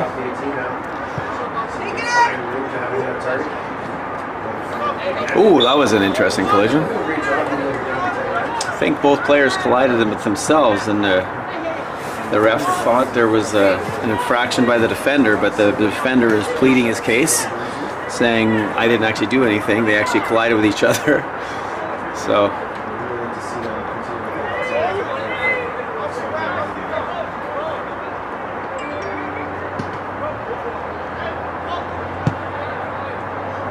ooh!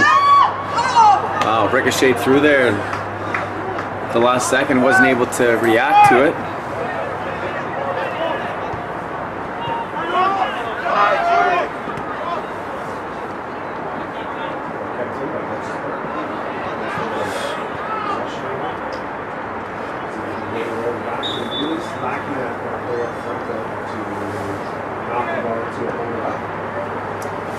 Another sub.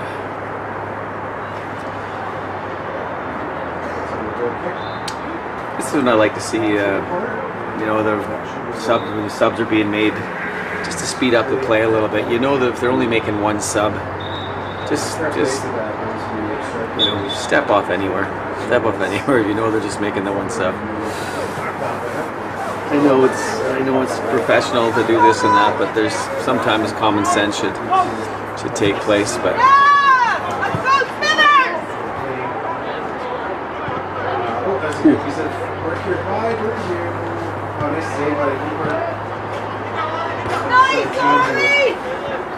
says here we're at BCSS.TV, streaming all the games of the AA boys. The AAA boys will be starting on Thursday. AAA tournaments will be going on then. Always Rick. Oh, well done. Slithered through. Neatly done. Good block at the end.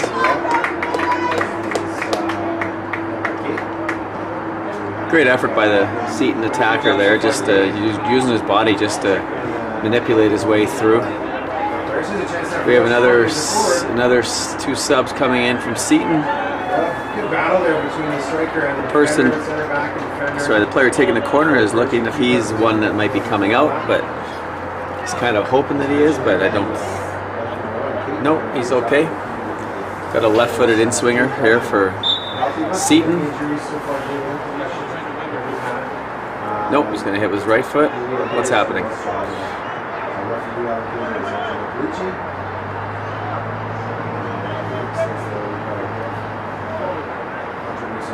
I'm not sure what's happening here. Okay.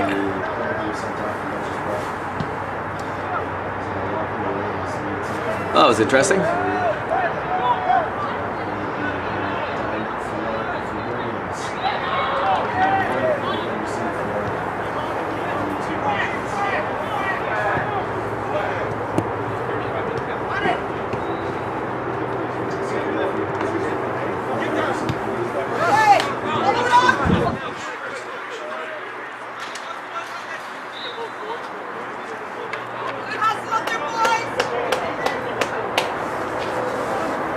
Smithers looking to get a little momentum here, get a goal before the half.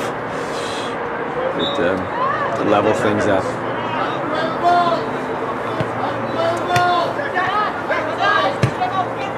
That's a great ball. That's a fantastic ball.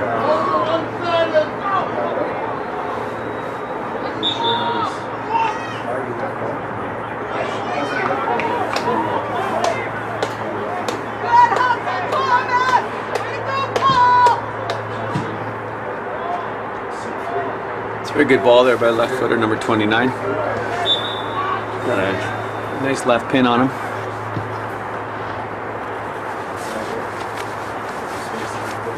Seton coach is preferring to have players playing on their opposite side, enabling them to cut in to shoot, or even cut in to cross kind of an in-swinging cross towards goal. So we played, it looks like we played about 30 minutes, 32 minutes in the half. If we started on time. Check it. So at 33 minutes, we've got 2 minutes to go in the first half.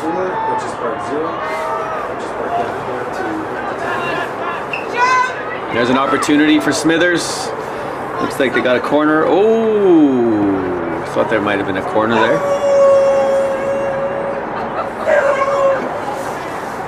We have a dog who agrees. Dog agrees that call that I just made.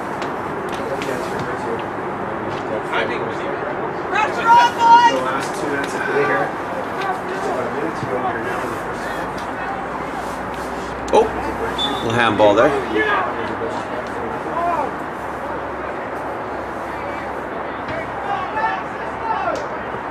Yeah, I'd like to see the Seton players just focus more on playing right now. There's a couple of them kind of seem to be complaining to the ref about little things that unnecessary.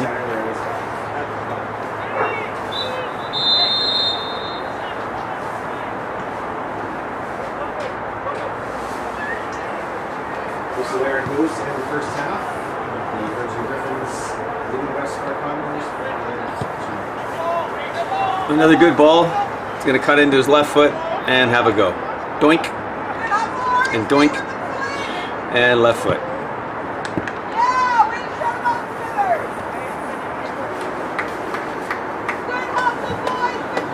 So that's actually an example of just one reason why I like to mix it up a bit and have your left, if you're naturally lefty, play them out wide, because if you can get in behind the defenders like that, you're going to be in a natural shooting position for your left foot, whereas it's an unnatural one, kind of, when you get to that where he was in the field and he wanted to spin, let's do a spin to set himself up for his left foot. I'd like to see him go in at that point with his right foot and just try to side foot it in, but us lefties are very one-footed for the most part, so.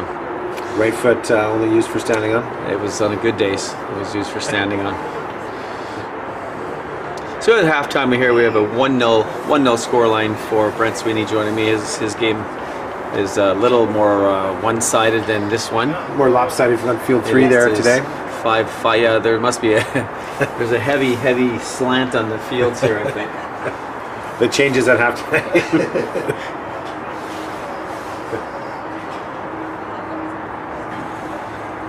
But Brent, we've been lucky so far. Great weather today, and it's the kids seem to be. Actually, I've been quite pleasantly surprised by the compete level that I've seen. It's definitely. It's better than last year, and I can honestly say that. It just seems like maybe when the kids came back last year and played, they had been off for so long, and the club soccer just kind of started back again. It seems to be a little definitely better the compete level this year. Granted, there's some lopsided scores, but that's going to happen every tournament. I honestly say that. It just seemed like maybe when the kids came back last year and played, they had been off for so long, and the club soccer just kind of started. Just checking out our streams here. Let's go ahead.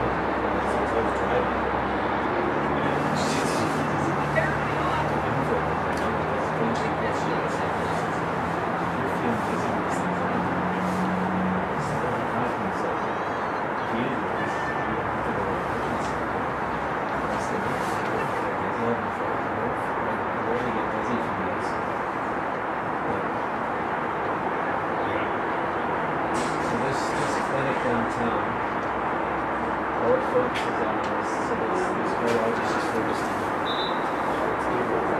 extra beats and figure out what she's setting up. That's what I was talking to her. She's asking me about this. Well, this is my regular one, right? But I think since the good one talked to her about it, she now all of a sudden is, you know, well, when I say care, she's taking it to my MS and that, so she said it's okay to do that.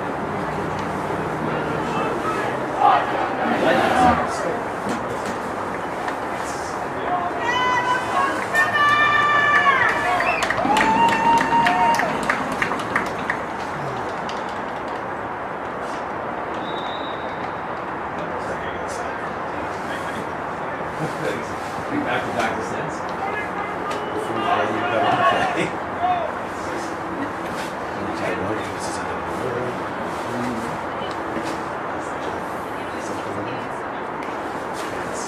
He's not bad. He's fine. He's that guy that I remember we were walking. If I saw him playing tennis, it's all less. Oh, yeah.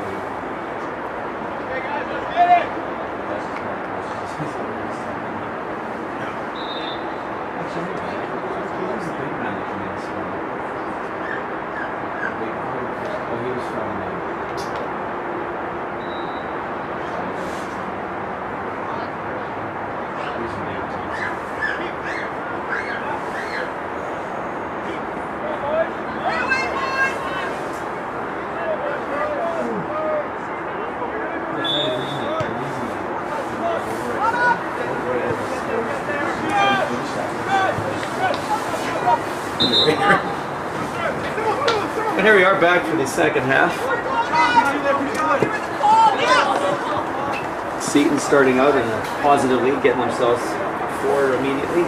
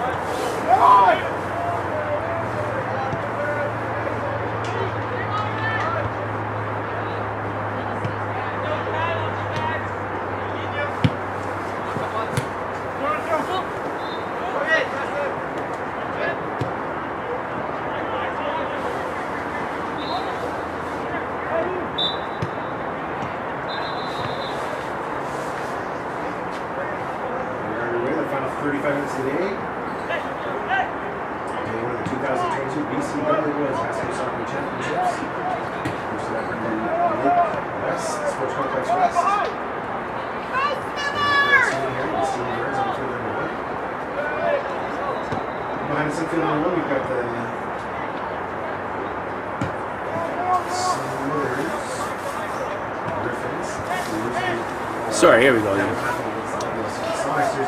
So in the last 35 minutes of day one here, said we play, just joining us, we play three round robin games. Four groups of four. Top team from each group will go through as the division winner and will be in the semifinals. Playing Friday tomorrow afternoon. They would play depending on the alternate schedule of early start, late start. And then our second place team, for example, in each group would play against each other, second place groups, to try and finish fifth to eighth. So group winners are the only ones that can go through to play for the banner. And then third and fourth will obviously play for 9th to 12th and 13th to 16th. In total, the boys play 5 games, which is a grueling schedule, but the halves are only 35 minutes long, so they're not your regular 45 minutes for most ages, the senior ages.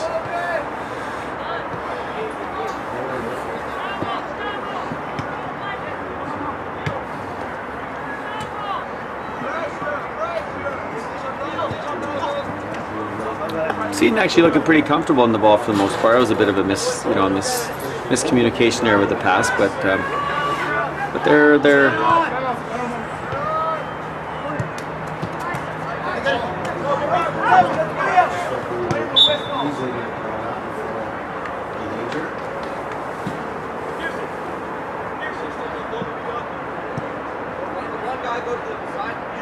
Hey, yellow line, yellow line. Nice throw in. Let's go, Smithers. Pressure on.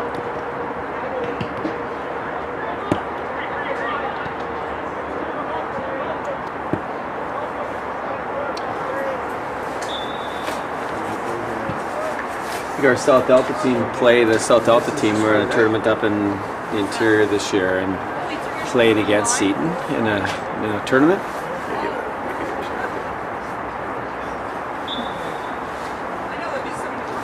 Yeah, and yeah, we ended up in the on the positive end of the scoreline, but it was a very good battle. AAA tournament starting on Thursday, where the 16 teams in all around BC will be competing for the AAA banner. Last year, well, we didn't have it last year, as we said, because we didn't have a complete schedule of BC teams because that's a foul. Because of the flooding, as was mentioned earlier, so we ended up having a tournament just for the kind of the coastal teams, and I think they tried to do something up in kind of the interior Kootenay, different regions, to try up the northern regions, but not sure if I was ever able to do that because of the weather, because it became an issue obviously with snow at that time in those areas. And AAA girls last year, the winners of the AAA girls last year was, which they did have the tournament, was the South Delta Sun Devils, beating McMath Wildcats in the provincial final 3-2 in overtime. So getting everything back to normal. This is the boys' first one where it's back to normal again in the Cup since 2019. So that's great to have that.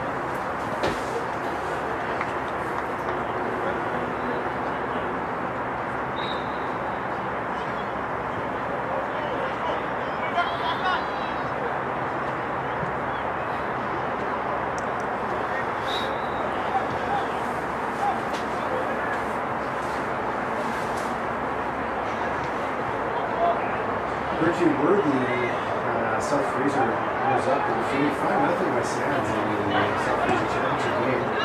Sands were loaded in the airport on the way today. Profile and secondary score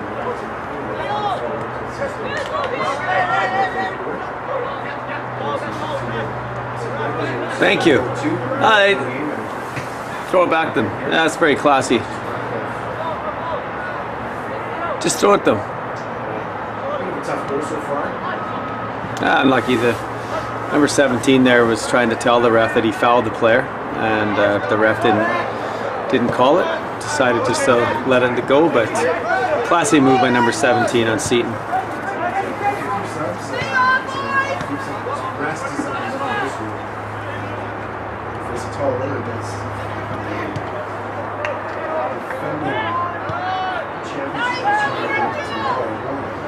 Smithers still probing here to try to get into this game. Only down 1-0.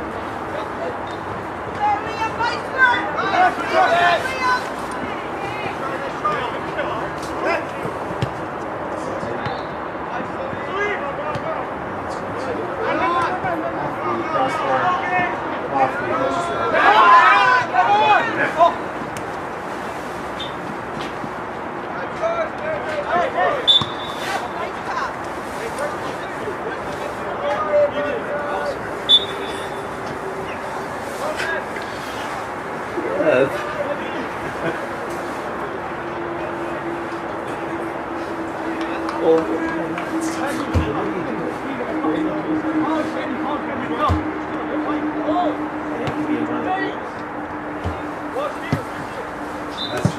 don't think I have two of them. You know what I mean? Like, although this one, yeah.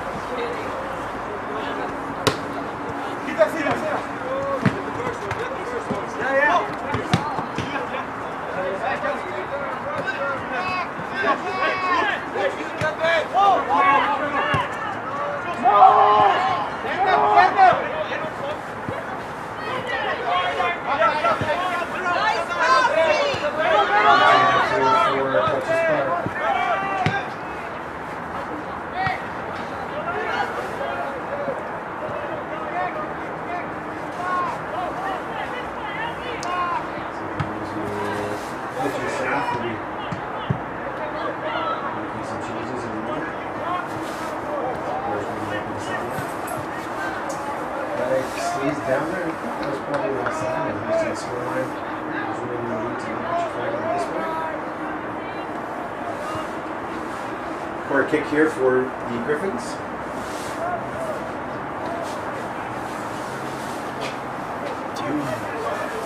Can you see this? Derek? We got it. Oh, It's a BCSS. Yeah, both.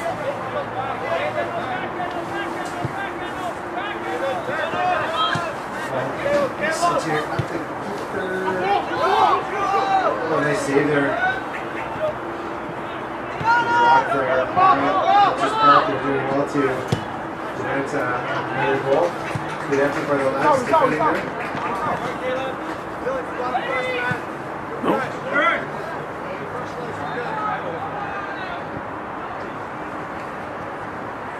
Kick here for the Griffins. We've played. We only played 9 minutes here in the second half. Let's go.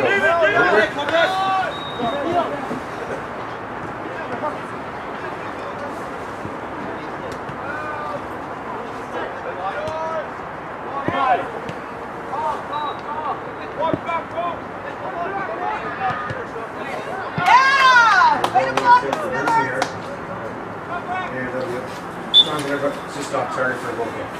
Little shout out to, I'm not sure if she might be listening right now, to Emma Poner-Nixon up in Smithers, who used to go to South Delta. Former South Delta grad there, elementary school teacher up in Smithers. Up in Smithers, yeah. So might know some of these players. Maybe you've taught them in the last few years. So a little hello to Emma Nixon. Oh, that's not a bad effort.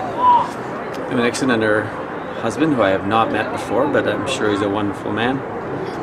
And yeah, so welcome to their hello to you, and also to the big man, Mr. V. Super Nintendo? Mr. V. Chris Vandermark. Super Nintendo of the school district Super member? Nintendo, I believe Super Nintendo of Smithers. He's literally Super Nintendo Smithers. He is superintendent of Smithers. Good man. He's also great into over the years, done lots of coaching for the kids up in Smithers. Basketball is his main sport. But for those of you who don't know, Mr. Vandermark was also an outstanding goalkeeper when he was back in the day playing soccer. So if you're listening to this and you know that or you see that, make sure you go and say that Stephen Burns said that about him, because he was a very good goalie. He was a good goalie back in the day, even though basketball was probably his main sport. But he was certainly a decent goalie for a big guy. So yeah, there's a few connections to Smithers from the Lower Mainland. Emma Nixon from South Delta and Tawasin, and Mr. Vandermark from Surrey. He went to school, if I'm not mistaken, at North Surrey Secondary, but I could be wrong about that. I think he went with Rob Reed, another friend of his. I think they went to North Surrey together. Anyway, let's get back to the game now. On the attack again, Seton's got it down on the left side again. Playing their players on the off wing, it leads a lot to just cutting inside and not as many crosses when you have players who aren't as willing to go to their left side when they're naturally right-footed. And it obviously works the other way too, right? So if you notice that when Seton get the ball a lot, they do look inside immediately rather than trying to sometimes beat the player down the line to get a cross in and cut back or whatever. They tend to go in first before that cross, which is why it's good to change that up once in a while. That's a great ball there. Under the striker's feet. Seton doing a nice job again of keeping possession. Now here's that chance to cut back now, and there's the cutback. Oh, unlucky. Great ball, great idea that both players have just taken strides, two strides too soon possibly, and they just missed on the cutback. But a great effort though on the pass from the outside midfielder for the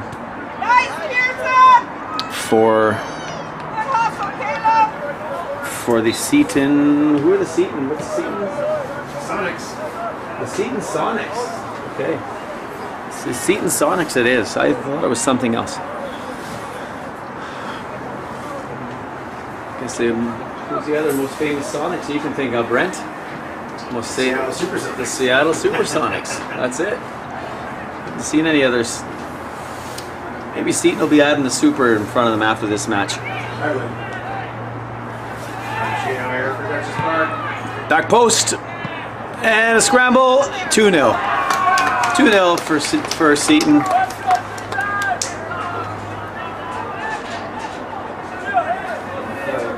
Again, a corner kick put in right in the mixer, and you know, it can't be said enough how important it is getting set plays, taking advantage of set plays. When you get corner kicks, of delivering the ball right where it needs to go, whipping it into trouble, basically, so the defenders have a hard time dealing with it, and that's exactly what happened on that last corner. We've seen several goals in this field today, more than several actually, on corner kicks that have led directly to goals, and it's so important that teams are able to practice those things before they come to tournaments like this, so they can take advantage of the situation. 2-0.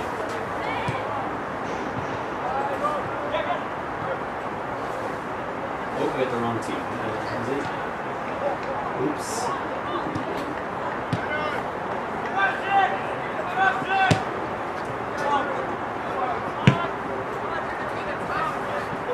And I just realized that I had the score wrong there for the whole time. So it was not it was not 1-0 Smithers. It was 1-0 for Seton. WL Seton. Yes, WL Seton. Excuse me. They've just. I'm sorry. This morning Smithers were wearing the exact same uniform right now that Seton is wearing. So I apologize for that mistake. But it is 2-0 now for Seton, and they're looking for a third. Left footer going into his left foot. And chance. Corner, in the corner. Here's another dangerous corner. This will be whipped in with the number 26, the left footer in the right wing. Sprinkles starting to fall here at Berry Lakes. Setting ourselves up for the tsunami. Yeah, tsunami tomorrow that we're going to be facing. A bit slow here in the half. As you may want to dial things back a bit here. Seems to be a theme in that field over there.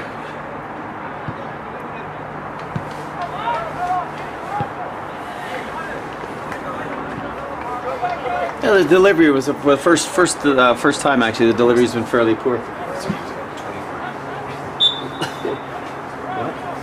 Here's last two.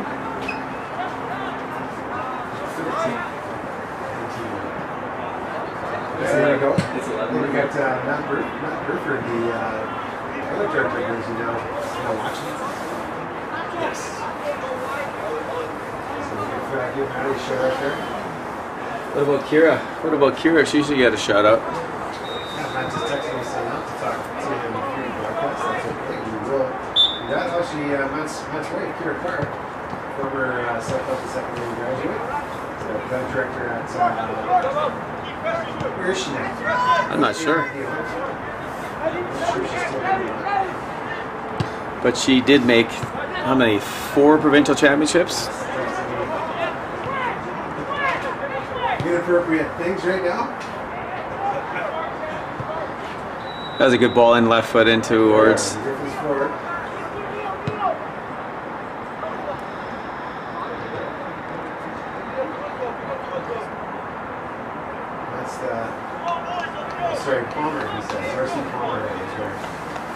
there's any that corner that stepped up to second there for myself and Stephen Burns.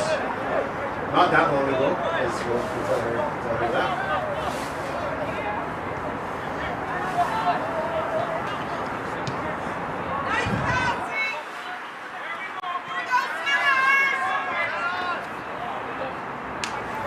Yeah, not that long ago, like 18 years. You're welcome, Maddie. You're welcome.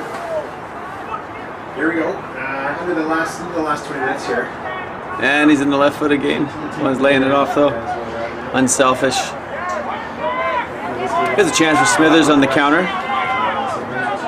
Love to see them score a goal here. First place in their pool.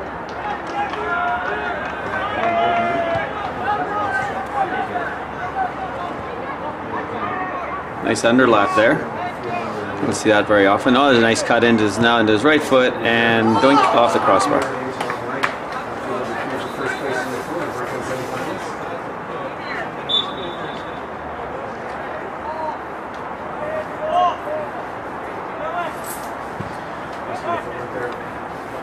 Three changes being made right now by the Smithers Griffin.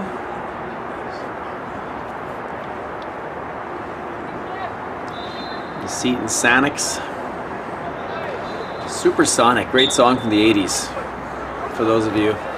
JJ Fad. Oh, and there's, oh shoot, there's a mistake. I'm sorry, my camera stopped working there. And here's an opportunity. I'm sure the camera stopped. What's an operator? It may have frozen there on that one spot. While we were talking about JJ Fad, which was a cracking song back in the 80s.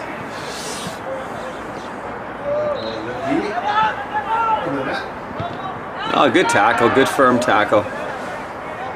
Oh, you know, the boys have played tough this whole game, both teams. The complaint we might have here about the facility here at Burnaby Lakes West is the Wi-Fi, which is not great for posting scores for the tournament here. I'm going to have to move my phone to hotspot. It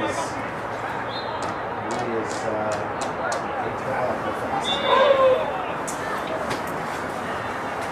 Come on, boys. Yeah, just walk away. Good. Yeah, it's been a good competitive game so far. Nothing dirty. 16 minutes to go here in the second half.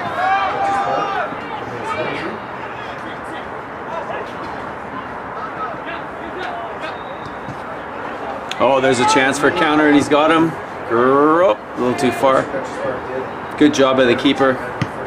Smithers keeper did a very good job of picking up quite a few of those balls in the first game. Through balls, he was able to come off his line early and grab them.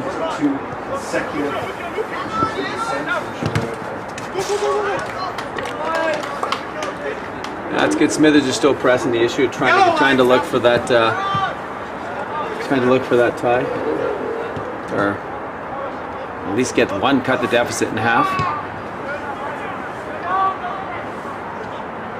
A little casual there from the winger. He's kind of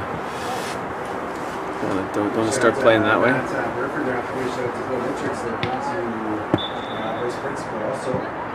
Still playing the stream, as I think I mentioned the first half. Still playing the stream, the Richmond Master Soccer League. Flags up for offside, but the referee from the keeper picked that up.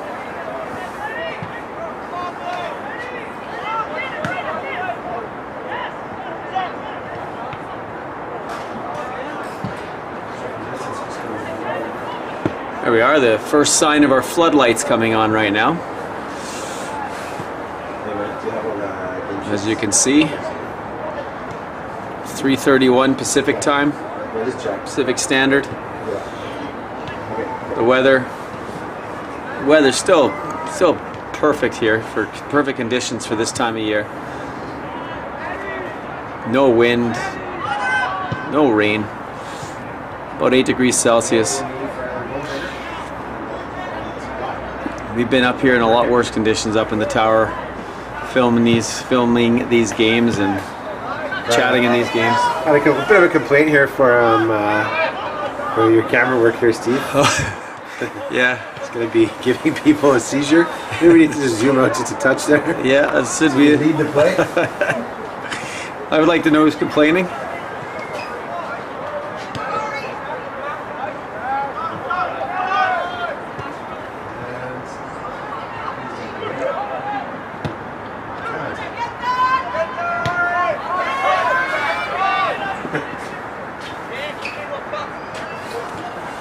Here comes Seton on the attack again. That's offside. Yeah. Yeah, you were offside, son. Yeah. Yeah, he was looking across the line. You weren't. You were looking at the ball. So that was definitely offside. Good call by the official on the opposite side of the pitch. Who I don't know who it is, to be honest. Can't see that far. It's another through ball. Looking to try to take advantage of it. That game right there has implications for the semifinals as well.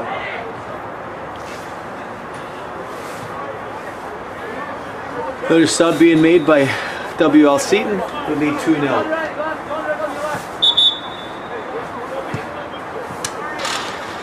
We've got about just over 10 minutes to go, about 11 minutes it looks like, on according to our official clock here on the not so official clock, because the referee obviously keeps track of time, but according to us we've got just over 10 minutes.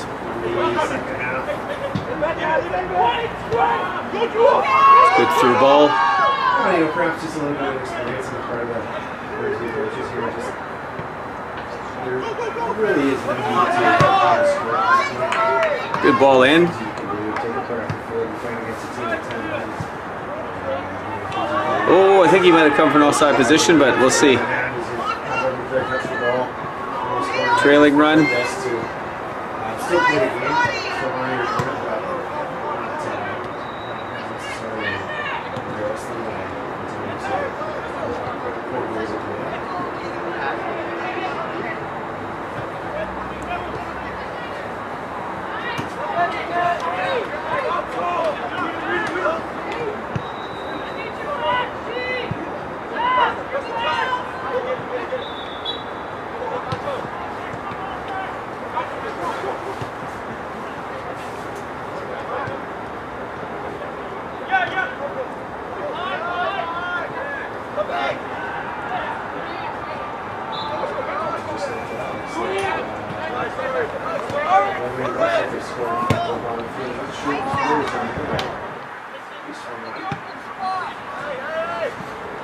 We have ties at the conclusion Now look at a foul there.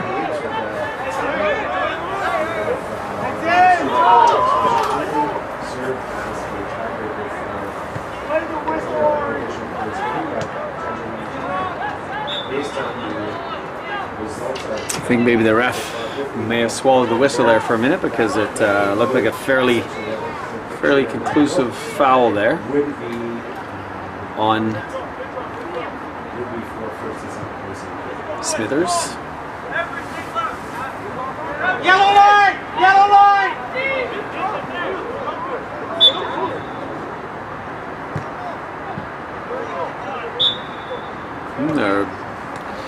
Seems like the ref's blowing a whistle at a dog show right now. There's been so many times he's blowing it unnecessarily. I'm waiting to see a herd of German Shepherds come in here.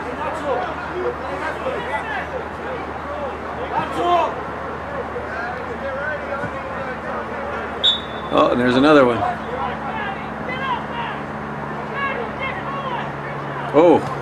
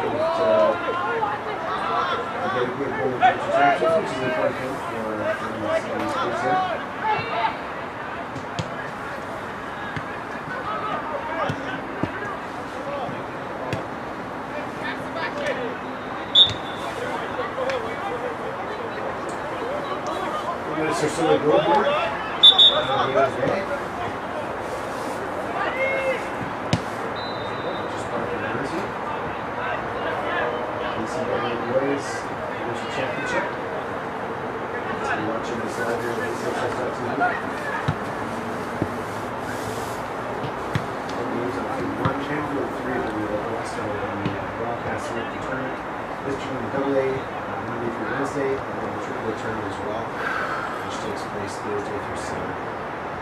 Here's the last chance for Seton. 1:30 a.m. Again, right winger, number 26, causing problems for the back line of Smithers, and he got himself the byliner to the end line and was able to cut the ball back. And unfortunately for Seton, the attempt went over the bar. Under the last 6 or 7 minutes here.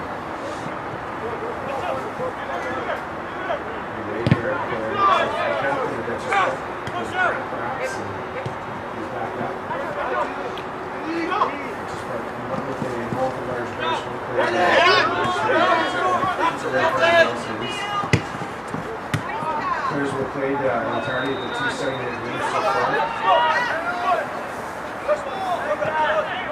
can see here from Dutchess Park.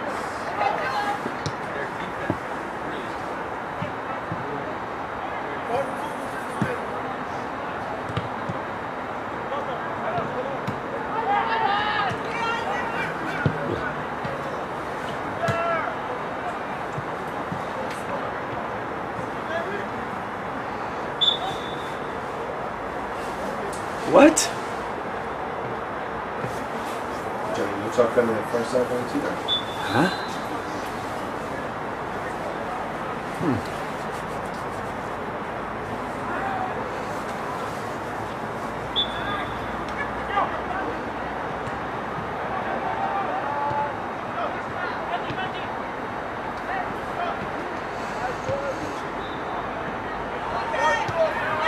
The through ball, a little too direct, a little too straight. Needed a bit more angle on it to try and get the Smithers right winger in behind the defender. Again, a little too straight.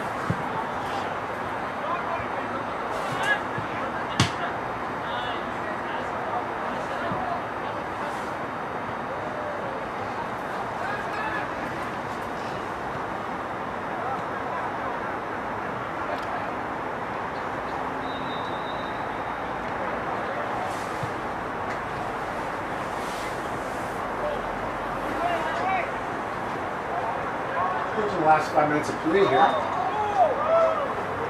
We've come to a conclusion of the That was a great goal. Championship. Nifty work there by the outside midfielder to beat two of the Smithers defenders That will before delivering a great cross, If you're watching today, which was finished 2022 BCSS so easily Championships. for the open goal. Score is 3-0. Tomorrow morning we'll see Anfield 3 as we take on the Northern Devils in Vancouver. The first place in their group and a spot in the semifinals. Thanks for watching today, and we'll see you tomorrow.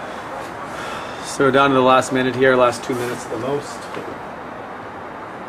Maybe 2 minutes.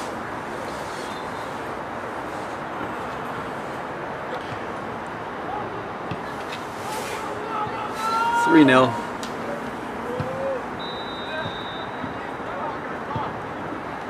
It's another chance. The wee man's gonna have a hard time there getting, and obviously physically, and quite a difference in size there, and probably age.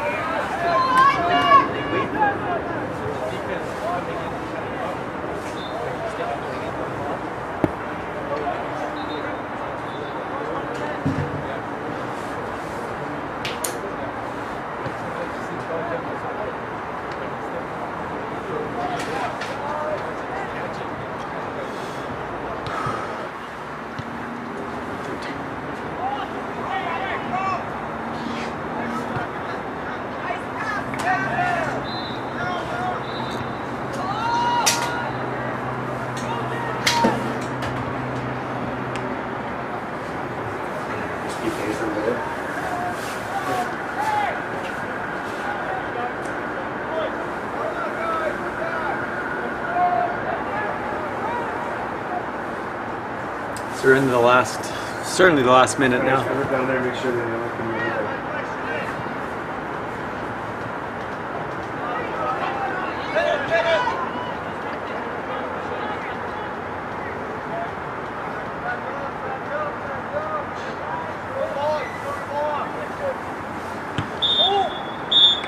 There it is, the final whistle.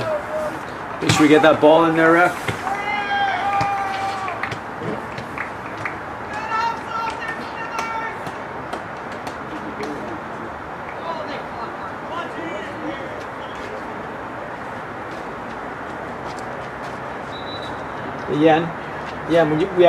Yan, sorry. When you get that ball there, when you go back in, could you put it in the ball bag, not into the box, please? Is that possible? Thank you.